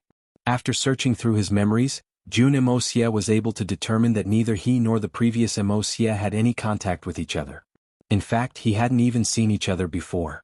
So why is this second young Master Guan so shocked? What is he so surprised about? Jun Moxie's heart was filled with countless thoughts, but his face remained indifferent as he stepped forward and greeted Guan Qingbo and Guan Qingyu. These two were sister-in-law's blood-related brothers, so it wasn't convenient for them to use their debauches at this time. After the initial introductions, it was natural for the old to greet the old, and the young to greet the young. Besides Jun Moxie, the Jun family didn't have any other descendants, so the heavy responsibility of entertaining the two young masters of the Guan family naturally fell on Jun Dashao's thin shoulders. Greetings, Jun Sunshao. The two brothers saluted together. Originally, the two of them were older than Jun Moxie, so if it was from Guan Qinghan's point of view, they would address Jun Dashao as third brother. However, although the Guan family was also a Xianqi aristocratic family, and was a hegemon in Jianghu, their wealth and power were far inferior to the Jun Moxie family. Therefore, the two brothers had to greet Jun Moxie first. This way of addressing Jun Moxie meant that they didn't see him as their sister's brother-in-law. These two were still young, so they couldn't be considered shrewd. Otherwise, they would have been like their father and affectionately addressed Jun Dashao as third brother. With just this one greeting of Jun Sunshao, Jun Moxie instantly understood many things. His face lit up with a warm smile and he quickly returned the greeting. Grabbing one of them with each hand, the two of them walked into the hall warmly. Guan Qingyu trembled slightly when Jun Moxie grabbed his hand. Although the trembling was slight, but Jun Moxie could clearly feel the fear in his heart. Jun Imosia's heart couldn't help but skip a beat. His face didn't show it, but his mind was constantly thinking about something special. Could it be? Hitman Jun thought to himself as he casually said, "The two Guan brothers have traveled thousands of miles to Tianxiang City, but this little brother has been unable to accompany you for the past 2 days. I apologize for my lack of manners." Guan Qingbo smiled elegantly and said, "Young Master Jun is too polite. We are all in-laws and are a true family. How can there be any disrespect? Moreover, we have been visiting many places in Tianxiang City for the past 2 days. Tianxiang City is indeed worthy of being called the imperial capital. It is truly bustling and we two brothers have been enjoying ourselves to the point of forgetting home and home, haha." Guan Qingbo's temperament was quite similar to that of his father, and his words were quite appropriate. This Guan Dashao was quite puzzled. According to the rumors, the Jun family's Jun Sunshao was a good-for-nothing, a debauchee amongst debauches. But today he had seen him in person, and his words were quite appropriate, and not as unbearable as the rumors made him out to be. "Oh." Jun Moxie put on a sneaky look and said in a sneaky tone, "Then I guarantee that there is a place that is absolutely fun. I guarantee that you have never been there before." "What place?" Guan Qingbo lowered his voice in response. Jun Moxie's face revealed a wretched smile that only a man would understand. His eyes quickly glanced at Guan Qinghan, and pulled some distance between them. Then he said in a sneaky tone, "The Spirit Fog Lake. That is a man's paradise. You haven't been there yet, right, huh?" When he said the 3 words Spirit Fog Lake, Guan Qingyu's face suddenly twitched violently. "The following words are free. I originally wanted to write a single chapter, but then I thought it was unnecessary. It's the end of the month, so it's better to stay here and talk to everyone. First of all, I would like to thank my brothers for their support this past month. Thank you all. Attentive readers have already noticed that May is a crucial month for the Evil Prince. It's the first month of the book's release, but Feng Ling's performance during the first half of the month was completely different from the second half. The updates were also not satisfactory. This, I confess, is shameful. Something did happen, and to be exact, my state of mind is still very unstable. Of course, regarding the relocation and the power outage during the day, I won't say much. And Feng Ling himself is confident that even if the power goes off for 12 hours during the day, he will still be able to update at night. Actually, there is another thing. It's very shameful to say it, but in layman's terms he was kicked. Well, in layman's terms he fell out of love. This kind of feeling is very satisfying. The person I love the most is going to get married, but I received an invitation. Well, it seems that the groom doesn't need this invitation, right? So it's very melodramatic. I really look forward to it. This is a vulgar plot in a novel, but it's not, it's reality. I hate this reality. I am not a saint, nor am I a gentleman. I am not magnanimous, and I am also very narrow-minded, so I got hurt. If you want to laugh at me, come on, haha. Almost collapsed. The original stock of manuscripts was used up in a few days. Every day I sat in front of the computer all night, listening to songs all night, but it was a mess and I couldn't write any words. Brothers, sisters, I have to thank you all. If it wasn't for your support and enthusiasm. Believe me now, I have already collapsed. After being muddle-headed for 4 to 5 days, I started to write. I would go out to look at the moon, listen to the wind, smoke a cigarette, then write a few dozen words and then go out again. The second half of the month passed just like that. Even in the book, I had more than 10 consecutive chapters without writing any villains. I didn't dare because with my mentality at that time when the villains appeared, I was afraid that I would be killed instantly, and it would be a cruel death. This continued until the end of the month, and the only thing I can be proud of was that I didn't stop updating. The reason why I didn't say it before was because I was afraid that some people would say that I used my relationship to act pitiful to cheat monthly votes. I won't allow my feelings to be mocked. I'm still proud. From now on, my world is only novels. Let me adjust for a few days. Once I recover, I will fight with everyone to the end. Breakout to feel good. In June there are 2 guaranteed chapters and the breakout is not fixed. The promise of 3 chapters will not be less than 10 days. Chapter 172. Guan Qingbo thought to himself, this guy was really putting on an act, revealing his true colors in less than 3 sentences. I was wondering what kind of place it was, turns out it's the Spirit Fog Lake. Guan Qingbo laughed mischievously, made a hand gesture and said, we brothers have been here for 2 days, we have spent 1.5 days there. You two have the same interests, haha, it seems I am not alone, Jun Moxie's expression became even more affectionate, as if he had met a soulmate. How was it? Guan Qingbo's face showed a trace of embarrassment, blushing as he said, actually we didn't go there to seek pleasure. Big brother. Guan Qingbo had just finished his sentence when Guan Qingyu suddenly stopped him and gave him a warning look. Guan Qingbo laughed and said, Qingyu, a man should be open and above board, there is nothing that cannot be said. This is not something to be ashamed of. Besides, Jun Sunshao is also a member of our family, there is no harm in talking about it. Jun Moxie nodded repeatedly, that's right, that's right. But in his heart he was a little puzzled. Could it be that these 2 brothers don't get along? Guan Qingbo is obviously trying to expose his brother's past. What does he mean? Third young master, in fact, my second brother has a confidant at the Spirit Fog Lake, haha, this is business. Guan Qingbo's business was really good. So that's how it is. Jun Moxie suddenly realized, brother Guan really is a romantic person, haha.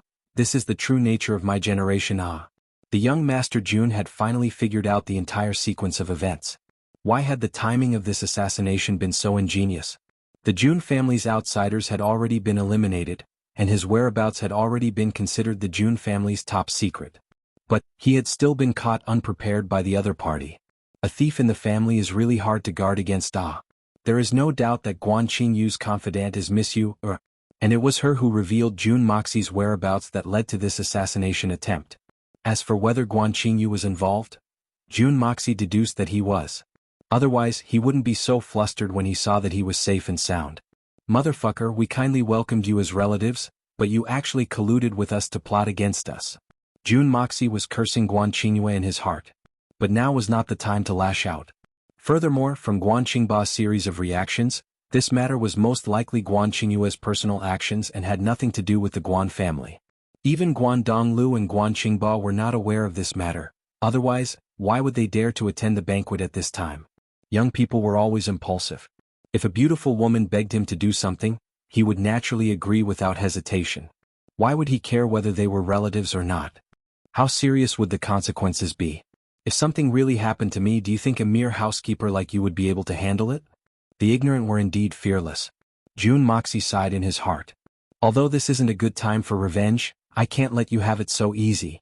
Isn't you your dream lover? Excellent. Excellent. Let's properly praise your precious you. I'll fucking piss you off. So second young master Guan has acquaintances in the Spirit Fog Lake. Haha, sorry for my rudeness. I'm a frequent visitor to the Spirit Fog Lake. Jun Moxie smiled and whispered, speaking of which, I have more acquaintances in the Spirit Fog Lake than second young master Guan. Haha, Jun Sunshao is a native of Tianxiang, so naturally he is more familiar with the place than me. Guan Qingyue forced a smile. Of course. There are a lot of prostitutes here and I'm the one who opened them. Jun Moxie had a triumphant look on his face as he whispered, for example, that Ni Chang Pavilion's Lady Yu from the Spirit Fog Lake. Ha! Everyone says that she is the most beautiful woman in the Spirit Fog Lake, but this young master is her first benefactor. Guan Qingba suddenly cursed in his heart.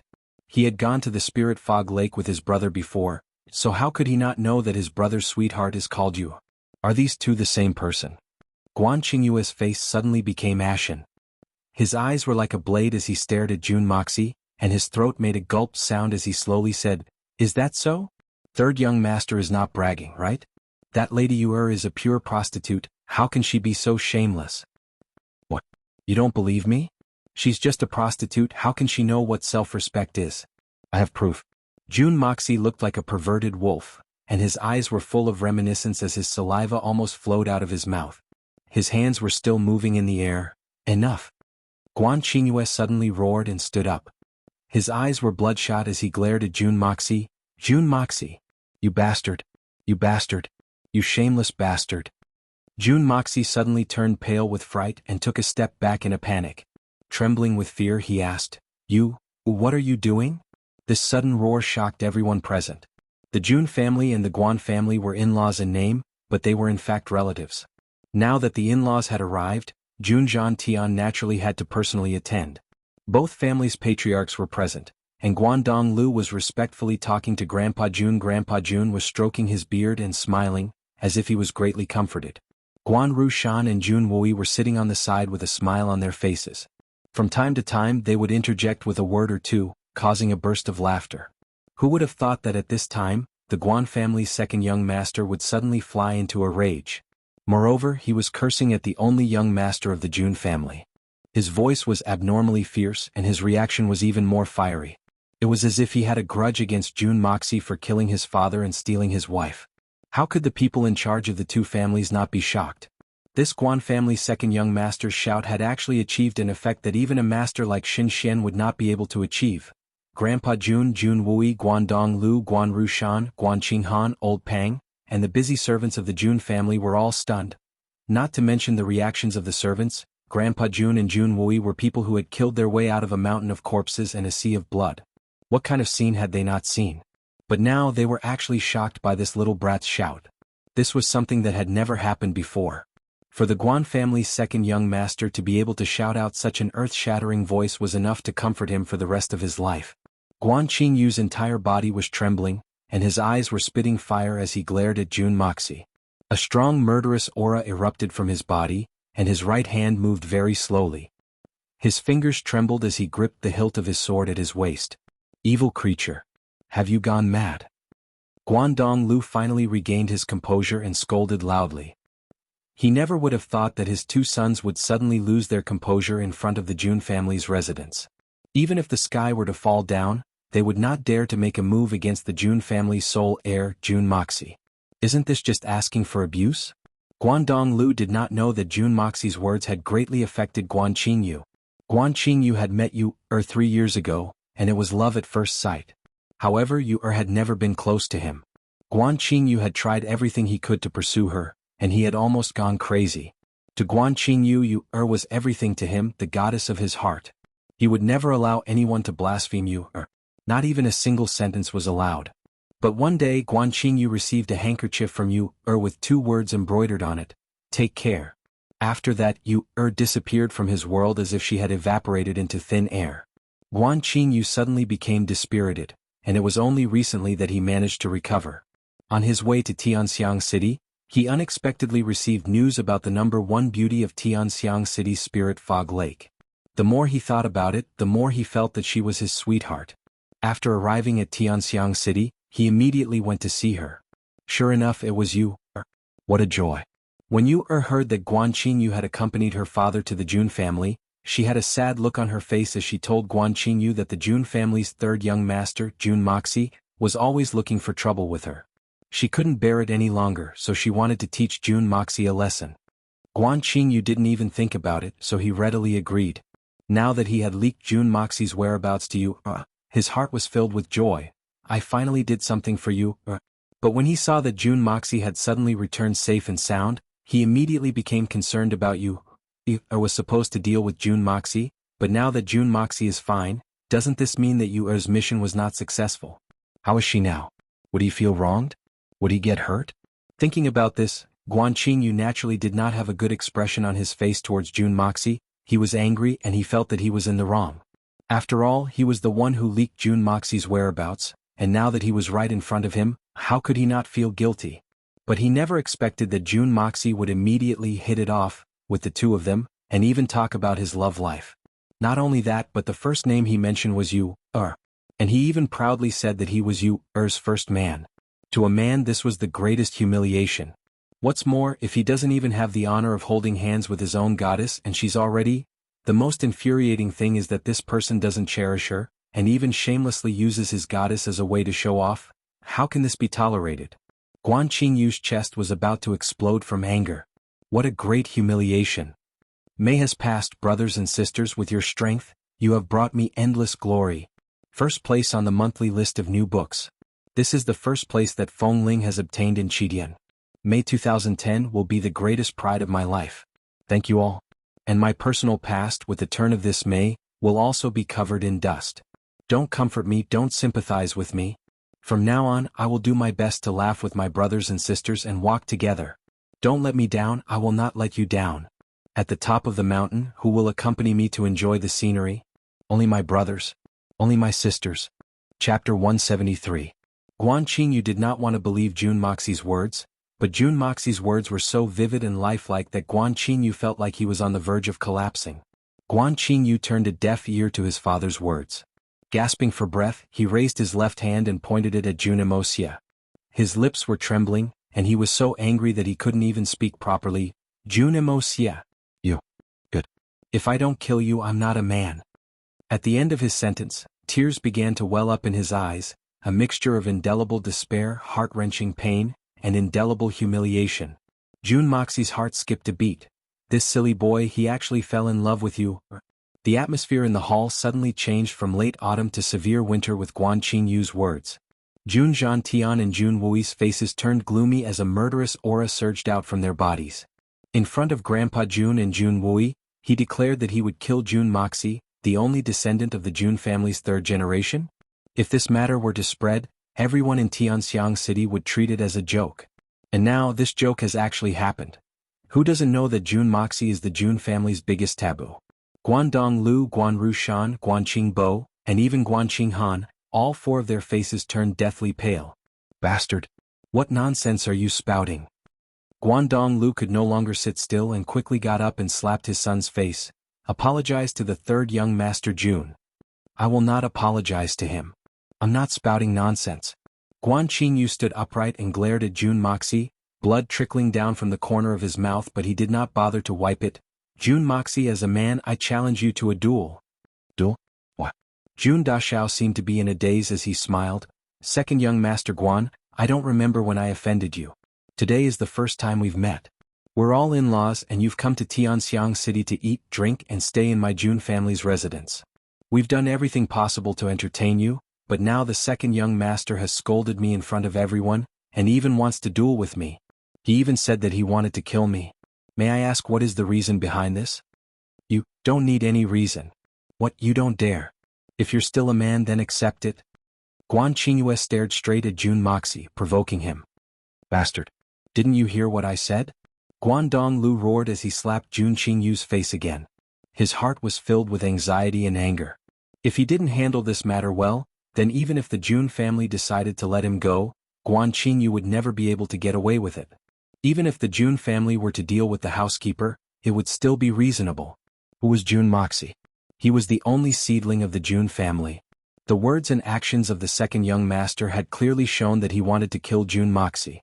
If someone else had such intentions towards his son, then he would have no choice but to kill them. What choice would Grandpa Jun make if they were of the same mind? Guan Qingyu was still glaring fiercely at Jun Moxie with a stubborn look on his face. He didn't even blink as he faced his father's slap. Guangdong Lu's hand was already in the air, and was about to hit Guan Qingyu's face. Suddenly, someone grabbed his wrist tightly, and he turned around to see that it was Jun Wui. Jun Wui smiled warmly and said in an understated manner, "Brother Guan, I think there must be a reason behind your son's words, but as for the reason behind this matter, we need to investigate it thoroughly before we can make a decision. Wuxia has always been a debauchee, and he might have unintentionally offended the second young master Guan. Besides, this is a conflict between the younger generation, and it would be inappropriate for us to intervene and forcefully suppress it. If our two families were to misunderstand each other, then that would not be good." Jun Wui smiled, and the expression on his face was very genial, but Guangdong Lu was startled. Jun Wuyi's words were gentle, but there was a faint sense of oppression in them. It was self-evident. It was as if a heavy mountain was floating above Guangdong Lu's head. If he didn't handle it well, then it would come crashing down on him, or even crush the housekeeper and everyone else into a meat patty. "Third uncle, please calm down, let me ask him." Guan Qinghan quietly bowed and walked in front of Guan Qingyu. "Qingyu, what is the reason behind today's matter? Why did you suddenly become so impudent? If Wuxia's words are wrong, then don't hesitate to speak up and I will help you." She had only seen the three youths huddled together, talking in low voices, and each one of them had a wretched expression on their faces. She assumed that they were talking about something bad, so she spat on the ground and quietly sat down. How could she have imagined that the situation would suddenly change so suddenly? However, Guan Qingyu was still her younger brother, and she believed that he wouldn't cause trouble for no reason. She was certain that Jun Daxiao was the one who provoked him first, and her younger brother had no choice but to do such a thing. "What? Guan Qingyu stammered for a long time, but was unable to say anything. His face was full of anger and embarrassment. He really couldn't bring himself to say anything. Regardless of Yu Er's original identity, her current identity was that of a prostitute of the Spirit Fog Lakes and Aichang Pavilion. If his elder sister and father were to find out that he had challenged the Jun family's third young master to a duel over a prostitute, wouldn't they go crazy? No matter how much Jun Moxie had slandered Yu, anyone could only say that Jun Moxie had no sense of propriety, and would never stand up for a mere prostitute. In fact, although Guan Qingyu had met Yu back in his hometown, and had even reunited with her in Tianxiang City, he had no idea about Yu's origins. But no matter what, Guan Qingyu had set his heart on this woman, and was the goddess of his heart. Guan Qingyu was very firm on this point, and no matter who had blasphemed against his goddess, he would defend her with his life. "Second young master Guan, I would also like to know how I have offended you? If this younger brother has truly offended the second young master, then this younger brother is willing to apologize, please speak freely." Jun Moxie's face was full of puzzlement and sincerity, and he took the opportunity to add insult to injury. "Say something." Guan Qinghan's willowy eyebrows slightly wrinkled. The Jun family's debauchee attitude was very proper, and she looked at her younger brother and couldn't help but feel a little sad in her heart. Could it be that her younger brother was inferior to a debauchee like Jun Moxie? "Let me explain this matter." Guan Qingbo calmly took over the conversation, and looked at his younger brother with an awkward expression. He knew that this matter had already developed to a very serious point, and if he didn't explain the truth, then he was afraid that it would be a great disaster for the Guan family. Therefore Guan Qingbo had made the story of Guan Qingyu and Yu to be particularly sentimental. Moreover, the story was about a pair of lovers who would never change in life and death. However, because of some unknown and irresistible reason, the two of them were separated. Then Yu somehow ended up drifting to Tianxiang City, and became temporarily a prostitute in a brothel. At that time Guan Qingyu arrived at Tianxiang City, and the two coincidentally met, and coincidentally Jun Moxie turned out to be this girl's former guest. Guan Qingbo's story could be said to be quite subtle, and the story he created was enough to arouse people's sympathy, and the description of the feelings between the two was enough to move one's heart, but even so, Guangdong Lu Yi was so angry that her eyes turned black. She almost fainted. Who here didn't understand what was going on? After listening to Guanqing Bo's story, everyone could guess the reason for today's matter. These two debauches and even relatives by marriage were openly fighting over a prostitute. This was simply the biggest joke in the world. Everyone was silently cursing Guan Qingyue as they stared at him with a look of disdain in their eyes. Just because of a brothel girl, he actually dared to openly compete with the heir of the Jun family for the love of a brothel girl? This second young master Guan is truly an idiot. The one who was the most furious wasn't the head of the Guan family, Dong Lu Yi, but the eldest daughter of the Guan family, Guan Qinghan. Guan Qinghan had always despised her brother-in-law Jun Moxie for being a debauchee, but now her well-behaved younger brother was also this kind of trash?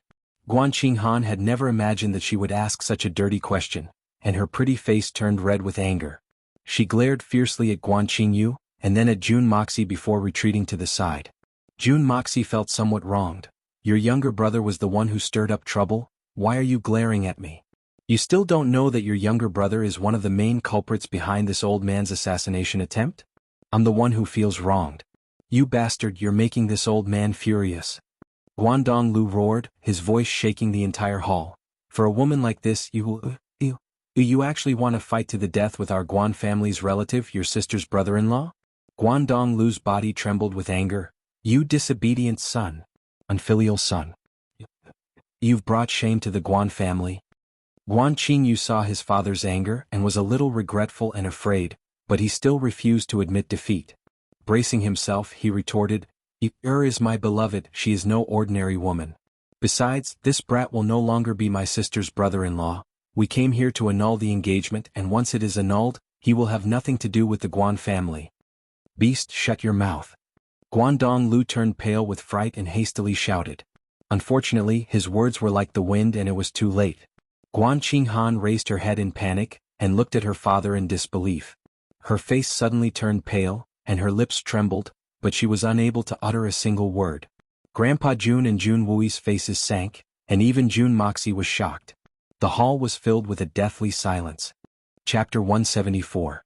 Guangdong Lu smiled as his cheeks were dripping with sweat. Please go ahead, take care of yourself. Jun Zhantian snorted as he walked in with a calm face. Guan Qinghan's status in the Jun family is only in name, this is an ironclad fact. The Jun family has repeatedly brought up the issue of annulling the engagement, but Guan Qinghan has always been unwilling to do so. But now, the Guan family has brought up the issue of annulling the engagement, which is completely different from the Jun family's initiative. The Guan family's main purpose in coming to Tianxiang City was to bring Guan Qinghan back, and conveniently annul the engagement. Both families are well aware of this purpose. But knowing is one thing and the Guan family's initiative to bring it up is another. Even if the Guan family hadn't brought it up, Grandpa Jun and Third Master Jun would have been willing to facilitate this matter for the sake of Qinghan's happiness. But the Guan family's initiative is tantamount to slapping the Jun family in the face. Although this was purely a matter of face. But this face the Jun family cannot afford to lose. What was originally a good thing has become a difficult matter to resolve in a split second. Jun Wui's eyes flashed as he slowly said, so that's how it is. Pondering for a moment he continued, as for Qinghan's matter we'll discuss it later. Right now, I just want to know what the second young master Guan wants to do today. Guangdong Lu was at a loss for a moment. As the head of the family, this is the first time in his life that he has felt so helpless. Jun Moxie, you've humiliated you, so you're my mortal enemy. Guan Qingyu sneered, don't tell me that your Jun family wants to force me to stay here? No wonder you, said that you're despicable and shameless, and that she wanted to retaliate against you, so you're really so hateful. Since you've luckily escaped today, then I'll take revenge for you, If you're still a man, then accept this young master's challenge. This brat actually spilled everything out and he even had a face full of righteousness and indignation. Is this what an idiot looks like? Or perhaps it could be said that newborn calves are not afraid of tigers. In fact, it was no surprise. The butler was famous in the entire eastern region. As the second young master of the Guan family, Guan Qingyue was like a local tyrant. Even though he had arrived in Tianxiang City, he still felt that the Jun family was only an aristocratic family with some power and influence. How could it compare to the Guan family's Xianqi family? In fact, even the officials of the eastern region had to be polite to him. Therefore in his young heart he really didn't put the Jun family in his eyes. Especially when he saw the 3 generations of the Jun family today.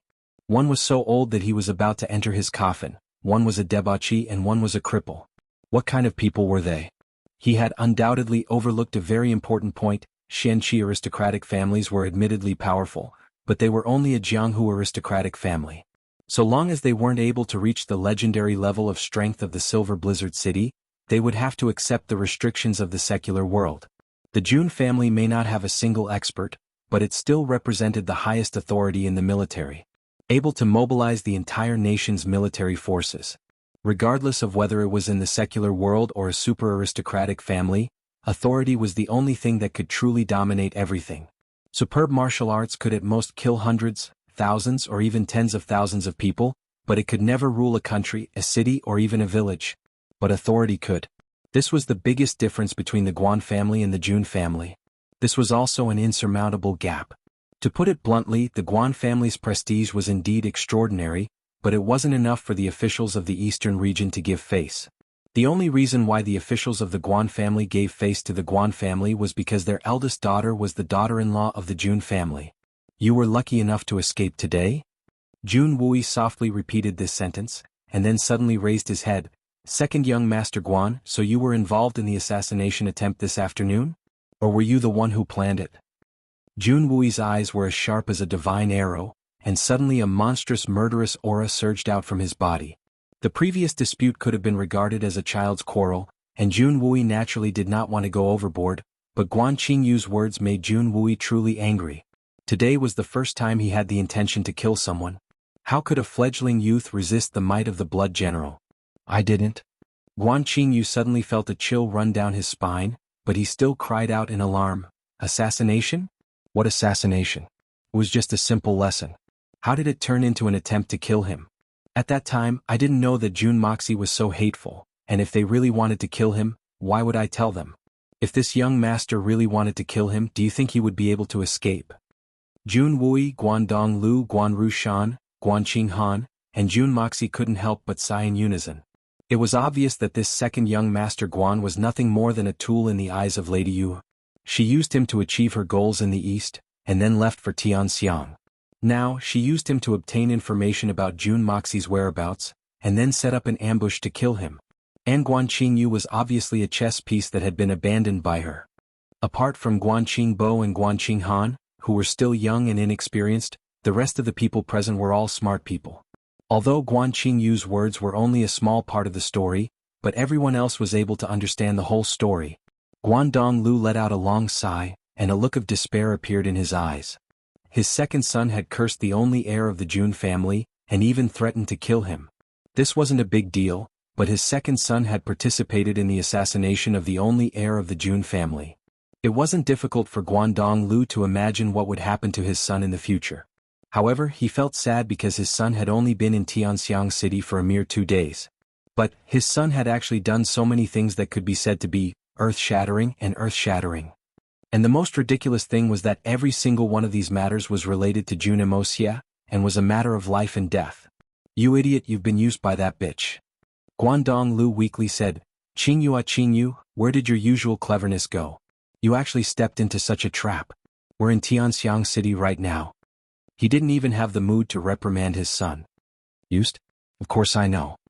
Guan Qingyu's face twitched in pain.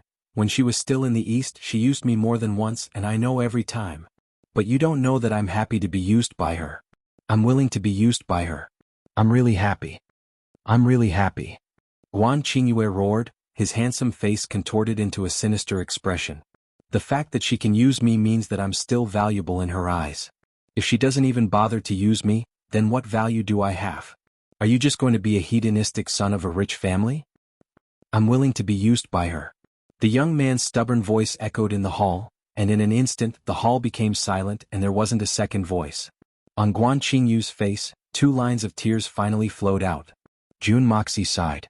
In both his previous and current life, he had always been a heartless person. To be the strongest assassin, one must be heartless and ruthless and abandon all emotions and love. Only then can one truly be free from all attachments and kill everyone in the world. But as a martial artist who pursues the pinnacle of martial arts, he must overcome the barrier of love. And the only barrier that Jun Moxie hadn't overcome was the barrier of love. It wasn't that he couldn't, but he didn't dare. He didn't dare, and this was the only thing that Jun Moxie didn't dare to do. The barrier of love. Since ancient times, the barrier of love has been difficult to overcome. How many heroes and peerless beauties have fallen at the barrier of love? The word, love, has been passed down through the ages, but how many people have been able to overcome the barrier of love? One must first have feelings and throw oneself into it, only then can one overcome the barrier. But once one throws oneself into it, most people would have no regrets, even if their body and soul were to burn. Ask the world, what is love? It's called life and death. At this moment, everyone in the hall could clearly feel the depth of Guan Qingyu's love, and the bitterness of it. It was a kind of helpless despair, powerless sorrow, and a sense of hopelessness. Among them, Guan Qinghan felt it the most. In this world, if there was a man who would sacrifice himself for her without any regrets, MOU? You've let me down. Jun Wui had been in love for 10 years, and naturally understood this kind of hopelessness. He couldn't help but sigh, and his killing intent was greatly reduced. For the first time, Jun Moxie had a look of respect on his face.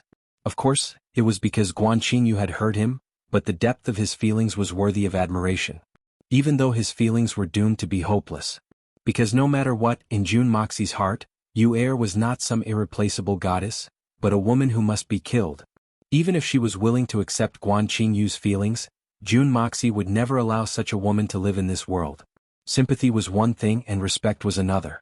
Just because you have feelings doesn't mean that you can do whatever you want. If it threatens your own safety, then even if your feelings are higher than the sky and your love is deeper than the sea, so what?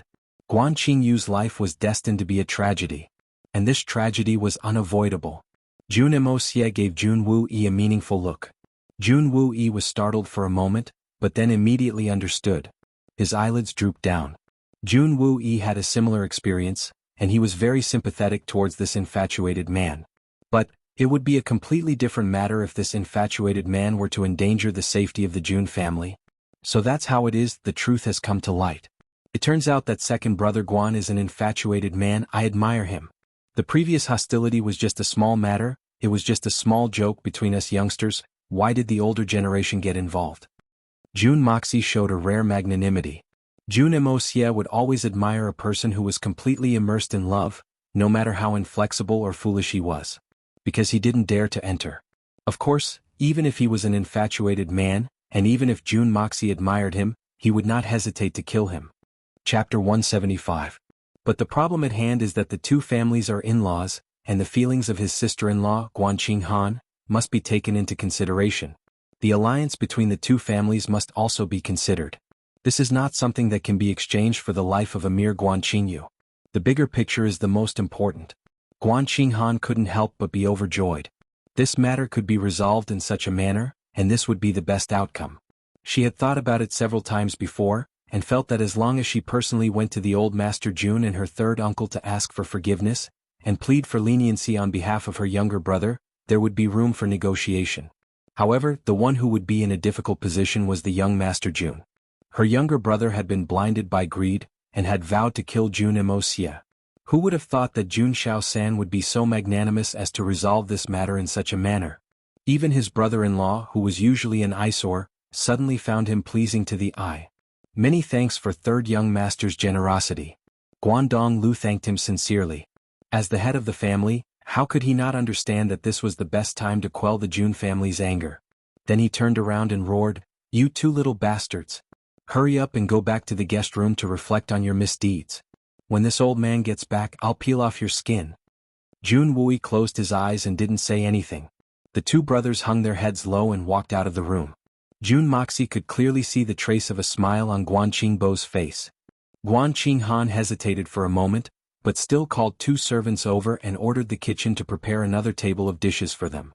No matter what mistake they had made, they were after all brothers of the same family. "Brother Guan?"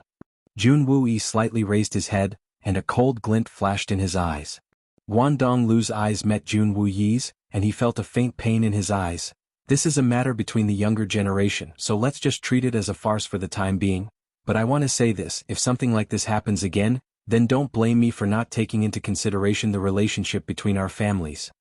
Third brother Jun, rest assured, if something as shameful as this happens again, then I, Guandong Lu, will chop off my own head and deliver it to you. Guangdong Lu's expression was solemn. He owed the Jun family a big favor today.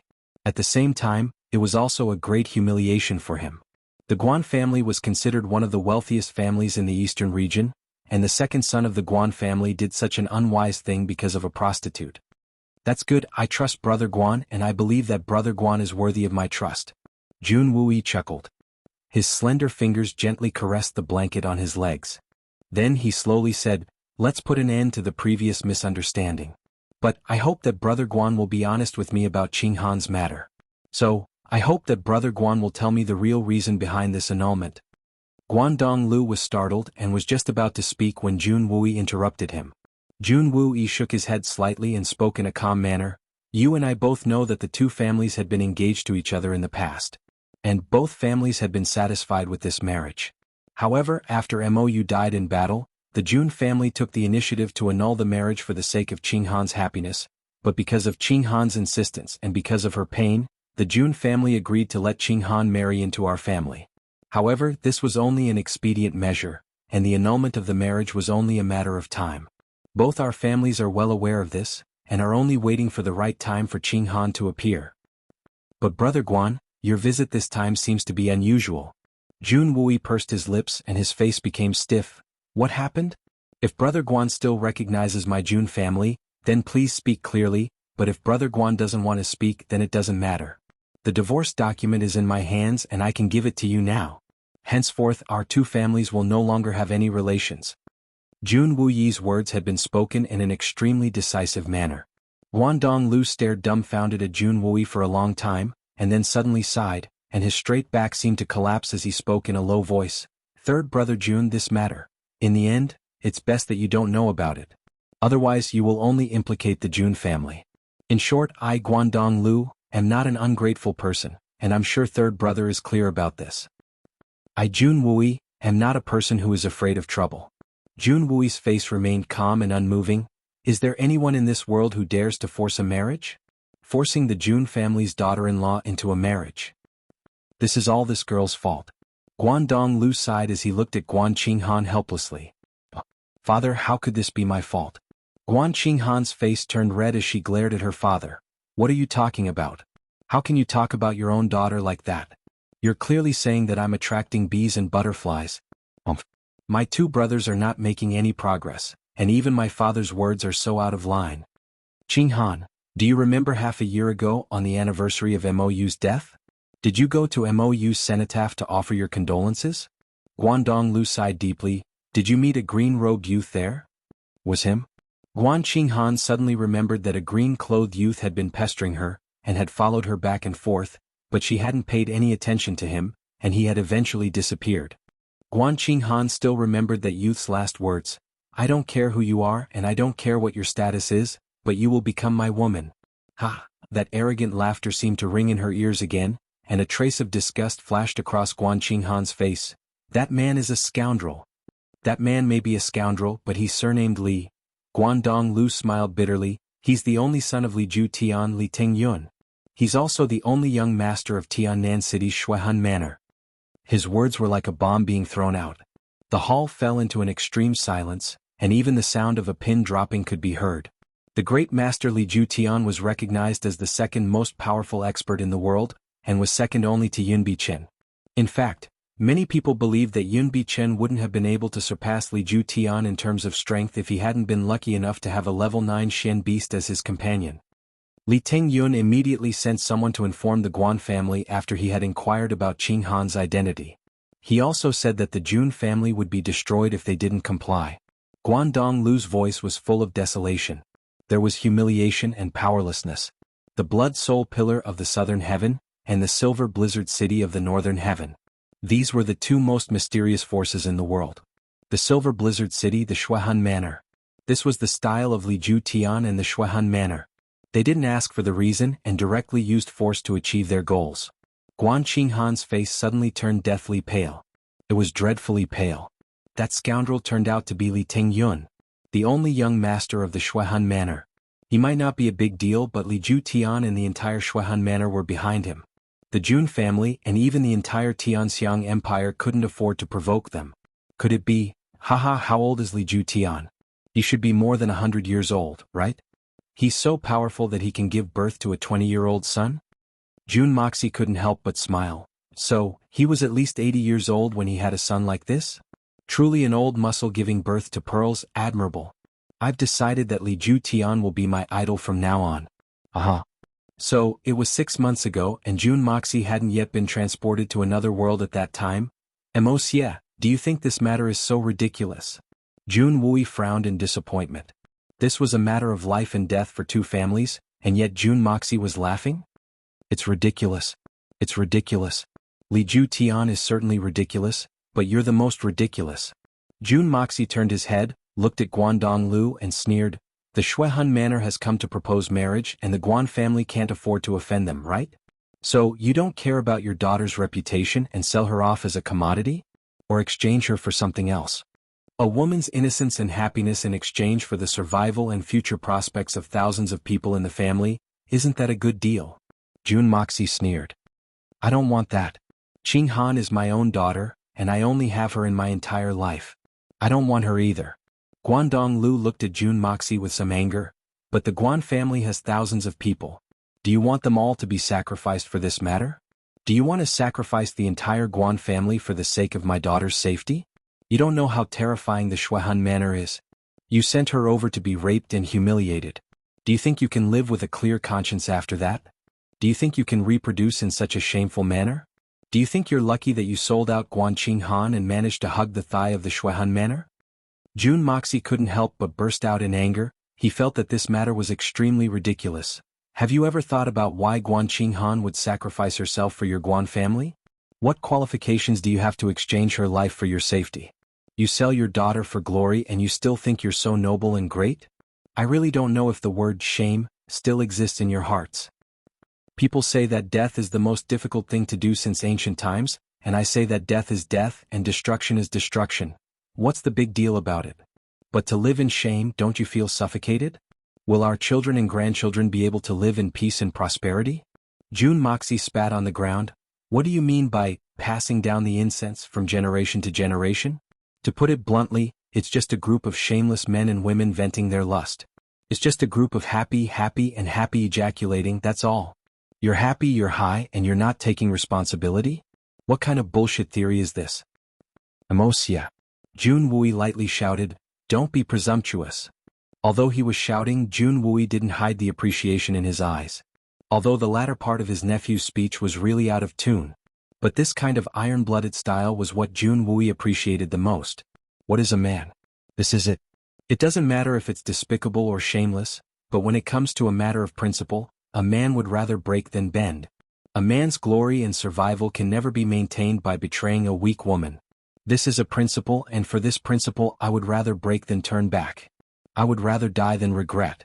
This is how a man should be. Chapter 176. Guangdong Lu's eyes narrowed as he spoke in a cold voice. Why can't I have a clear conscience? Qing Han is the Guan family's daughter, and this matter has arisen because of her. If the family had the ability to protect her, then we would have spared no effort to protect her, but if the family doesn't have the ability to do so, then we would have no choice but to sacrifice ourselves. Bullshit. You haven't tried and you haven't made any effort, so how do you know that you can't protect her? You're only willing to sacrifice your daughter's happiness? Are you still a man? You're a coward. June Moxie was furious. You're afraid of the enemy's strength, that's all. But do you think that your daughter needs your protection when she's weaker than the Guan family's forces? You bully the weak and fear the strong, and you're just looking for an excuse for your cowardice. Guangdong Lu's complexion became even more calm. If I can save the Guan family by sacrificing one person, then why wouldn't it be worth it? If I could save the entire Guan family by sacrificing my life, then I would have gone to that old man Li Ju Tian a long time ago, but what's the point?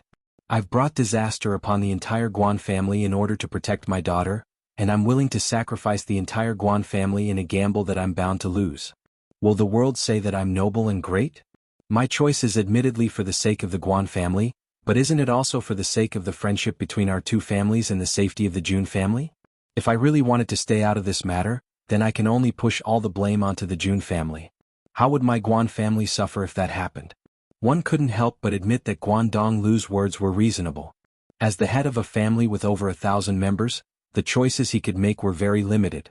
Moreover, the fact that he didn't abandon the Jun family at this time was commendable. But being reasonable and commendable didn't mean that he would be accepted. Well said, sister-in-law Qing Han is now a member of the Jun family, and no longer the Guan family's daughter. She's a member of the Jun family in life, and a ghost of the Jun family in death. A married girl is like spilled water, and has nothing to do with the Guan family. You really don't have the right to decide anything. Jun Moxie said in a powerful voice.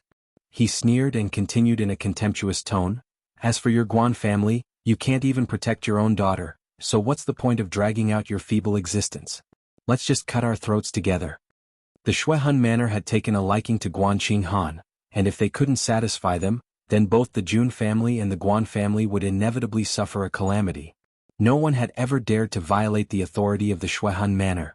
Guandong Lu as well as the entire Guan family, although they were helpless in a sense, it was also understandable. He believed that many people would make the same choice, and marriage between women was a very common thing in this era. In Guandong Lu's eyes, sacrificing a woman in exchange for the survival of two great clans was a perfectly reasonable choice. There was no need to make such a contradictory choice. She was just a woman. So what if she was his biological daughter? However, Jun Moxie would never allow himself to live in such shame. What kind of man could he be if he couldn't even protect a woman from his own clan? What was the point of living in such humiliation? From Jun Moxie's point of view, it wasn't a matter of Guan Qing Han's reputation or survival. It was a matter of his own principles. Perhaps such a decision was stupid, or perhaps such a decision would lead to the destruction of both the Guan family and the Jun family. But in Jun Moxie's heart, there was no room for compromise. Even if it meant sacrificing the lives of millions of people in Tianxiang, Jun Moxie would still make the same choice. Life or death. What the hell? A man lives with a single breath and a Buddha fights for a single incense. If he had to give away an innocent woman in exchange for his own survival, then he might as well just die.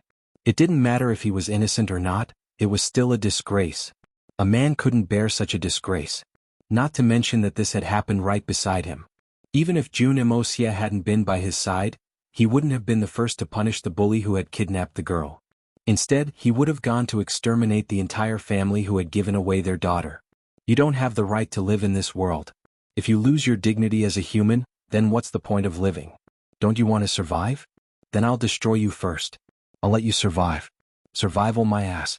Hitman Jun's argument was undoubtedly very different, and had greatly deviated from the style of this world, so it was naturally difficult to gain the approval of most people, such as Jun Sunshao. You will bring disaster to the Jun family if you do this. Have you ever considered the disaster that your impulsive decision will bring? Even if it's the Jun family, do you think it's only yours? Guandong Lu was somewhat angry as he spoke in a heavy tone. I am the only heir to the Jun family. The future of the Jun family is in my hands. If it's destined to be destroyed in my hands, then I don't mind doing it sooner. My decision is the Jun family's decision. Jun Moxie straightened his back and looked at Guandong Lu with a sharp gaze as he spoke. Lord Guan, the Jun family does not agree to break off the engagement. Your Guan family has already done their best, so you can stay out of this matter. Then he turned his head and looked at Guan Qing Han.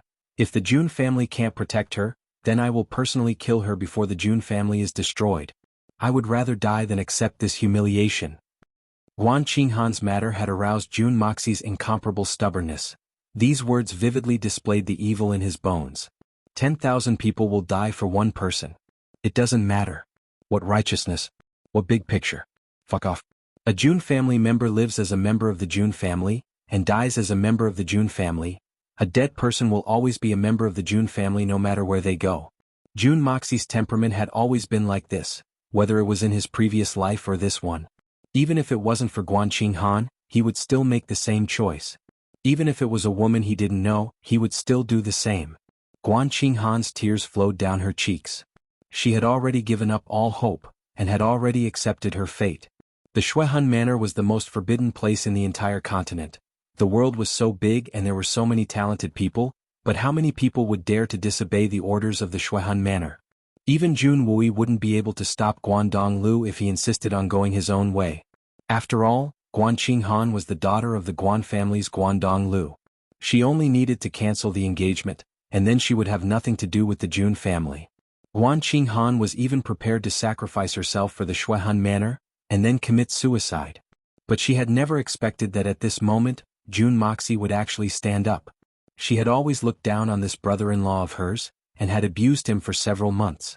This debauchee brother-in-law of hers had actually said such words. He would rather die together with her than let her accept and face her tragic fate. In fact, he would even sacrifice his entire family for her sake.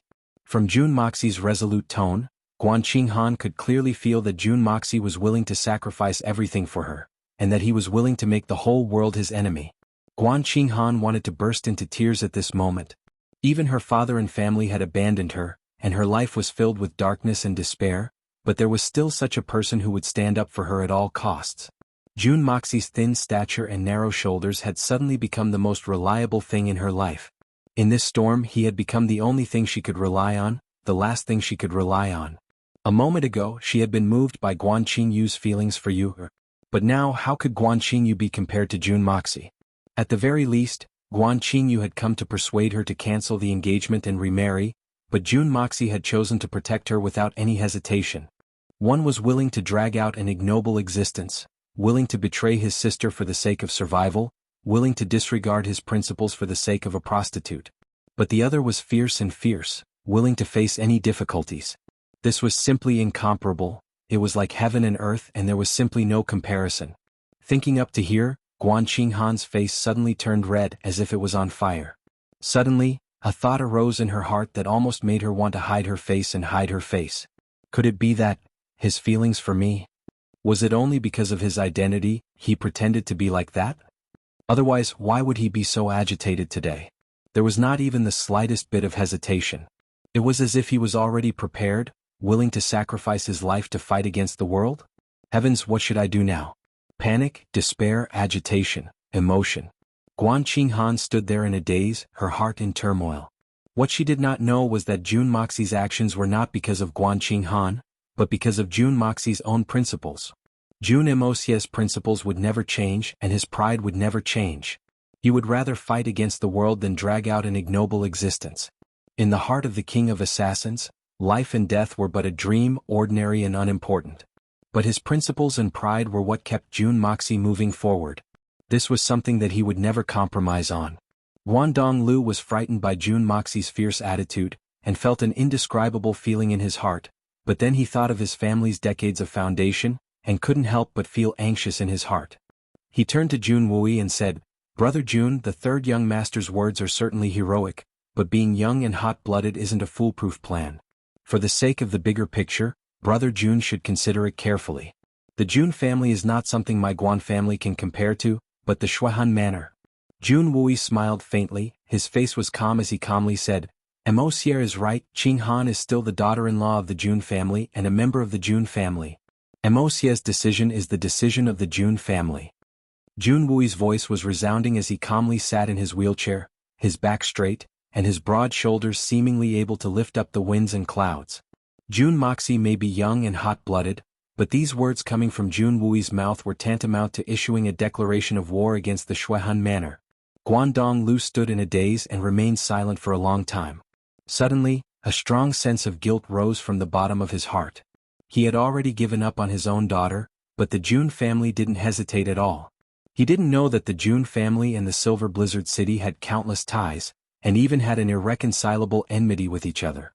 And now, because of Guan Qinghan's matter, the Shuehan manor has become their enemy. Both the Jun family and the Shuehan manor are standing on opposite sides. One on the south, one on the north, and the other on the south. But Jun Moxie and Jun Wui were still smiling indifferently, and were still laughing in a heroic manner. Chapter 177. Guan Qinghan could no longer hold back her tears, and they flowed out of her eyes. The despair and resentment in his heart had suddenly turned into gratitude in the few words they had spoken just now. When her father said that he would give up on her, even though Guan Qinghan understood and even empathized with her father's choice, she still couldn't help but feel pain in her heart. She had even thought that even if she had to sacrifice herself for these two families, she wouldn't let that hateful person touch her. The day the sedan arrives at the Shuehan castle would be the day she sets foot on the Yellow Springs. But now Guan Qinghan suddenly changed her mind. People can't always plan for themselves in life. She had thought that her father's words, her family's consideration, and her willingness to set foot on the sedan was already very great. But at this moment, after witnessing the choices of the Jun family, Jun Moxie, and Jun Wui, Guan Qinghan felt that perhaps she hadn't done enough. Looking at Jun Moxie and Jun Wui, Guan Qinghan's heart was filled with infinite warmth. For these people who care about me, even if I have to sacrifice the rest of my life, so what? As long as they can live peacefully and happily, isn't that better than anything else? I can be unwilling to be humiliated and commit suicide, but if the Shuehun Castle takes its anger out on the Guan and Jun families, wouldn't that be a greater sin for me? How can I implicate such heroic men and heroic families? How can I let them sacrifice themselves for me, and let countless innocent lives be humiliated, trampled, and killed? How can I bear to do that? How can my heart be at peace? Third uncle, father, I have something to say. When Guan Qinghan turned her face, she had already restored her usual cold appearance, and looked even colder. If you have anything to say, say it, third uncle will definitely support you. Jun Wui looked at her, and suddenly a bad feeling arose in his heart. Guan Qinghan quietly raised her head and looked at the heavy rain outside the hall. She finally made up her mind. She slowly knelt down in front of Jun Wui and slowly kowtowed 8 times. She raised her head, looked at Jun Wui and calmly said, "Originally, Qinghan had no right to intervene in the family's affairs, but the cause of this matter is Qinghan. Qinghan is the eldest daughter of the Guan family, and was once the granddaughter-in-law of the Jun family. Not only was she unable to do her best for both the Jun and Guan families, but she also provoked such a disaster. This is a grave sin, and I hope that third uncle, third brother Wuxia, and father will no longer argue over this matter." During this period of time, Qinghan had also thought through many things in her heart. Although Qinghan and Mou were engaged to be husband and wife, they weren't husband and wife in name. So, it would be inappropriate for her to shamelessly stay in the Jun residence for too long. Therefore, Qinghan boldly asks the third uncle for forgiveness. Qinghan wants to. Guan Qinghan bit her lower lip and said word by word, "Cancel the engagement." She weakly lowered her head, as if she had used up all the strength in her body. This matter should have been handled by Qinghan personally apologizing to grandfather, but Qinghan really doesn't have the face to kowtow to him, so I can only ask third uncle to help me. Tomorrow, Qinghan will follow father back to the Guan family. From now on, I, Guan Qinghan, will no longer have any relationship with the Jun family. Jun Wui almost jumped out of his wheelchair. Guan Qinghan's words emphasized that she was only the eldest daughter of the Guan family, and didn't recognize herself as the daughter-in-law of the Jun family. What did this mean? Guandong Lu was aghast when he heard his daughter's words, but there was also a sense of understanding in his heart, as well as a sense of comfort in his heart. With a daughter like this, what more can I ask for? His daughter's choice could be said to be the best choice for the Jun family and the Guan family. However, this girl has suffered. 2 lines of tears silently flowed down his cheeks. Jun Moxie looked at Guan Qinghan in surprise, and saw that her face was still cold and calm, without the slightest ripple, but her hands were clenched so tightly that her knuckles had turned white. Jun Moxie immediately understood what she meant. "Qinghan, this decision is no small matter as it concerns your entire life. I advise you to reconsider. You only need to say one word, and you will forever be the daughter-in-law of the Jun family. As long as the Jun family is still breathing, no one will be able to force you." Jun Wui's eyes didn't look at Guan Qinghan, but rather at his own hands, which already possessed the strength of Tianxian. "There is no need to reconsider, I have already made up my mind, and I hope that the third uncle will agree." Guan Qinghan smiled sadly. "In fact, Mou and I have only met 3 times, that's all. What happened back then was also my unrepentant stubbornness, and..." Guan Qinghan turned her head and looked at her father. Guandong Lu turned his head away in embarrassment. As a father, he didn't dare to look directly at his daughter's eyes at this moment. He was afraid that his heart would soften, and he would open his mouth to stop his daughter. Guan Qinghan smiled lightly and changed the topic. "Time will never turn back, and the past is the past. In fact, it was only a verbal engagement back then, and now even the annulment documents are unnecessary. Qinghan's future marriage will have nothing to do with the Jun family." Jun Moxie could sense that Guan Qinghan wanted to say something, but then hesitated several times as she said this. It was obvious that she was very excited.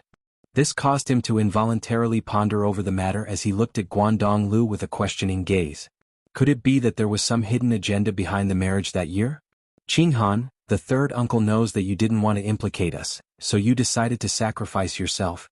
However, it was already too late for this matter to develop to this point. It's too late even if you annul the engagement and declare that you are no longer related to the Jun family. As long as I know about this, I won't ignore it no matter how you look at it." Jun Wui pondered for a moment and then suddenly smiled. Qinghan, don't forget that the third uncle may be a cripple now, but I was once a soldier and I will always be a soldier. A soldier has the courage of a soldier. A marriage is such a humiliating matter, and as long as a soldier has the courage of a soldier, they will never agree to it. Moreover, this matter happened to you, the daughter-in-law of the Jun family. Jun Wui raised his eyebrows. I can agree to annul the marriage. But the Shuehan manor is something that the Jun family will not allow. You may not be the daughter-in-law of the Jun family, but you are still the daughter of the Jun family, and no one will be allowed to tarnish the Jun family. That's right. Well said, third uncle. Jun Moxie Lengling said, even if you have good intentions and don't want to implicate the Jun family, but the Jun family can't withdraw from this matter. Even if you are determined to annul the marriage, we can't let you go back to the Guan family. Do you think that we're only doing this for the sake of that marriage? This is already a great shame for the Jun family. Jun Moxie glared at her. Don't think too highly of yourself. Why are women always so short-sighted? Jun Moxie's voice was Lengling's and his words were quite unpleasant to hear, but Guan Qinghan couldn't help but feel moved when she heard them. Jun Wui called for a servant, and whispered a few words in his ear. The servant quickly walked inside and after a short while he took out a small wooden box. He handed it over to Jun Wui. Jun Wui held the wooden box in his hand and said, Nish Qinghan, this is the annulment document. This annulment document had already been drawn up when you first entered the Jun family's door. The person who presided over was my father. Once this matter with the Blood Soul Manor is settled, I will announce to the world on behalf of the Jun family that you, Guan Qinghan, have no relationship with the Jun family. But before that, you are still the daughter-in-law of the Jun family. Even if you deny it, we will never agree. Jun Moxie smiled as he looked at the wooden box and leisurely said, I believe that this wooden box can only have two endings. First, we can safely pass through this hurdle, and then I will personally open it and give you back your freedom. Second, it will be buried together with us and you and turn into ashes. Even if its body is torn to pieces, we will never let it safely enter the Shuehan manor. Jun Moxie smiled and lightly said. But this simple and indifferent sentence perfectly expressed his determination to go to the netherworld together, even if it meant perishing together indiscriminately. Guan Qinghan's phoenix eyes were blurred with tears, but when she saw Jun Moxie's calm and warm smile, and saw the heroic spirit of the world brimming between his eyebrows, she didn't know why, but her confused heart suddenly calmed down. Guangdong Lu felt as if he was sitting on pins and needles. His daughter's righteous decision had made him infinitely sad, but had also made him feel gratified. But in the time it took to say a few words, the situation had developed to such an extent that he couldn't even try to persuade her. He sighed heavily and ferociously stamped his foot. Brother Jun Yu, how can I say this to you? Aren't you letting down Qinghan's kind intentions by making such a choice? Is this really good for the country, for the family, for others, and for yourself? I understand Brother Guan's difficulties, but I also understand Qinghan's good intentions. Jun Wui smiled in understanding. Brother Guan is right, I believe that even the current emperor would have made the same choice as Brother Guan. No one can say that you're wrong, it's just that everyone's standpoint is different. In fact, this is the biggest conflict between the military and the government. The government seeks stability while the military seeks blood and iron. This cannot be reconciled. If the government seeks blood and iron, then the country will inevitably fall apart. But if the military seeks stability, then the country will not be far from being destroyed. And if our Jun family, as the head of the military, were to compromise on such a matter, then wouldn't we become a laughing stock for all eternity? It's not that we don't want to, it's just that we can't and we don't dare to. Guangdong Lu slapped his forehead. How could I have forgotten about this matter? Running to the house of a bunch of war maniacs to propose a marriage alliance, isn't that just asking for trouble? It's all that damn beast's fault. Why did he have to expose this matter in front of so many people, bringing harm to the Jun family and the Guan family? Brother Guan, feel free to follow the Guan family's arrangements. No matter what the final outcome is, we won't blame you. As for Qinghan, please stay with the Jun family for the time being. Jun Wui smiled, although his voice was slow, but there was no room for refusal. Guangdong Lu sighed, remained silent for a moment, then finally got up and strode out of the room. There was no longer any room for negotiation, and as the head of the family he had to make many arrangements. After all, the Jun family was not the only one facing disaster. The Guan family was also facing disaster. As for the matter of your second son and that woman, I have other plans. I ask Brother Guan not to interfere in this matter. Guangdong Lu had originally intended to go to the Spirit Fog Lakes and Aichang Pavilion to settle accounts with you, but Jun Wuyi's words immediately dispelled that idea. He walked to the door and stood still for a moment, then said, "The Li family only gave us 2 months. I asked third brother Jun to make plans as soon as possible." Jun Wuyi's eyes flashed as he said, "Thank you, brother Guan, you should also go back and prepare." Guangdong Lu stomped his foot and left the room. Chapter 178. Well, it's all right. You two go back and rest. Jun Wuyi looked at Jun Moxie and Guan Qinghan. Don't worry, the sky won't fall. Even if it does, there's still third uncle to hold it for you. Guan Qinghan sobbed with excitement. Jun Moxie's eyes flashed, but no one knew what he was thinking. Suddenly, his lips curled into a cruel arc. He had made up his mind in an instant. He slowly said, "I'm going out for a while." Without waiting for Jun Wuyi and Guan Qinghan to react, Jun Moxie suddenly turned around and walked out step by step. His body flashed and disappeared into the wind and rain. Outside the hall, the heavy rain continued. The sky was completely dark. Jun Wuyi's face was calm, his eyes were deep. Guan Qinghan stood quietly in front of the hall, looking at the rain lines from the sky to the ground outside the pavilion. Her expression was cold and motionless. The rain splashed on the ground, then splashed on her face and body. The autumn rain already had a sense of coldness. Li family. Jun Moxie was assassinated today? Li Yuran wore a mask, his eyes revealing a look of great interest. Is he dead? No. Standing in front of Li Yuran was a man dressed in black, thin and capable. At the critical moment, a mysterious person appeared and killed many assassins. He killed many of the assassins, so this person was too strong, and the assassins knew that it was time to retreat. Do you know who assassinated Jun Moxie? Li Yuran didn't care about Jun Moxie's life or death. He didn't care about that kind of debauchery. What he cared about was the strength that went against the Jun family. This I'm not sure yet. The man in black lowered his head. Investigate. Li Yuran ordered Lengling. The man in black trembled. He hurriedly responded, yes. This subordinate will go and investigate immediately. Ever since Li Yuran was injured and her face was damaged, she had never gone out. She had been staying at home all the time. Her temper was getting weirder and weirder, which made her subordinates even more frightened. Li Yuran walked into the inner chamber and pressed her hand on the wall. The stone door creaked and revealed a door. Inside there was a wide stone staircase. Following it to the end, there was a large underground stone room. There was another stone staircase leading upwards. It seemed like there was another exit. Li Yuran slowly walked up the stone steps. A moment later, the sound of heavy rain could be heard. It was getting closer and closer to the ground. Li Yuran's silhouette also appeared in a secluded courtyard. Yuran, is there any news about Shendan? In the small courtyard there were 10 people in white, all of them dressed as white as snow. There were both men and women, and the one who spoke first was a man in his 40s in white. He was tall and sturdy and his eyes were like lightning. His expression was calm, and his tone carried a sense of superiority. Behind him was a woman in her 30s. The rest of the people were sitting on either side of him. The man in white who had helped Li Yuran to silence Jun Moxie some time ago was also among them. He was the third person from the left. Replying to eldest brother. Li Yuran respectfully saluted. We haven't received any news so far. But junior brother has already cast a wide net. He won't miss anything. So we'll be the first to know if this treasure appears in the world. However, we need to pay attention to the fact that people from the Silver Blizzard City have arrived. Moreover, Shi Changshao has come in person.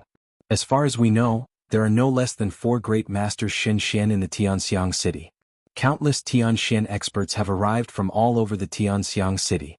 If the Shendan appears, then all parties will fight for it. Our chances of winning are not very high, and we may not be able to come out on top. In terms of individual strength, we might be inferior if Master hadn't arrived. But in terms of overall strength, we have 6 Tianxian experts and 4 Earth Xian experts. Do you think we're afraid of them? We only need to seize the Shendan as soon as possible. The rest of us will bring up the rear and one of us will escape at full speed. Then even if Yun Bichen comes, we will be able to stop him for a while. The middle-aged man was very conceited and said gently, Brother Li, you don't need to worry about this. Yes, I will rely on my fellow brothers and sisters. Li Yuran smiled and said, but the last time I always felt that the explosion of the jade coral was a bit strange. Can I ask 6th brother to help me keep an eye on the people from the magnificent jewel hall? A thin man smiled and said, it's a small matter. Junior brother, please don't hesitate to say it. The so-called people who are involved in the magnificent jewel haul? Sixth brother's Xianqi cultivation may not be very high, but when it comes to tracking and spying, I am confident that I won't lose to anyone. This person was Liu Ran's senior and junior brothers. He was the one with the best lightness kung fu. He was also the most adept at tracking, concealing, and gathering information. In addition to the magnificent jewel haul, there are also Tang Yuan and Jun Moxie. These two people are currently at the Jun residence. Tang Yuan is currently injured so he can relax a little. The main one is Jun Moxie. I always feel that there is something strange about him. Li Yuren's face behind the mask seemed to be in deep thought. In the end, these two places are heavily guarded. Sixth brother, please be careful and don't let your guard down. Rest assured, do you not believe in your sixth brother's martial arts? This guy's tracking trick is something that even I can't detect.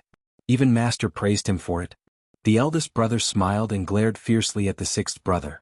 The woman behind him smiled sweetly. Eldest brother, are you thinking about the unbearable past again? The grand senior brother snorted and said, what do you mean by unbearable? It's probably some undignified and despicable means. That day when Master asked me to retrieve the flying diagram, I went excitedly. In the end, this fellow secretly stuck a picture of a turtle on my back and I didn't even notice it. Everyone laughed.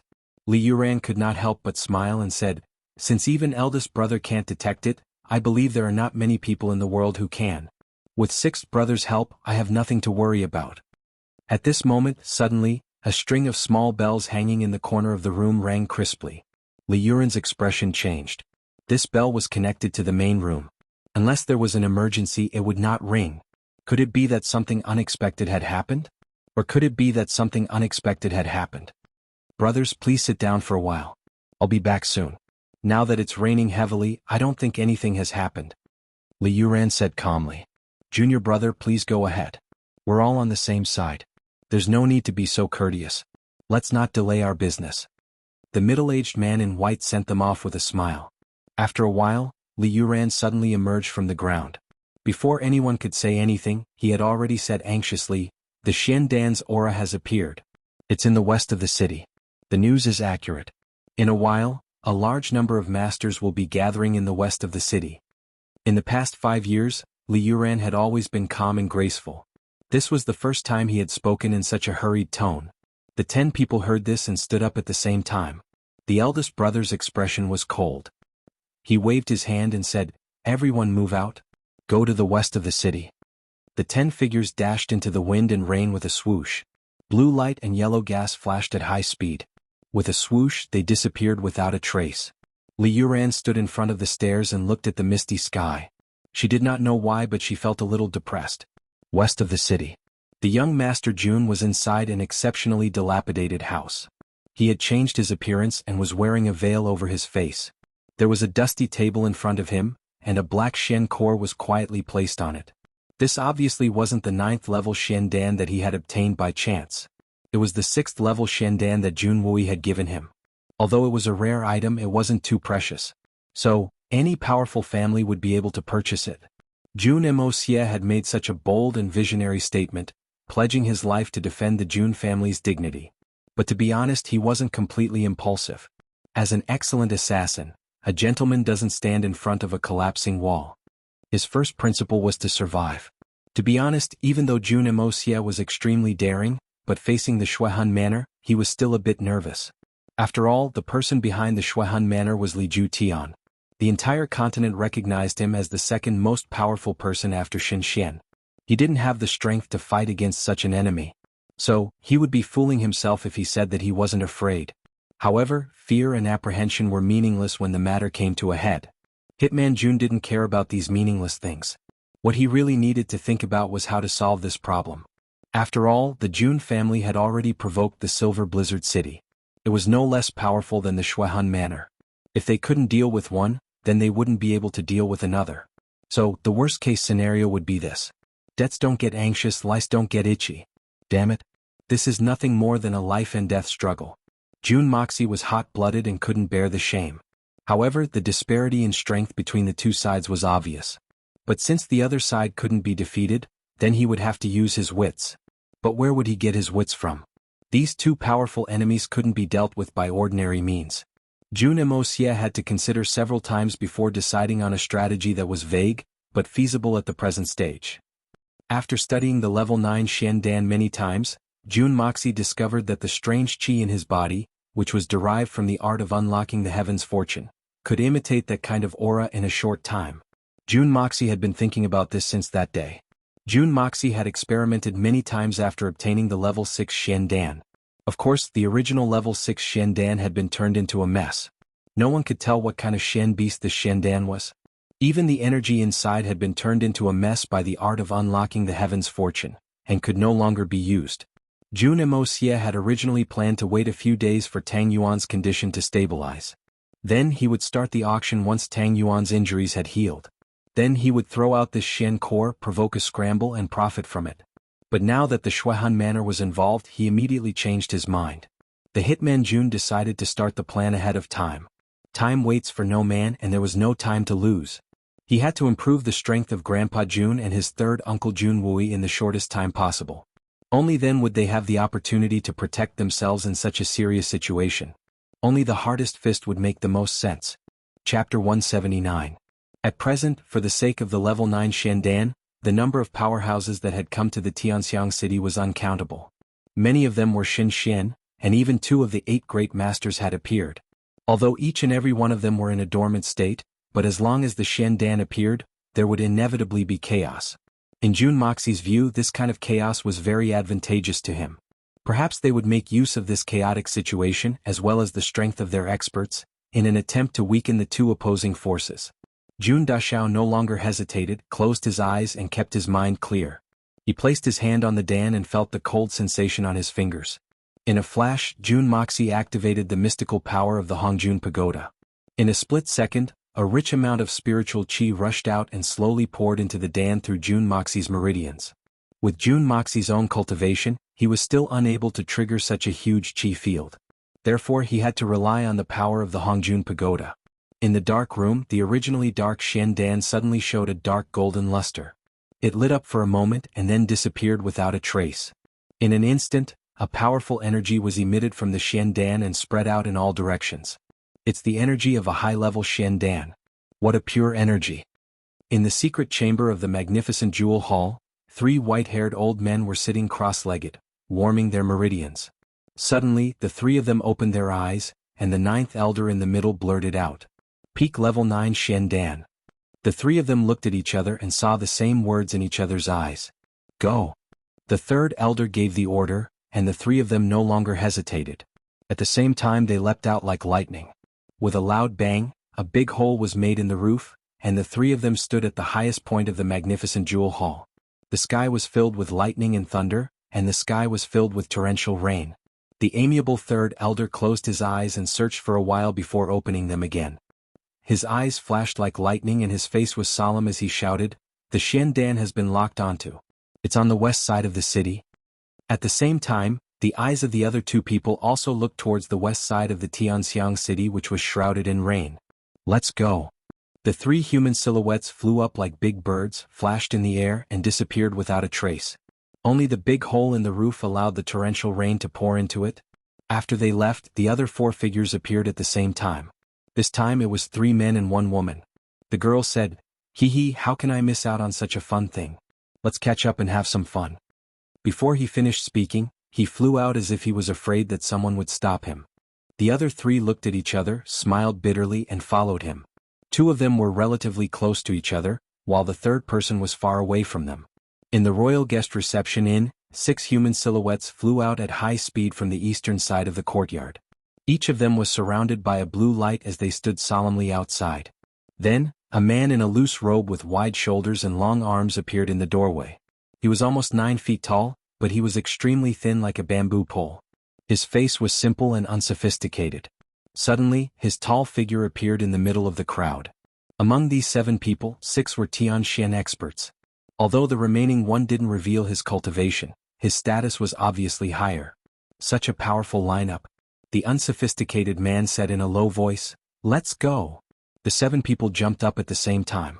At this moment, the door of the western side of the courtyard opened with a squeak, and a voice slowly said with a smile, "Brother Sure, why don't you wait for me for such a wonderful thing? Don't tell me you want to keep it all to yourself?"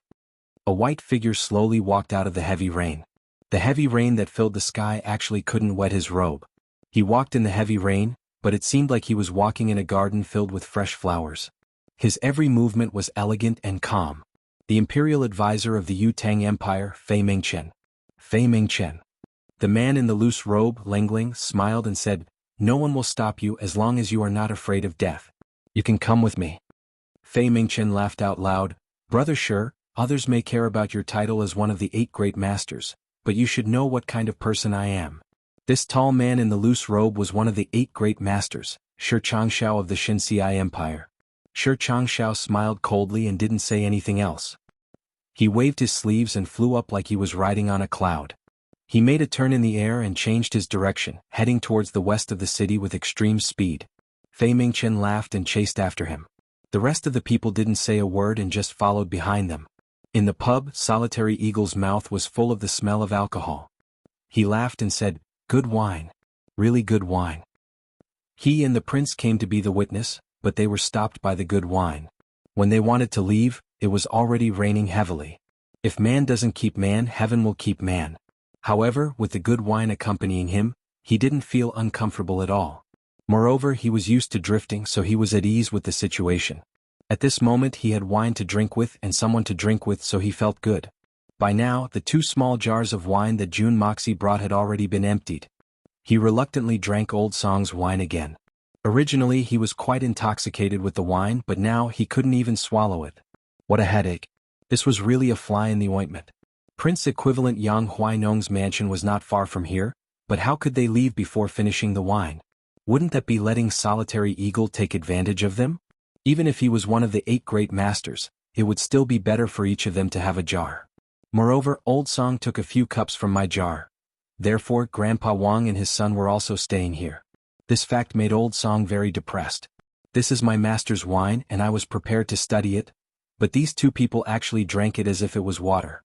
The most infuriating and depressing thing was that after drinking his master's wine, he couldn't even bear to drink his own masterpiece. But now he couldn't even bring himself to drink it. One was the only prince of the Tianxiang Empire, and the other was one of the few great masters of the world, Xin Xian. What kind of people were they? How could they be so shameless? Just as the 3 of them were staring at each other, Solitary Eagle's eagle eyes suddenly shot out 2 beams of light. He stood up and laughed. "The opportunity to stretch my muscles has finally come." His figure flashed, and without even saying a word, he suddenly disappeared into thin air without a trace. Old Song was also a genuine Tianxian expert, and instantly felt something. It was an abundant amount of pure energy that was fluctuating in the air. Song Shang's eyes flashed and several times he wanted to stand up, but eventually he sighed, lowered his head, picked up his wine cup and gulped it down. Using one's own strength to participate in the fight for Xin Xian's Xiandan would only lead to one outcome: death. After witnessing Solitary Eagle's terrifying strength, Song Shang finally gave up on the idea of getting his hands on the Xiandan, and decided not to get involved in this mess. What happened? The prince saw Solitary Eagle suddenly leave, and saw that his expression was not normal, and could not help but ask. "Level 9 Xiandan. It should be the rumored level 9 Xiandan." Song Shang replied in a deep voice, "If the level 9 Xiandan is not suppressed by the cold jade box, it will emit such an aura. This kind of thing cannot be faked." Level 9 Xiandan. The prince took a deep breath. Just now, Solitary Eagle suddenly disappeared and he went to fight for this thing? He did go, but the Solitary Eagle might not have gone for the Xiandan. Perhaps he just wanted to find a good opponent. With his temper, he would not care about worldly possessions. Song Shang lowered his head. "This is a battle of Xin Xian's level and we are powerless." The prince did not speak and was sad. He understood Song Shang's feelings. He had trained his whole life, but found out that he did not even have the qualifications to participate in a battle that was so close to him. How sad was that? At the same time, for directions. In the north, 3 figures moved like lightning. They were the 3 elders of Blizzard Silver City, Xin Xian and Blizzard 3, 6, 9 and 9. Dongfeng, Li Yuran and the 10 brothers of Li Yuran were running at top speed, and each of them had a determined look on their faces. In the south, one of the 8 great masters, Shi Changshao, and the imperial advisor of the Yu Tang Empire, Fei Mingchen, were leading the way. Behind them, there were 6 or 7 figures of sky blue Shen-Qi, cutting through the curtain of rain. In the west, Solitary Eagle flew like a goshawk, and his black robes made a hissing sound in the air, showing his speed. There was only one target, and that was the dilapidated wooden hut that was emitting the aura of the level 9 Shendan. Supreme Shen Xian's divine sense had locked onto the hut, and it was not the slightest bit off.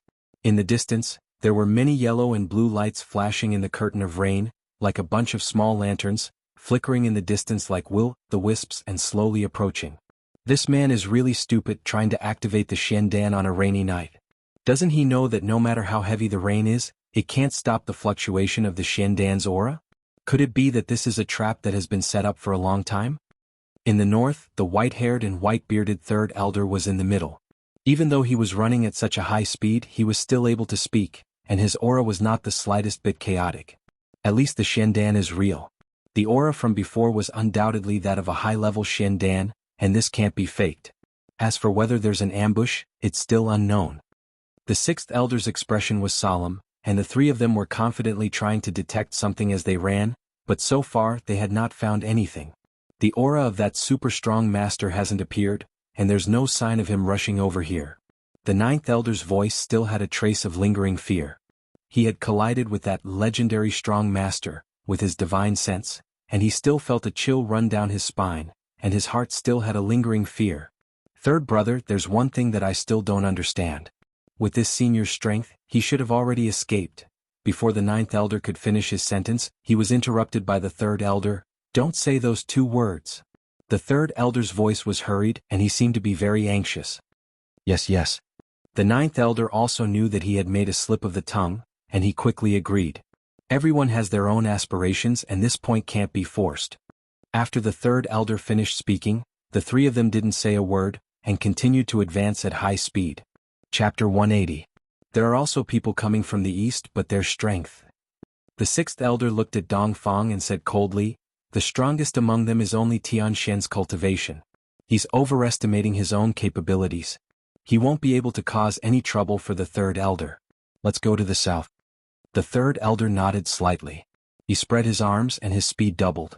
With a schwa sound he broke away and flew away like a meteor. The sixth and ninth elders' white beards fluttered in the wind as they suddenly changed directions in the pouring rain. The sixth elder suddenly shouted, 3,000 miles of ice, the Silver City is forged by the wind and snow. Are you sure Changxiao sure and Fei Mingchen brother Fei? Sure Changxiao's meteor-like figure suddenly stopped in midair. He looked expressionlessly at the two elders of the Silver Blizzard City. So it's you. Fei Mingchen also stopped and laughed. It's a small world. I didn't expect to meet the third, sixth and ninth elders of the Silver Blizzard City here. It's really an honor to meet you. Sure Changxiao was a cautious man, so when he saw that only two of the Silver City's 3, 6 and 9 elders had appeared, he quickly judged that the other elder must have gone to seize the Shen core. This sentence was both a greeting and a reminder to Sure Changxiao. Although the Shen core had fallen into the hands of the two of them, but they couldn't allow the Silver Blizzard City's people to take advantage of this situation. After all, the three elders of the Silver Blizzard City had already reached the Spirit Shen realm, and although they could easily defeat any one of them in a one-on-one fight, their overall strength was still far behind. After all, the other party had 3 people on their side. Sure Changxiao nodded slightly. His face was expressionless, but his eyes were faintly glowing as he looked at the 2 elders who were blocking his way. Get out of the way. Get out of the way? What are you 2 planning to do? The 9th elder chuckled and said, no matter what, we are all old friends. If the 2 of you have something urgent, you might as well say it. Perhaps we brothers can also help out a little. You think you can stop me? Sure Changxiao sneered. Even if Han Fengshui were here, he wouldn't dare to say that. How dare you?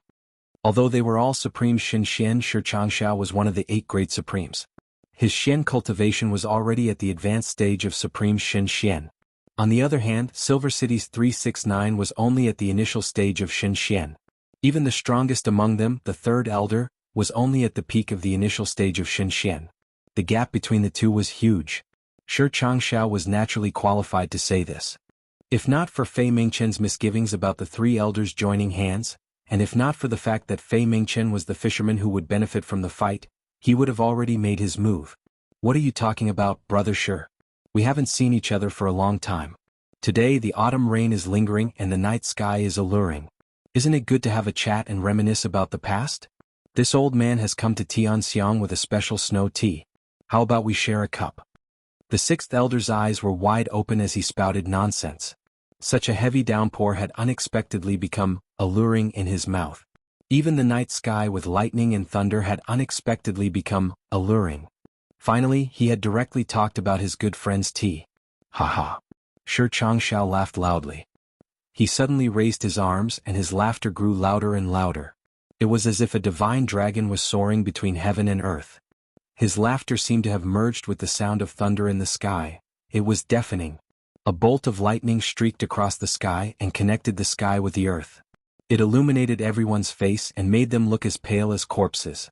Shi Changshao took the lead in flying down the moment the lightning struck. His palms seemed as if he was carrying two huge mountains as he attacked the sixth elder and the ninth elder. Shi Changshao's black-robed figure was still 50 feet in the air, but his palms had already reached the chests of the sixth elder and the third elder. His laughter is so loud that it shocks the heavens and his palms move the earth. He is indeed worthy of being one of the 8 great masters. The sixth elder and the ninth elder shouted loudly and attacked at the same time. Both of them were at the spirit Xian realm, but Shi Changzhao's strength was formidable. Even if the two of them joined hands, they would only be able to hold their own against Shi Changshao for a short period of time. Who among the 8 great masters of this world was easy to deal with? What's more, there was Fei Mingchen watching from the side. The sixth elder and the ninth elder did not dare to be careless. They condensed all the Shen Qi in their bodies and attacked with all their might. Bang! Bang! Under Shi Changshao's attack, the two of them flew out at the same time. As they flew out, one of them reached out his left hand and the other one reached out his right hand. They held each other's hands and made a half-circle in the air. With a whoosh they flew back through the rain. With 2 clangs 2 silvery lights shot up to the sky. Cold wind and snow soared. As the sword lights shot out, it seemed as if snowflakes were falling from the sky, and the cold wind was piercing to the bone. Shi Changshao shouted excitedly and shouted, "The cold wind blows and the snowflakes dance in the sky." For Han Feng Shui to have the two of you practicing this set of cold wind flying snowsword technique to such an extent, the title of Supreme Feng Shui is not in vain. Both of his palms moved back and forth, and the snowflakes that filled the sky couldn't even touch his body. Brother Shi is right. That's why our governor can be ranked in the top 3 among the 8 great masters. The sixth elder used all his strength to move his sword. His body was erratic and the sword lights burst out in clusters. "How dare you!" Shi Changshao shouted, and he was already angry. The sixth elder was clearly saying that he was far behind Zhu Han Feng Shui. Although in reality he was indeed far behind, but to say it like this, Shi Changshao, who was also a supreme martial artist, still felt a little embarrassed. His body spun in the air like a giant bat and strangely froze in the air. Suddenly Shi Changshao's body moved from the stillness, and shadows spread out from his motionless body. This scene was extremely strange, as if there were countless Shi Changshaos in the sky at the same time, and they stood in a row, filling up the sky. Woo! With a strange sound, the countless Shi Changshaos in the air all fell down with a loud bang, and smashed the snowflakes that filled the sky. At the same time, Fei Mingchen let out a long shout, and swept past the sixth elder like lightning, rushing towards the shabby house without looking back. The timing was just right. At this moment, if the sixth elder and the ninth elder chose to stop Fei Mingchen's advance, they would definitely die under the palm of Shi Changshao. Without a choice, the two of them could only watch as Fei Mingchen forced her way through, and they still had to deal with Shi Changshao's killer with all their might. Jun Moxie stood alone in the house, and his powerful spirit sense was closely observing everything around him. Suddenly, his pupils shrank and his body rushed out of the house with a swoosh. He had just come out when a big hole was smashed open in the house with a loud bang, and a white-haired old man rushed out with him. Behind him, the house swayed a little, and then collapsed with a loud bang. The third elder fixed his eyes on the Xian Dan in Jun Moxie's hand, and smiled amiably and said indifferently, "Your Excellency, an ordinary man is innocent, but treasuring a jade ring becomes a crime. The Xian Dan is something that you shouldn't have, and it's better to hand it over to this old man for safekeeping. This old man will protect your life, and 1 Xian Dan in exchange for 1 life, that's very fair." "Is it really fair? The Xian Dan and my life belong to me, how can you protect it? There are so many experts in Tianxiang City, how can you guarantee that you will protect my life?" Jun Moxie's face was a little nervous and he was cursing in his heart. Why is there only one? Where the F***K are the rest of them? Is there something wrong with my simulation of the Xian Dan's energy? His mouth was rambling, but his heart was already on high alert, because the person in front of him was a genuine great master, Shen Xian. He believed that as long as he raised his hand, the Shendan would most likely fall into his hands in an instant. Did this old man really take advantage of this situation? Why the F***K are the others so slow? However, Wuxia was wrong. The third elder didn't want to make a move, but rather, he was worried that the strength of the person who had obtained the Shen core wouldn't be simple. Otherwise, he would have been able to arrive at this place at lightning speed, and yet the person inside the room was able to escape a step ahead of him. Even if he could kill this boy with a wave of his hand, he might not necessarily be able to preserve the Shen core. If he were to act rashly and cause the Shen core to be damaged, then the gains would not make up for the losses. This old man is the third elder of the Silver Blizzard City, and I believe that I still have some credibility. As long as you hand over the Shendan, this old man can guarantee that you will be able to leave this place safely. The third elder took a step forward and smiled. The third elder was a master of Shen, and he had quickly judged that the strength of the person in front of him wasn't very high, and as long as he took a step forward, he would be able to restrain this person. However, since he couldn't rely on his strength, he could only rely on his wits. Jun Moxie was waiting for a melee, and definitely wasn't going to recklessly fight with the great master, Shen. That would be tantamount to courting death. Therefore, Jun Moxie had to delay the others no matter what. Until then, he couldn't afford to lose.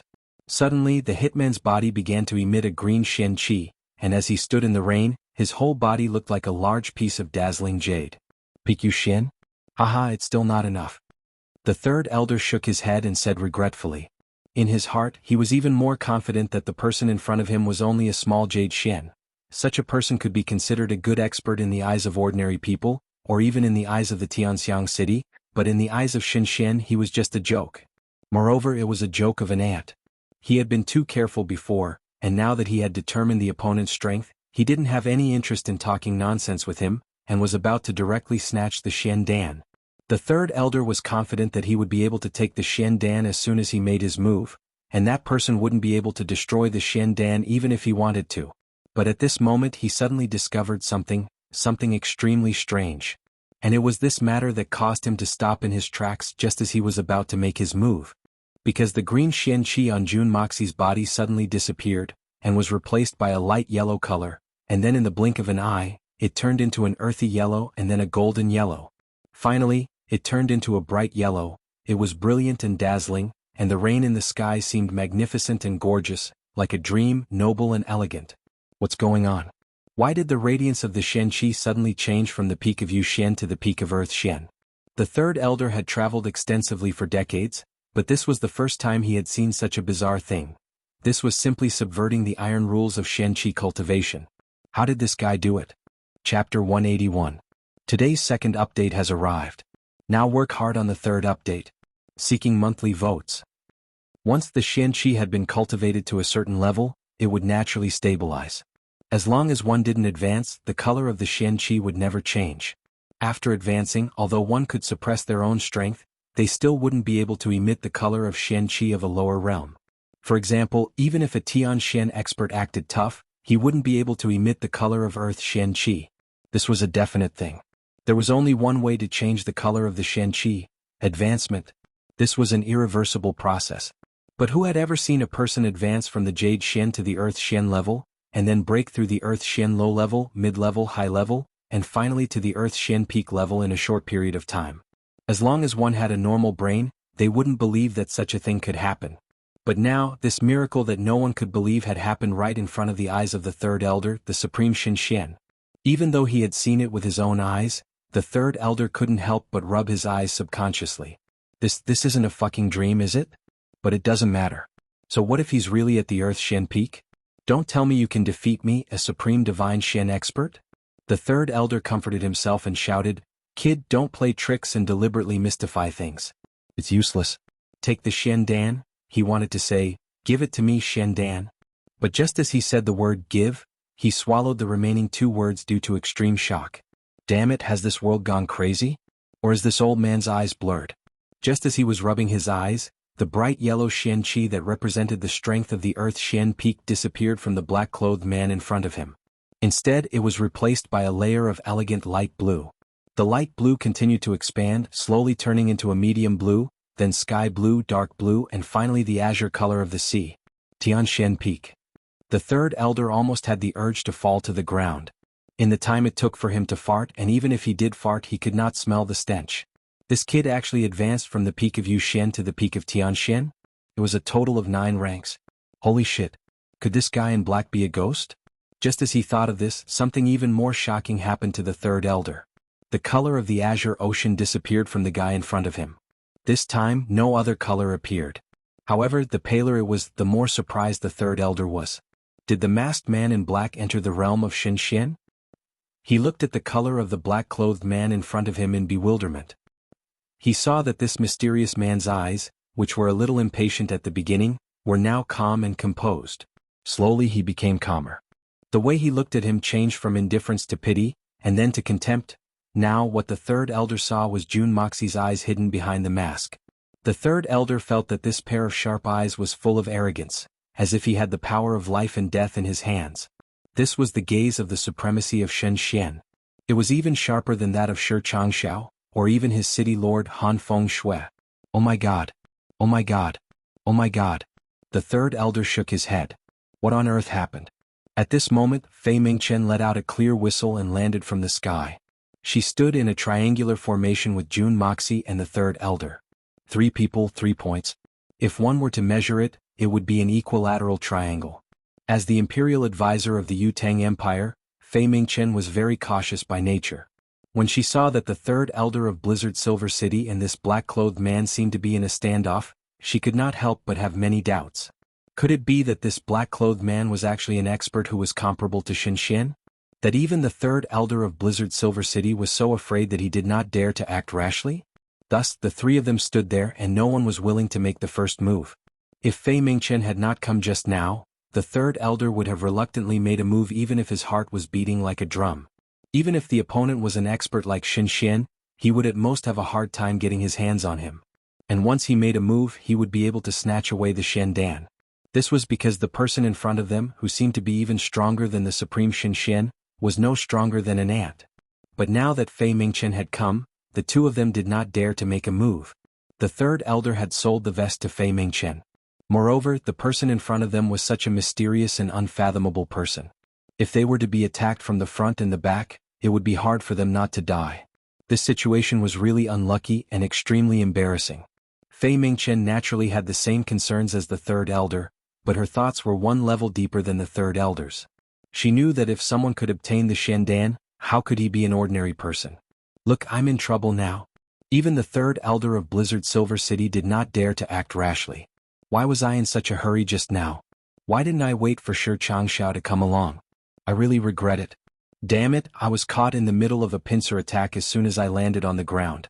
2 Xinxians, what is this called? Damn it, I'm so unlucky. Among the 3 of them, only Jun Moxie was bluffing.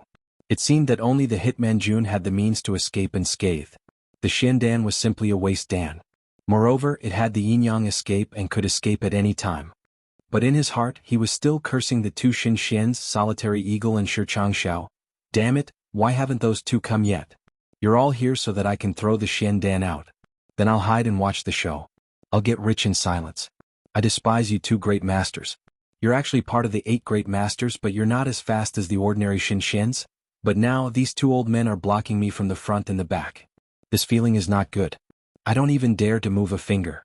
If I move, I'll expose myself. And if I expose myself, I'll have to leave immediately. But what about this plan? I'm so unlucky.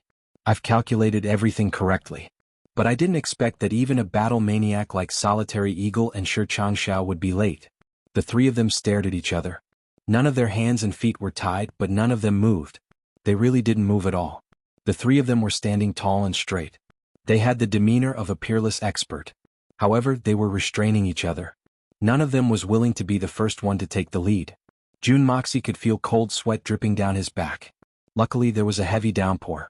Otherwise, these 2 old men in front of him would have been able to see through his disguise. This expert of mine is a fake after all. Finally, 2 muffled groans came from afar. Then there were 2 sounds of something breaking. Then a terrifying Qi-ji pressed down from the sky. Shi Changxiao's voice came from afar. Brother Fei, you've missed a golden opportunity. The Shendan is mine. Before his voice died away, Shi Changxiao's black figure had already appeared in midair. His black cloak fluttered in the wind and rain.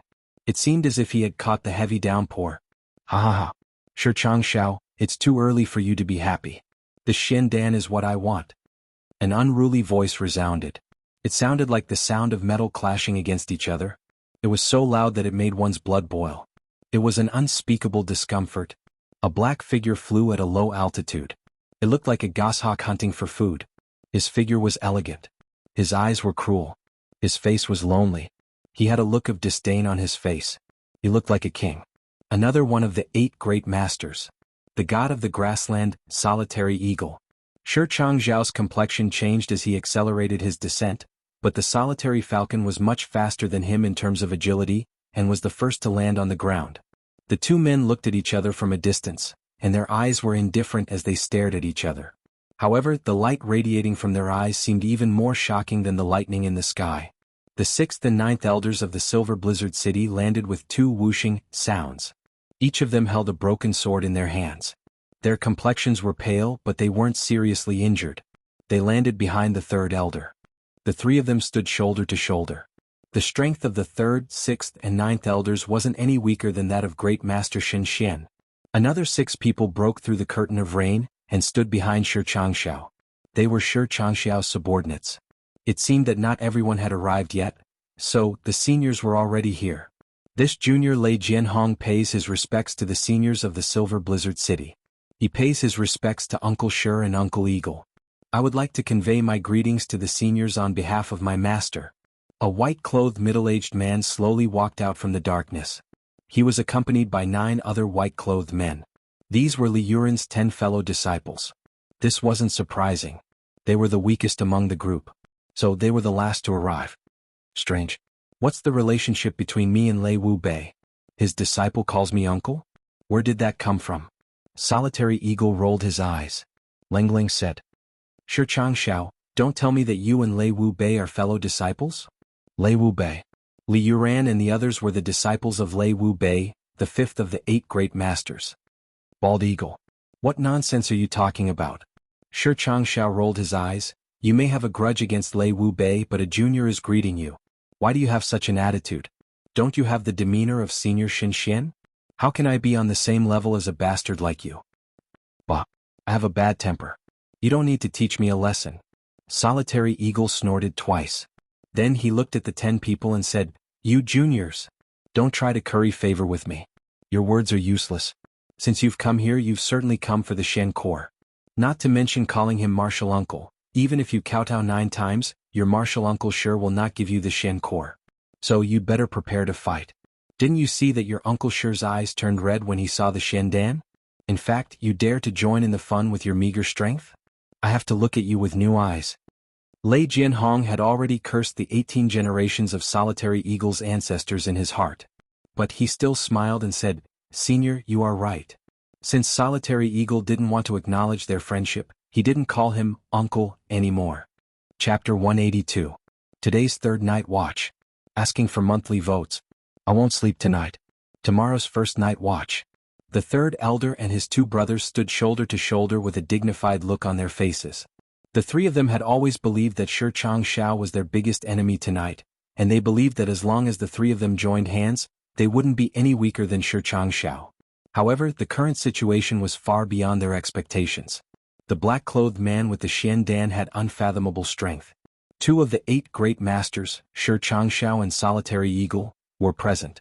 The cold-blooded master Lei Wu Bei's disciples were also present.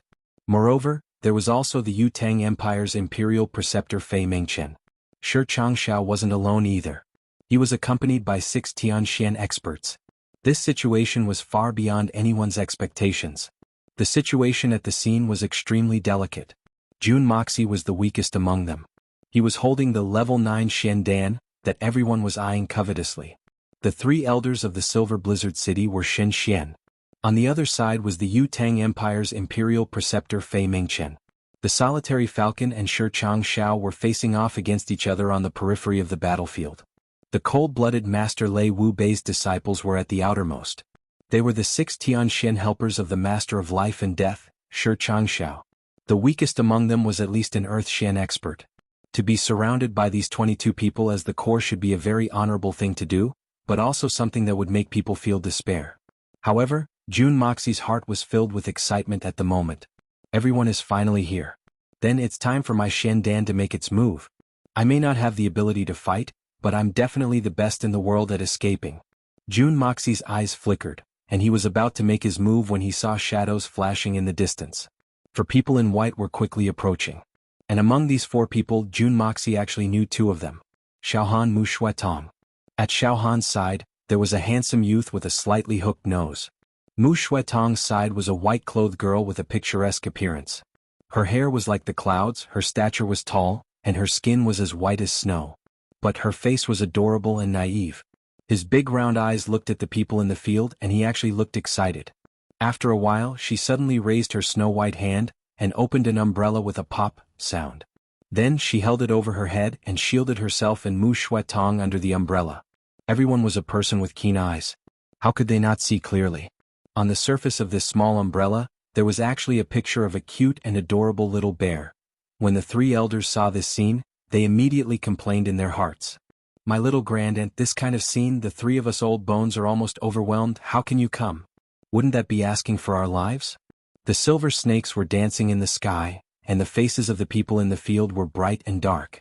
Shi Changxiao's gaze passed through the people in the field, and directly fixed on Solitary Eagle's face. Bald Eagle, do you want this Shandan? There were many experts in the field, but there was only one person who could truly threaten this great master of life and death, Solitary Eagle. As long as he could convince Solitary Eagle, then the Shandan would be his. As for the other people, even the 3 elders of the Silver Blizzard City, Shen's Cultivation, Shi Changxiao still didn't care about them. Nonsense. The level 9 Shandan is a rarity. Is it strange for me to want it? Don't you want it? Then why did you come here in the rain? Solitary Eagle sneered, Shi Changxiao. I'm very dissatisfied with you. I came all the way here to fight you and you're so fucking arrogant. Today I'm going to fight you to my heart's content. Shi Changxiao was infuriated. I'm not a battle maniac like you. What's the point of fighting a meaningless fight? You're one of the 8 great masters, but why are you acting like a scoundrel? Besides, you should have picked a good time to fight. Why are you dragging me to fight at this juncture? Isn't that the same as making me look good? What about the Shandan? For a moment, this world-famous great master of life and death's heart was filled with depression. Who wants the Shandan? Whoever wants the Shandan is going against me. Solitary Eagle laughed out loud and looked around disdainfully. He let out a long roar and was full of vigor and enthusiasm. Damn it, there were 5 great masters in the field, and Shen could finally fight to his heart's content. Solitary Eagle, if you miss this opportunity, I'll fight you any time you want. Shi Changxiao's face was cold and expressionless. The light in his eyes seemed to have opened up a path in the dense rain, and fixed on Solitary Eagle's face. We all know that your target has never been the Shandan. Why don't you give me some face? Bullsh*T. My target is the Shandan. I have nothing to do with you, so why should I give you any face? I want to fight with you today. What can you do to me? Solitary Eagle and Shi Changxiao were separated by 7 or 8 feet, and he didn't show any weakness. In terms of Xian Qi cultivation, although both of them were among the 8 great masters, Solitary Eagle's strength was slightly inferior to Shi Changxiao's. However, if the 2 of them were to fight, as long as it wasn't a life-and-death battle, it would be impossible to determine the winner without more than 1,000 moves. Today, as long as Solitary Eagle was determined to tangle with Shi Changxiao, it would be useless even if Shi Changxiao was angered to death, or risked his life. Shen was a supreme master, and he was not someone that could be killed by a human. Even if 2 or more people of the same level attacked one of them, it would be impossible for the other person to win, but it would not be a problem for the other person to escape. In the process of fighting for the Shandan, the opportunity was fleeting. Not to mention 1,000 moves, even a gap of 1 or 2 moves would be enough to cause one to miss the opportunity to obtain the Shandan. Fei Mingchen, the Silver Blizzard City's 3 great masters, Shen, which one of them wasn't eyeing him covetously. Even the surrounding Tianshan experts might not be in the eyes of the Shen experts, but which one of them was easy to deal with? Whooshing sounds could be heard from afar, and shadows could be seen coming from all directions. It was no longer limited to Shen and Tianshan experts. Earth Shen experts, Yu Shen experts, and even some Golden Shen experts were present. However, seeing that there were so many people gathered here, and that there was no lack of top-notch experts among them, the people who had arrived later carefully stood on the periphery and observed the movements here. They did not move forward, nor did they leave. It was obvious that they were planning to grab a hot cake with cold hands, and had forgotten about their own strength. Solitary Eagle's arrogant eyes looked through the curtain of rain, and swept across everyone regardless of their distance. Suddenly he looked up to the sky and let out a long roar.